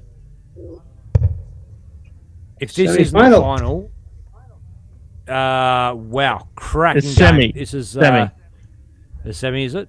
I've got a semi. Yeah, winner to play the winner is Steve Richards and Andre Yates, but it's a hell of a bloody game. Well, they're playing over there now. I can see them in the background.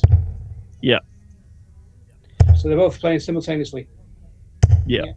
Right, okay. Oh, it's first 2, this is the limit. This won't take long, the way these guys play.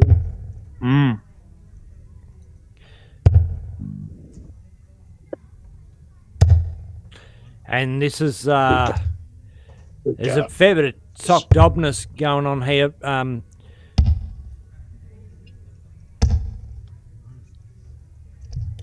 Good quality, this. Good quality. As you'd expect, anyway, at this stage. Matt Dorotich is sort of late to coming to Silver Sands. Blake's home ground. He's been playing here a fair while. Matt's just sort of come in sort of late on it. Won, loved it, came back, won again back to back, went for 3 in a row, didn't win. And but he's hungry for it, loves it. He enjoys the competition and playing at the top level, getting to play top players, and it's brought out the best in his game. He knows it. And he's gone on to scare a lot of the big boys in the ADA. Made a semi and You can see had why, a few can't big you? wins. You can see why he's a solid player. Yeah. Yeah, absolutely. I mean, he's at a level now. If he was in England, he could make a living. Boom! Off us. 60. 20 for tops. Close. Oh, sprays that one. Don't know what happened there. Pulled it, didn't he? Blake's Didn't trying release it, try not to smile as he goes tops. That one falls out. What the hell? Oh! Did you got it? Oh no, he's gone. No. Oh, 7 here. He had one fall out of that tops bed. Yeah, I don't like that way. Not with 3 in hand, anyway. I don't like it. 2 in hand, yeah. I mean, Jose goes 3 tops with 3 in hand. That's him, isn't it? Ooh. Oh. Wow. Play, Matt back for 5. Anyone 1 else? double 2. I'm with 3 there. Oh, Finds it. got Matty it, got it, got Dorotich, 1-0 up. right, and Blake's got to win this one. And you'd back him for going out within 18, surely. Or at least within 21 He here. might need to the way Matt's throwing here. Good Yeah. start. Good start. Try and make sure you're going to finish by 12. Yeah. Chance to capitalise here. Slow start there for Doro. Big opportunity for Blake to capitalise on. Didn't do it. So the advantage Blake though in this leg. Switch. He's got to jump all over this. He's got to make some hay while the sun shines there. While Matt's not on it in this leg. Matt's averaging what I normally average in this leg so far. Well, a bit more than me normally, actually. 26, 25. Scam, isn't it? That's better. That's better. And JK loves looking at Blake in a Rockingham shirt. You know, the football reference. I think JK being a part of Rockingham Darts Association or whatever the name is, I think he would much prefer to have Blake representing Rockingham than the Mandurah Darts Association that he does. I did wonder what is part of Mandurah. RDA stands for, so now I know. Yeah, Rockingham District Darts Association. So it's a district for the size of Britain, isn't it? It's massive. Geographically, I mean. Let's step it up nicely here. And with Blake messing about, Good start, Doro's 19, come out good of start. nowhere. 19s here. I'd have gone 19s there personally, but Even on the second, I would have. yeah, he's spraying a bit. Like, he's spraying a bit, Matt. 6 starts. Opportunity here for Blake that probably didn't deserve. 6 starts from 150, 42 Yeah, leaves that. 108. Matt can't finish. Stick to the 20s. Just chalk it, get it down to a good finish. Yeah. I just don't agree with that way. When your opponent can't finish. Even 108 versus 144. It's not a gimme, is it? No. Oh, he's on 32. Yes. I don't think that's in. No, it's not. 144 is not a I don't gimme think by body any language- means, but that treble's good. But I think he's wide. He might not get a chance. Unleash 44, 32 Gotta go. now. Gotta go. And it Fun! does go. First start. Going all the way. How's Andre's game getting on? Do we know? Ooh. Must be over by now because he started a leg early, didn't he? Yeah, that'd depend on really- camera angles. Not something I can find. At least he Well, sat down. I can have a look. I can have a look. I'll have a look around the room and try and let you know. I think they started a leg or so ahead, so he could be over. I can't see him on screen. Good darts. Stole the darts here. Needs to get 2 trebles, you'd think.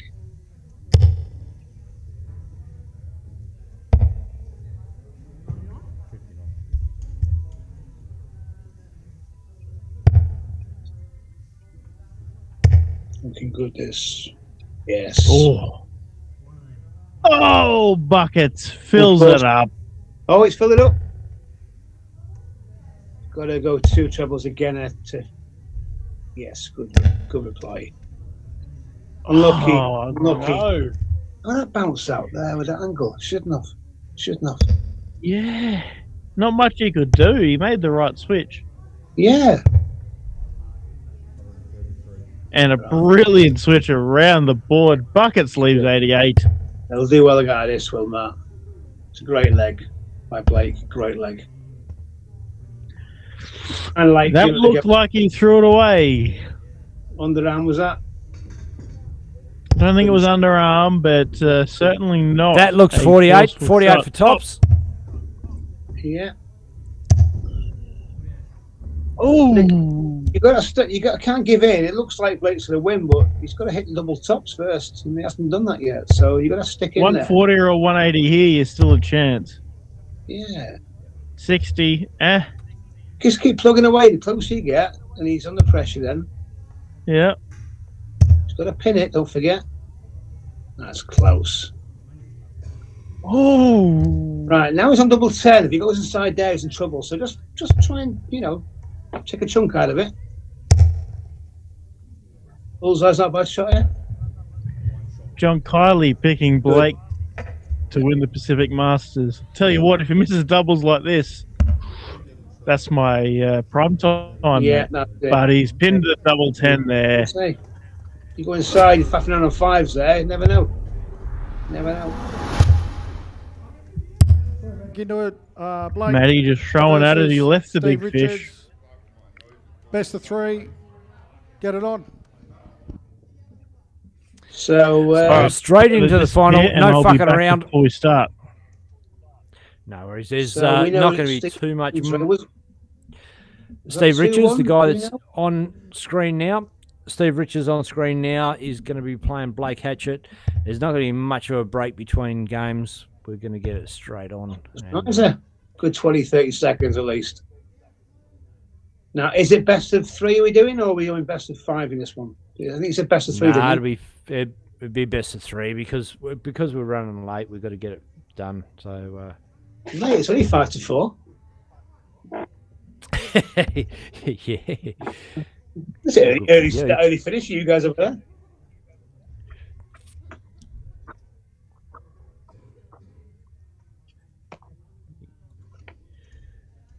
I'm just. You see what they're praying doing over that here in scoreboard defence? just comes up. Defence starts is getting That what, big over sorry? here, actually, by the way. Finals here between Steve Ritchie's and Blake Hatchett. Steve thanks, to man. call first. We've actually got police and fireman games coming up next year. National comp, international comp, I should say. People coming from all over the world to have a crack, and there's darts is one of the tournaments. We'll be streaming that one. Rightio. Here we go then. Blake Hatches, Steve Richards. Best of 2. Cutthroat. Starting downstairs. Interesting. Very Madass Rasma style there, starting the 19s.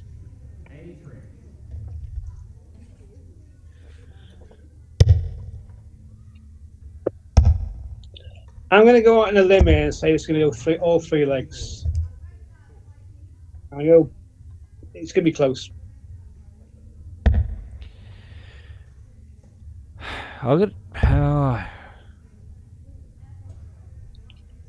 So it's not hard it's to not pick. 20s, is he? I've got a feeling Blake is just about to explode, and we're about to see it. Yeah. Bang. 135. That's what I'm Is that normal, Steve? Does Steve always start in 19s or? No, he's normally a 20s player. So, not sure what he's doing here today. Just mixing 95? shit up a bit.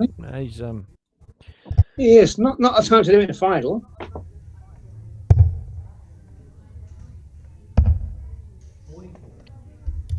Well, so if you feel comfortable down there, then maybe it's the right thing to do. He's looking up top now, isn't he?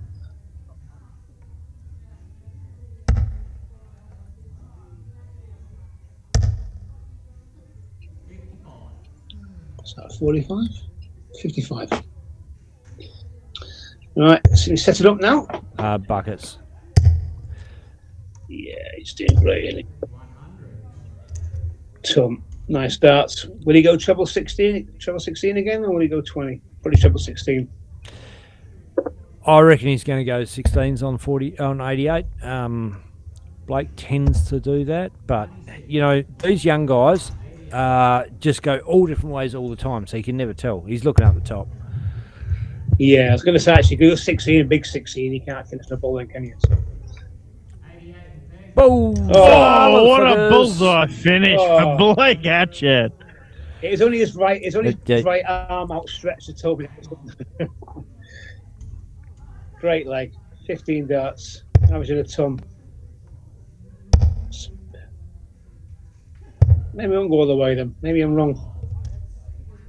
What I've seen today, Blake looks like the best player in the room today.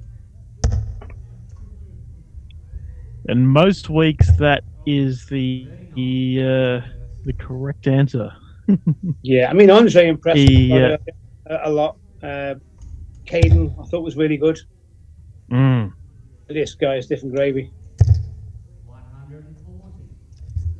Absolutely, I suppose it's different categories, right? Caden is absolutely a very strong up-and-coming contender. Blake Hatchett, the established, experienced player in the room, and yeah. So you're the saying wonder back. that Blake does play the 88 or has played the 88? He played the one in Perth, didn't really have any results that went his way. So the one that was in home ground, he hasn't travelled though to any of the ones that aren't in. But he in did have a reach. baby this. He had a baby this year as well. Like, you know. Yeah. It's not. It's not So like he is wouldn't. it down to finances as well? Obviously. Oh, finances, motivation, it's personal circumstance. I think. Big fish. Come on, big Boom! fish. Oh! 75 left. Treble 17. Could do. Fair enough. Listen to me. Yeah, but if somebody could, like, you know, if he's interested, get behind him, put a few quid in him, fund him, because he's got the game. Could go out and get it, you know. Treble 17. Probably the right way to go, I would have thought. You could be wrong now. Big 18. Tops. Oi, what? Oh, what are you doing, mate? Well, he's far enough in front that you can afford to fuck around. So he's going to be all right, I think. He kind of knows that, I think. He's going to be okay, probably. I can't see him missing this in, well, like 6 money. I'm just watching Tiana point to the puppy on Kayleen Bennell's shoulder in the background. Get that, Lakes. That's Tiana Dorotich, the other half of Matt, who we just saw. Yeah, that's not playing. Oh, Blake pulls it low. Can Steve Richards come back from here? 213. Obviously, he's a big ass. Not going to. That's a 3 off it. That's Andy. 190. Yeah. Leave the big fish. He does leave the fish. He didn't. No, he didn't. That was a single one, mate. No. Boom. Oh, there it is. So she wrote. Buckets gets the job done. My prediction was right. 3 legs. Yeah. Well done, me. 2 out of heads and tails. Got it wrong. Yeah, I mean, he faffed about the end there, but still great darts. Deserving winner. Yeah. Yeah, I can see why he wins on that. It's a shame that he doesn't like take a punt on the tour. I know he's got like circumstances, family, but he's got the game. I mean, and he's going to only get better when he plays the likes of Kling, Pusey, Smith, Declan Bailey. You know, if he starts playing guys like that, he will get better. You know, because he's definitely could play. He's won an Australian singles championship. He's not scared to have a go. Yep. All right, we'll get these prezos done. And Sure. semi-finalist last year, even Raymond put him out in the semi-finals. Yeah. I mean, but is it quarterfinalists. fair? Is it hard? He's like utilising talent. Yourself, Brett Matthews. I think he's got a long way to Tim go Matthews? in terms of. I think we're still yet to see the best of Blake Hatchett. Tiana. Yeah, well, that's storage. What I've seen so far. 40. Oh, Pirates Cove! And You're Little Bows, talking isn't about it? fixing chat. We can see you now, mate. Hope you're well. In Little Bows. Semi-finalists. Andre Yates and Matt Doherty. Fucking It's where the bit of the taxman tunes Camera in. control. Let's make a note of winning. It's interesting. Interesting.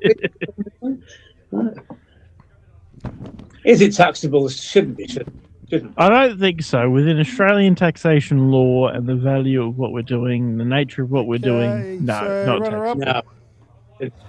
No. Steve Richards. Just if Merv King comes over and let him know. Is he the first one here practicing every week?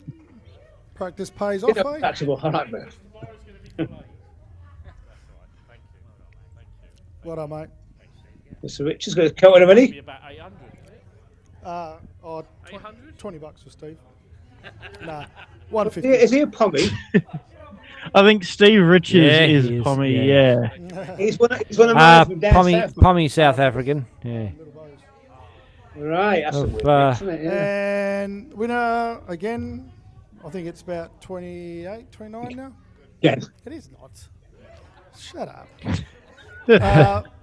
Blake Hatchett. He's got his own parking space now, wouldn't he? Yeah. The Hatchet Man. Yeah. The Hatchet Man. I don't know if you're familiar with an Australian term, the hatchet wound, Paul, but No. perhaps not one Well, you're going to no, run down. I think I know what you mean. Is it a lady part? Yes. Yes, I know what you mean. Yeah. Perhaps not one you're going to write about anytime soon, unless someone misses 30 No, ducks and double. I would write that. Mate, honestly, Hatchet Wound is definitely getting into another Paul Woodage article very soon. I would say That- axe wound. he's using us for euphemisms. There's no fucking two ways about it. There's It's all right. When I knock Blake Hatchett out of the Pacific Masters, the WDF Gold event, you can call him the Hatchet Wound, mate. That's okay. The Hatchet wound, yeah.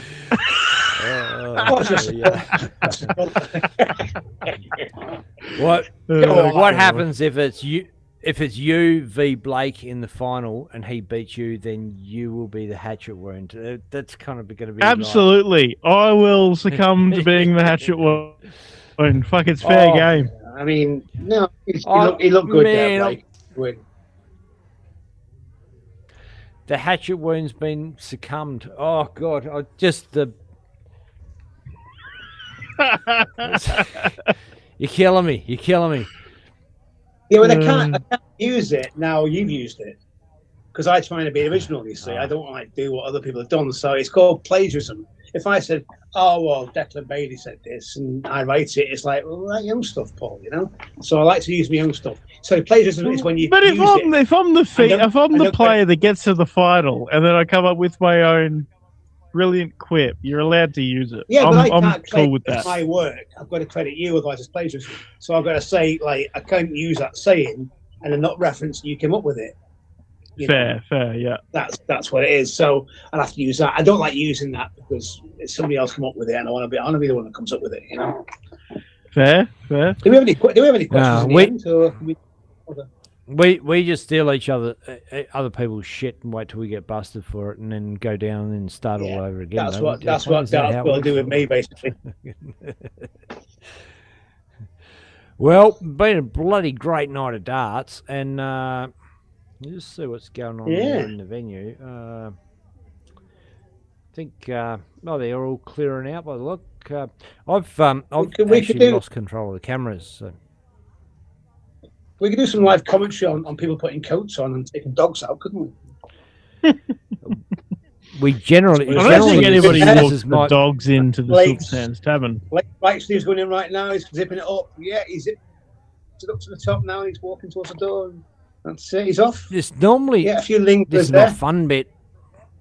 I have a look around, see what's going on, and do all that shit. But see, over in England, right, all our kids break. Oh, I haven't got any kids, but the kids all break up now for summer. So 6 weeks for the parents. They fucking hate things like today. Oh, it's the worst day of the year for them. See, we do it the complete opposite end of the year. Buy a dog. Get a dog. It's easy. All the time, isn't it? Yeah. Yeah. I've not seen a dog. Not seen a dog won an Xbox yet for Christmas. Have you?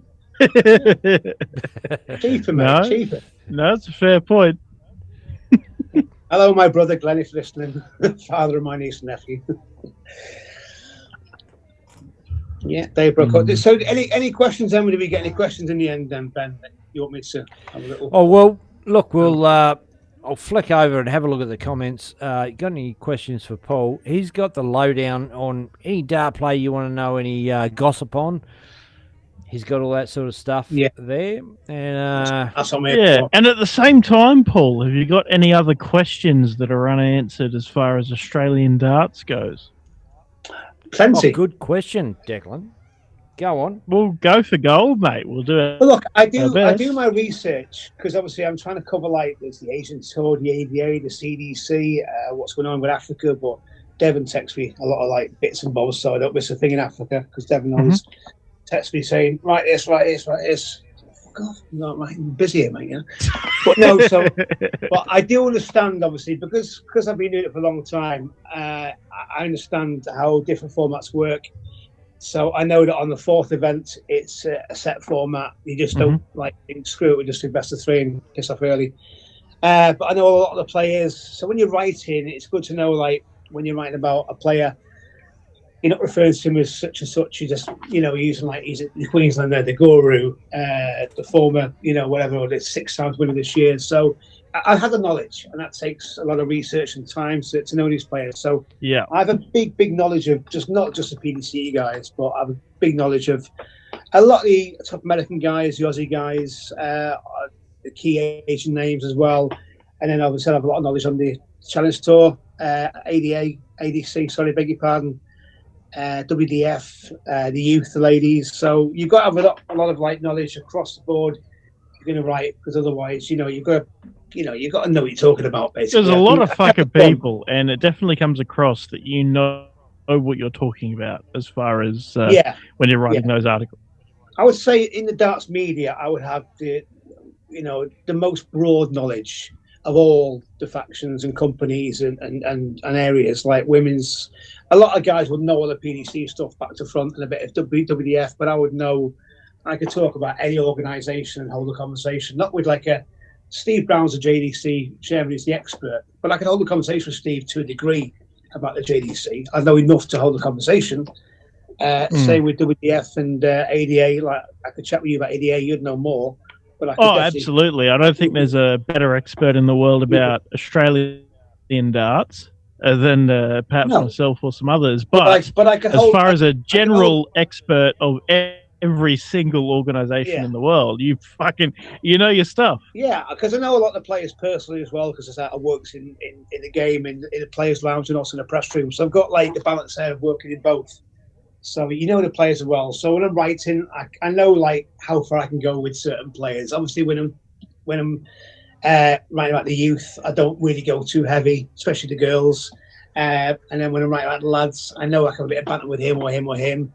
So you kind of know it. It makes more fun. There's certain players they come to me after interviews. So I say, look, how close to the bone can I go?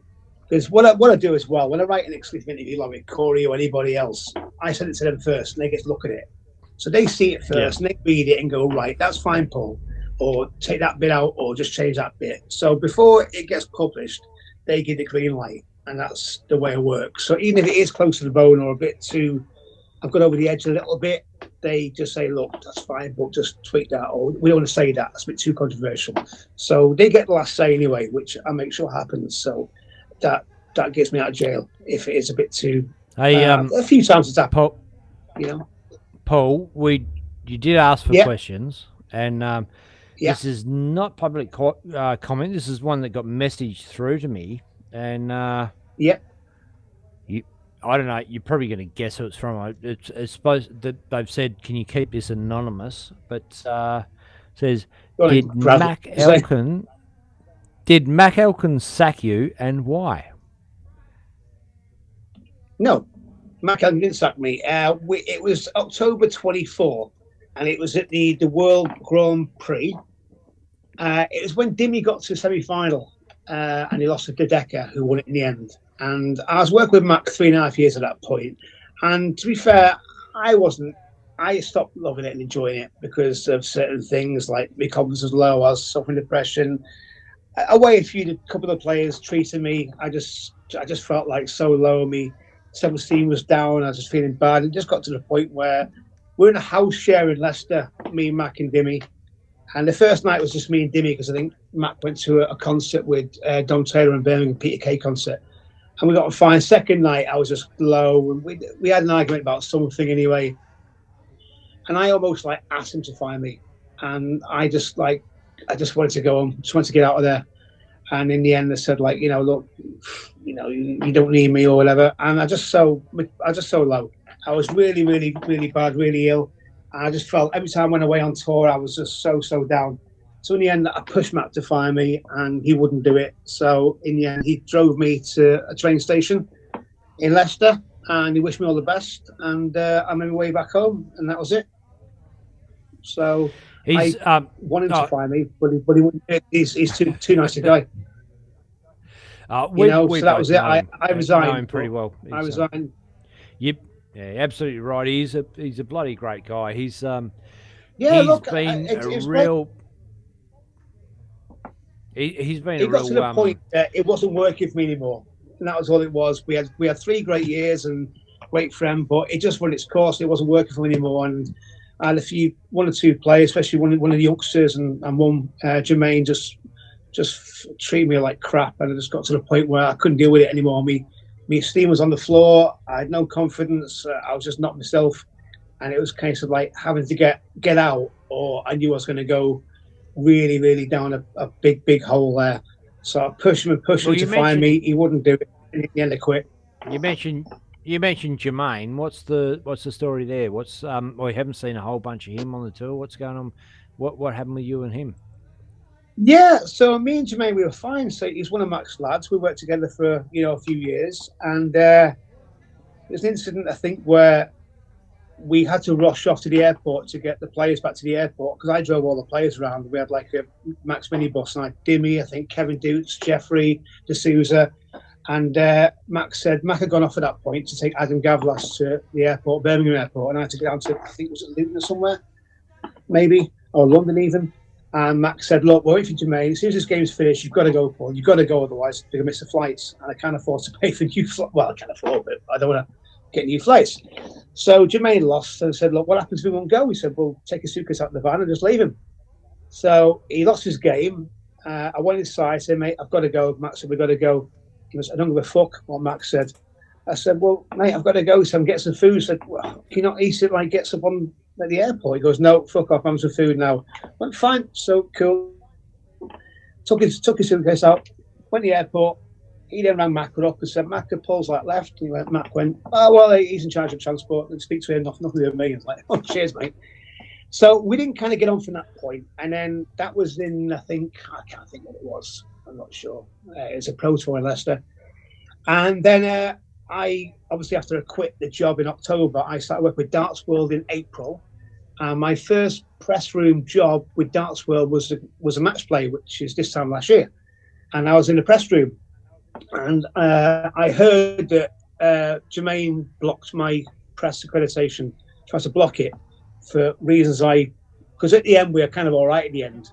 but I don't know why out the blue. Apparently, he heard I was going to the press room in when he's at a proto in Leicester. He heard it went off his tits, large tits, and he threw a fit and he put a complaint in. Didn't want me there, and in the end, the PDC relented and said, "Look, just don't go for a session.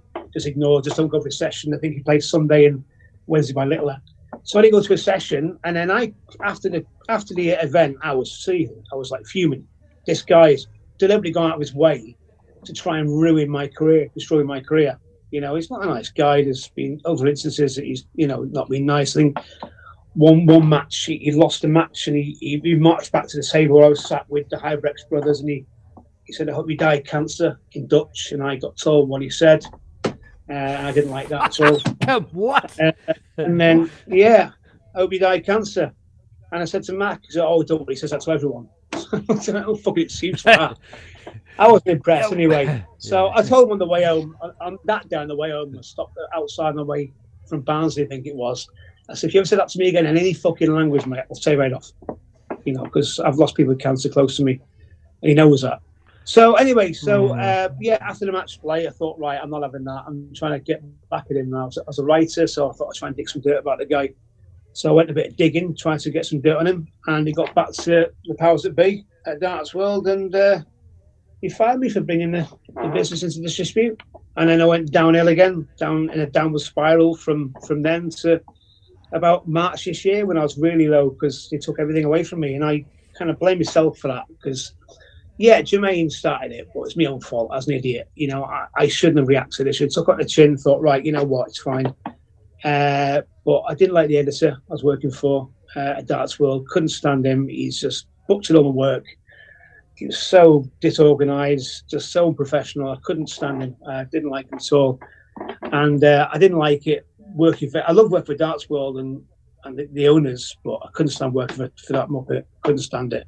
All the pieces did it, just butchered him, you know, and I just think, my name's on that, you know, my name's on the bottom of there. Right. And you like, it's not my work then, I just fucking I'm the editor. I said, yeah, but I'm the writer. I can write as well. No, you fucking can't, as you'll see. So so that was that. So I got fired for that, and then I was in a really dark place, and got to the point this year, April. I thought, right, you just got to make a decision now. What do you want to do? Do you want to crack on, or do you want to fall into the rabbit hole even further? So I got the book launched, started getting my book launched with the mayor of Warrington, and then I started Bang on Target. But yeah, it's my own fault. Like I said, Jermaine started it, and I just stupidly bit, and I was an idiot, and I cursed myself. I'm not angry with him, I'm angry with myself for that, because I shouldn't have bit back, and I cost myself, you know, a job. Although I don't know how long I'd have kept it, put up with it, because I couldn't put it with him, the editor, but who knows. But it wasn't about the money for me. Okay. So that was it. So that's with Jermaine, and and he's kind of like, I can't go to any. Well, I could go to any press room, but I don't want to. Yeah, but I don't like it in the press room. If we ever fall out and you decide to fucking dig up shit on me, you're going to find out I have been quite a bit of a cunt. So just there's that. I've got a whole Word document here. You know, I know where you lost. There's nothing. I know where you nicked your last 3 Harley Davidsons from. No. It's look. I mean, that's the one person in darts I fell out with in 5-6 years, and it was vindictive what he did. And he's not a popular guy. A lot of players and people in the darts know he's like that. But like I said, it was my fault. You know, it was my own fault. I shouldn't have reacted, and I blame myself for it. And unfortunately, because he's one of Mac's guys, it caused a bit of friction for a while between Mecca, because he backs his player, which is the right thing to do. And I told him that. But thankfully, we're okay now. We're fine. But yeah, so it was, yeah. But he's not a nice guy, and I stand by that. He's not a nice guy at all. I know more stuff than I'm saying, but just one of them people that, you know, you don't really want to have anything to do with. You get them in a room. And if you're out there like watching this and going, who the fuck's this Mac guy they keep talking about? We're talking about Mac Elkin. Fucking cruised up by him on my 69 Falcon, picked him up, and back years ago, we had a massive hit back in COVID. Me and Mac Elkin, and brought players in, tested them out because there's nothing that could happen in darts. So we had a chance to play players against players online for the first time, and but not the first time. It's not like they could never do it, but we actually got to stream it so people would watch it, and so that's how Dartstream Live actually started. And Mac was a massive, fucking pivotal part of that start. Declan, I know you would remember back in the day, and he put players up. Kevin Doets,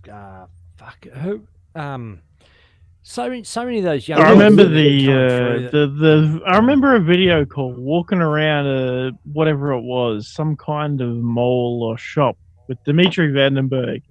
Max just giving the phone to Dimitri, and we're walking around this shop in the middle of a stream talking to Dimitri Vandenberg. Yeah.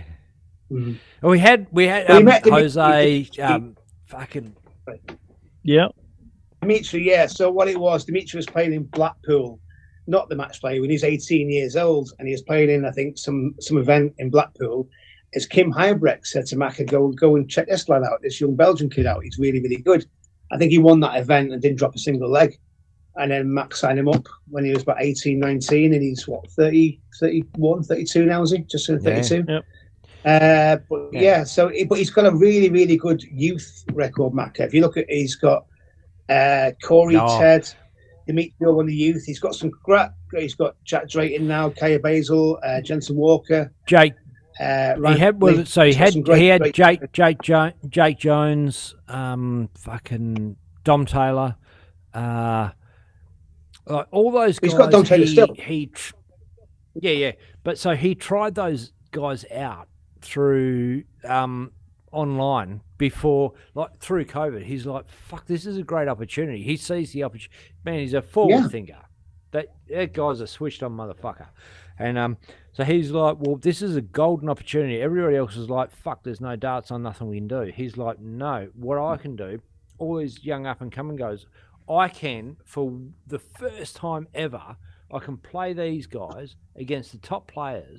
So we're matching up against, Chizzy, Whitlock, fucking Bully Boy, all those guys playing on stream in our competition. So he's like, we're having Saturday competitions with all these guys, and then he's chucking his boys in. Then we're doing one-on-one smash downs with like all different players, and someone would turn up and someone wouldn't. Hey, Corey, the ones that didn't turn up. It's not like him, is it? No, not like him to let us down.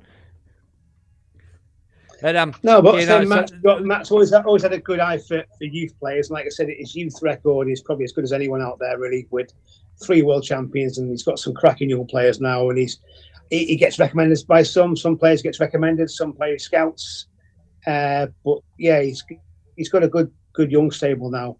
He's got Kevin Dukes, is still quite 26. Kevin, I think he's still quite young. Dom will come back now. Dom's back now, obviously, but he's got to get his tour card back. But yeah, he's got Jensen Walker, Ryan Brandley, Jack Drayton, Kaya Basil, somebody else in the pipeline that I mentioned to him. So yeah, he's got some cracking players, really. But yeah, he's got a good. He loves it. He goes along to all the events, and there's not many managers who will go to the floor events. Obviously, they'll go to the TV ones. They'll be in Blackpool this week, but Matt goes to all the floor ones because he just loves being around the lads, and they love having him there. But yeah, he's done well for himself. He'd be absolutely kicking himself in the dick for not getting Luke, because that was all around that same time, and Luke was just a kid, and he was unsigned, hanging around. Playing but what happened there? Luke. Yeah. Okay. What happened there? Luke was playing in. I think I come back from Ireland, and Luke was 12. He did an exhibition with Cullen, Dev Peterson, and Webby, and I was there. And he did a leg against Cullen. I think did a 12-dart leg, and he was really, really good. And I think Jason Tame was close to signing him for Modus, very close. I think he flew to Gibraltar, and he met Jason. And Freezer's account say that he didn't tick him up, and then Martin Folds at XF got him. But they were all after At some point, they were all after him. Matt, I was obviously all interested. You know, at that point, it was Rock, of course. Gian Van Veen, and Luke with the hot properties, and obviously Josh was going for a few situations with his management company as well. But in the end, he went to ZXF, and Martin got him, and had Nathan and Chris at the same time. But now he's with Target, isn't he, Luke? Well, yeah, I could see it. I interviewed him. I think I was the first person to interview Luke for publication in darts. At his house when he was 12, 13, went around to his house in Warrington, because he lives quite near me still. So I went around his house, did it for Darts World. That was about 7 years ago now, 6 years ago. Yeah. Yeah, cool. So interviewed him. Yeah, that's the first one to do that. Yeah, we had him on a bunch of times on the stream. Like his old man, because when COVID happened, run those. It started off Damon Hedder, started running online comps because no one was playing darts. Like the whole fucking thing shut down. He just gone over there. He got his tour card. He's gone over. There's no comps happening. He's like, so I'll run these comps. So. And we got involved with that and like running the comps, and I'm thinking, fuck, I'm like, they're playing in this comp, and I'm thinking, you know what, we could actually stream this shit. You know, this is how Dartstream Live started back then. And did it, and that's when Luke come along, and then the comp sort of got Damo's comp got leaked because all the PDC players started playing it, and so it became a massive. It became a really big comp, but nothing was really happening. So we started like streaming a little bit of it and trying capturing people from home, and you just like one device pointing at the board. Back in then, internet wasn't even that good. You know what I mean? So it wasn't not that great, but you're just looking at the board of each player and a scoreboard, and people are trusting that is the real Damon Hedder, the real Simon Whitlock, the real Bully Boy, the real fucking it was. And then Luke's old man Chuffy message and just Anthony, like, can I get my boy a go against these guys? I'm like, you're welcome to enter him in the comp. Whether he's going to get through to play him, I don't fucking know. You know what I mean? But and then it's so you get in the comp, but then we would only pick. You can't stream every fucking game, you know. So we're just like picking games to stream. People from their homes, like we'll pick this one, and we'll stream that one. And it was a massive undertaking because it's pretty hard work. And so we give young Luke a fair bit of a go, and he did all right. You know what I mean? Like he didn't. It was a while before he was doing too good, but he was getting towards semi-finals, quarterfinals, semi-finals, and all that. And he was taking games off big boy, and he was like 6-5 against So players like Simon before Simon really fell off. Like Simon was still right up there. He was one of our best. But don't forget, that's how Modus was born, wasn't it? Modus was born as a concept by George Noble during COVID, because he had the idea of saying, right, we can't play in venues or events, so we'll do something online. And I think the PDC ran something, some event online. It didn't take off really. It did all right, but then Modus, that's how Modus was born as a concept. Yeah, because it was like, exactly. We'll have so all the it's players all right around that time, and we were killing it. And there was no restrictions on us. Chizzy Chizzy played heaps of games for us, and he was really hitting hard back then, like playing really well.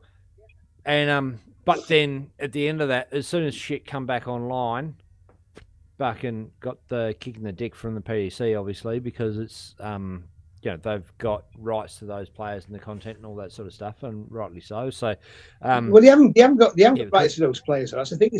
You don't have any rights to those players. What it is, they're self-employed people, right? There's rules in their regulation contracts that say they cannot play for another organisation, whatever, right? But they can't stop them playing anything they want to do. And at the time, because this was unprecedented, right? They want to go and play online on stream, then that's fine. You can't play anything that's broadcasted live. Like there's guys that are playing WDF pairs events over in America, or they're allowed to, but there's nothing to say they can't play on, stream or exhibitions. These aren't guys that are owned or on the like employees of the PDC. There's certain regulations, guidelines you have to adhere to. Well, when it comes to other organisations, but what they do in their own time is fine. The PDC think they have a big grip on them, but you don't like. Well, it's a little bit flattering for us that almost that obviously we stream on PDC TV and all that sort of stuff, but so that they were like, well, they can't play in an event that's been broadcast by a major broadcaster, and they considered us as a major broadcaster, so that X'd them off playing on our platform, which is fine, and at the time, a bit of a kick in the dick, but also a little backhanded compliment, and as a result, we towed the line, and now we're streaming all the ADA events on PDC TV, which is fantastic for Australian darts and getting those guys out there. And that's what, that's how, for us, that's what it's all about, like getting our Aussie guys on telly as much as we can. So I feel like fucking tech, job done, Well, if you want to watch not only ADA, but everything Australia. PNZ, it starts connected to nothing, isn't it? Really, for people over here. Yeah, not that's just like you said. Sorry, Declan, not just the ADA, Darts Australia, all the Australian stuff. We want to stream as much Australian darts as we can, and as good a quality as we can, to as many people as we can, as free as it can be for people to watch. That's our MO, and we're fucking doing pretty well, Deck. What do you reckon, mate? Like, I think we get there. Bloody oath, yeah. It's great. I mean, today darts let you down, so that was all right, wasn't it? But as far as everything goes in the Australian darting circuits, we're streaming it or we're talking about it in our other streams. You know what I mean? There's nothing in the Australian circuits that gets by us. You know what I mean? Yeah. I mean, this should be the case, but I mean, this is like big sport in Australia and down under darts is all right. It's not as big as obviously Aussie rules or rugby or cricket, but now there's darts in this country. Football and cricket and golf are bigger, but anyway, it's still a big sport, and we're lucky we can get to watch ADA on stream. We can watch Modus on stream, but for ADA, it's just Darts Connect for me. Obviously there's your stream as well now, but a lot of people don't know about that. Yeah, and we're just trying to get it out there as much as we can. Yeah, I mean, I'm trying to do my bit for recognition for dart players down under. So I'll do my bit for the mainstream media, because you look elsewhere, there's no other dart mainstream media website that's doing reports. The only one that was doing reports on the ADA and DPNZ was Darts World, and that's because I was doing them. And now I've gone, they're not. So now they're not. So they're not doing anything, just PDC now. And the token template modus thing they do each week, where it's just insert name here and same template. But it's just the same. It's the same stuff. It's all PDC. And because I was doing it and I'm not doing it, so I'm covering the whole lot where you can't find. You're going to find an ADA report or a fun DPNZ report. You won't on the mainstream darting, because the PDC, that's it. All these other websites, they don't cover it, like Hockey, Darts World, Online Darts, Tungsten Tail. They don't cover the ADA and the ADA and the DPNZ. So if you want to cover it, that's me, and that's great as far as I'm concerned. It's not great for Darts Down Under, but it's great that they'll come just to me. But if I'm doing it all anyway, they don't need anywhere else to go to. I've got it covered. So fuck them, let them just do something else and let them suck the PDC in that and do that. But it's fine. Yeah, mate, look, 100% agree, and thanks for what you've done for Australian Darts, Paul, because and that's how this has all happened, is that we've seen the articles that you've done for. It's not that we didn't know who you were before, but like the articles that you've done for the ADA in particular, and have brought us to your attention. Just thought, fuck it, if someone's going to cover us, we're going to put you on and cover you and bring a bit of attention to your article. We're in the same boat. We're in the same boat. Yeah, we want to see if you're out there you Australian motherfuckers that are interested in darts and you want to see some edgy articles on Australian darts, this is the guy to go to. Paul, tell us how they can find you. I'm not giving my address out online, mate. So I didn't mean that. Yeah, I know what you mean. Yeah, you can find. Well, the website is www.bang-on-target.co.uk. That's bang-on-target.co.uk. And the website, sorry, the Facebook page, beg your pardon, is just Bang on Target. So if you go to Facebook and you click on Bang on Target, you should find me. The logo's there. And then the website's got all exclusives, but I post on the website. I'm not done much this afternoon because I've been busy with you boys, which is great. I love it. But yeah, I'm just trying to give as much recognition to the players who don't get it and deserve it. Obviously, all the global players, the ones that you don't read about, the ones that aren't Littler, Humphreys, as great as they are, they don't need the recognition. Everyone knows who they are, and they're brilliant dart players. It's the Klings, the Smiths, the Kamitos, you know, the Robs, the Riggs. That's a nickname, sorry. I absolutely love the write-ups you've done on our guys. I fucking love them. I think they're great, and I'm sure the players love them as well. Australia loves you. New Zealand loves you. Down Under loves you. Thanks, Paul Woodage. It's been awesome to have you on Dartstream Live. I've been Ben Hunter. This is my mate, partner in crime, Declan Bailey. Thanks, man. Thanks for joining us all night long. Thanks, guys. Pleasure. Thank you. Paul Woodage up there. We're in Dartstream Live. Catch you on the flip side, motherfuckers. Friday Night Fever hits the Silver Sands Tavern. Dartstream Live proudly presents the biggest, baddest, most electrifying night of steel tip action in town. Friday night live darts. Every single Friday, round robin into knockout carnage. $800 prize pot when we hit 60 plus players, $350 for the champion, $150 runner up. Only $20 to get in the game. Registration closes at 6:45 p.m. sharp. First start flies at 7 p.m.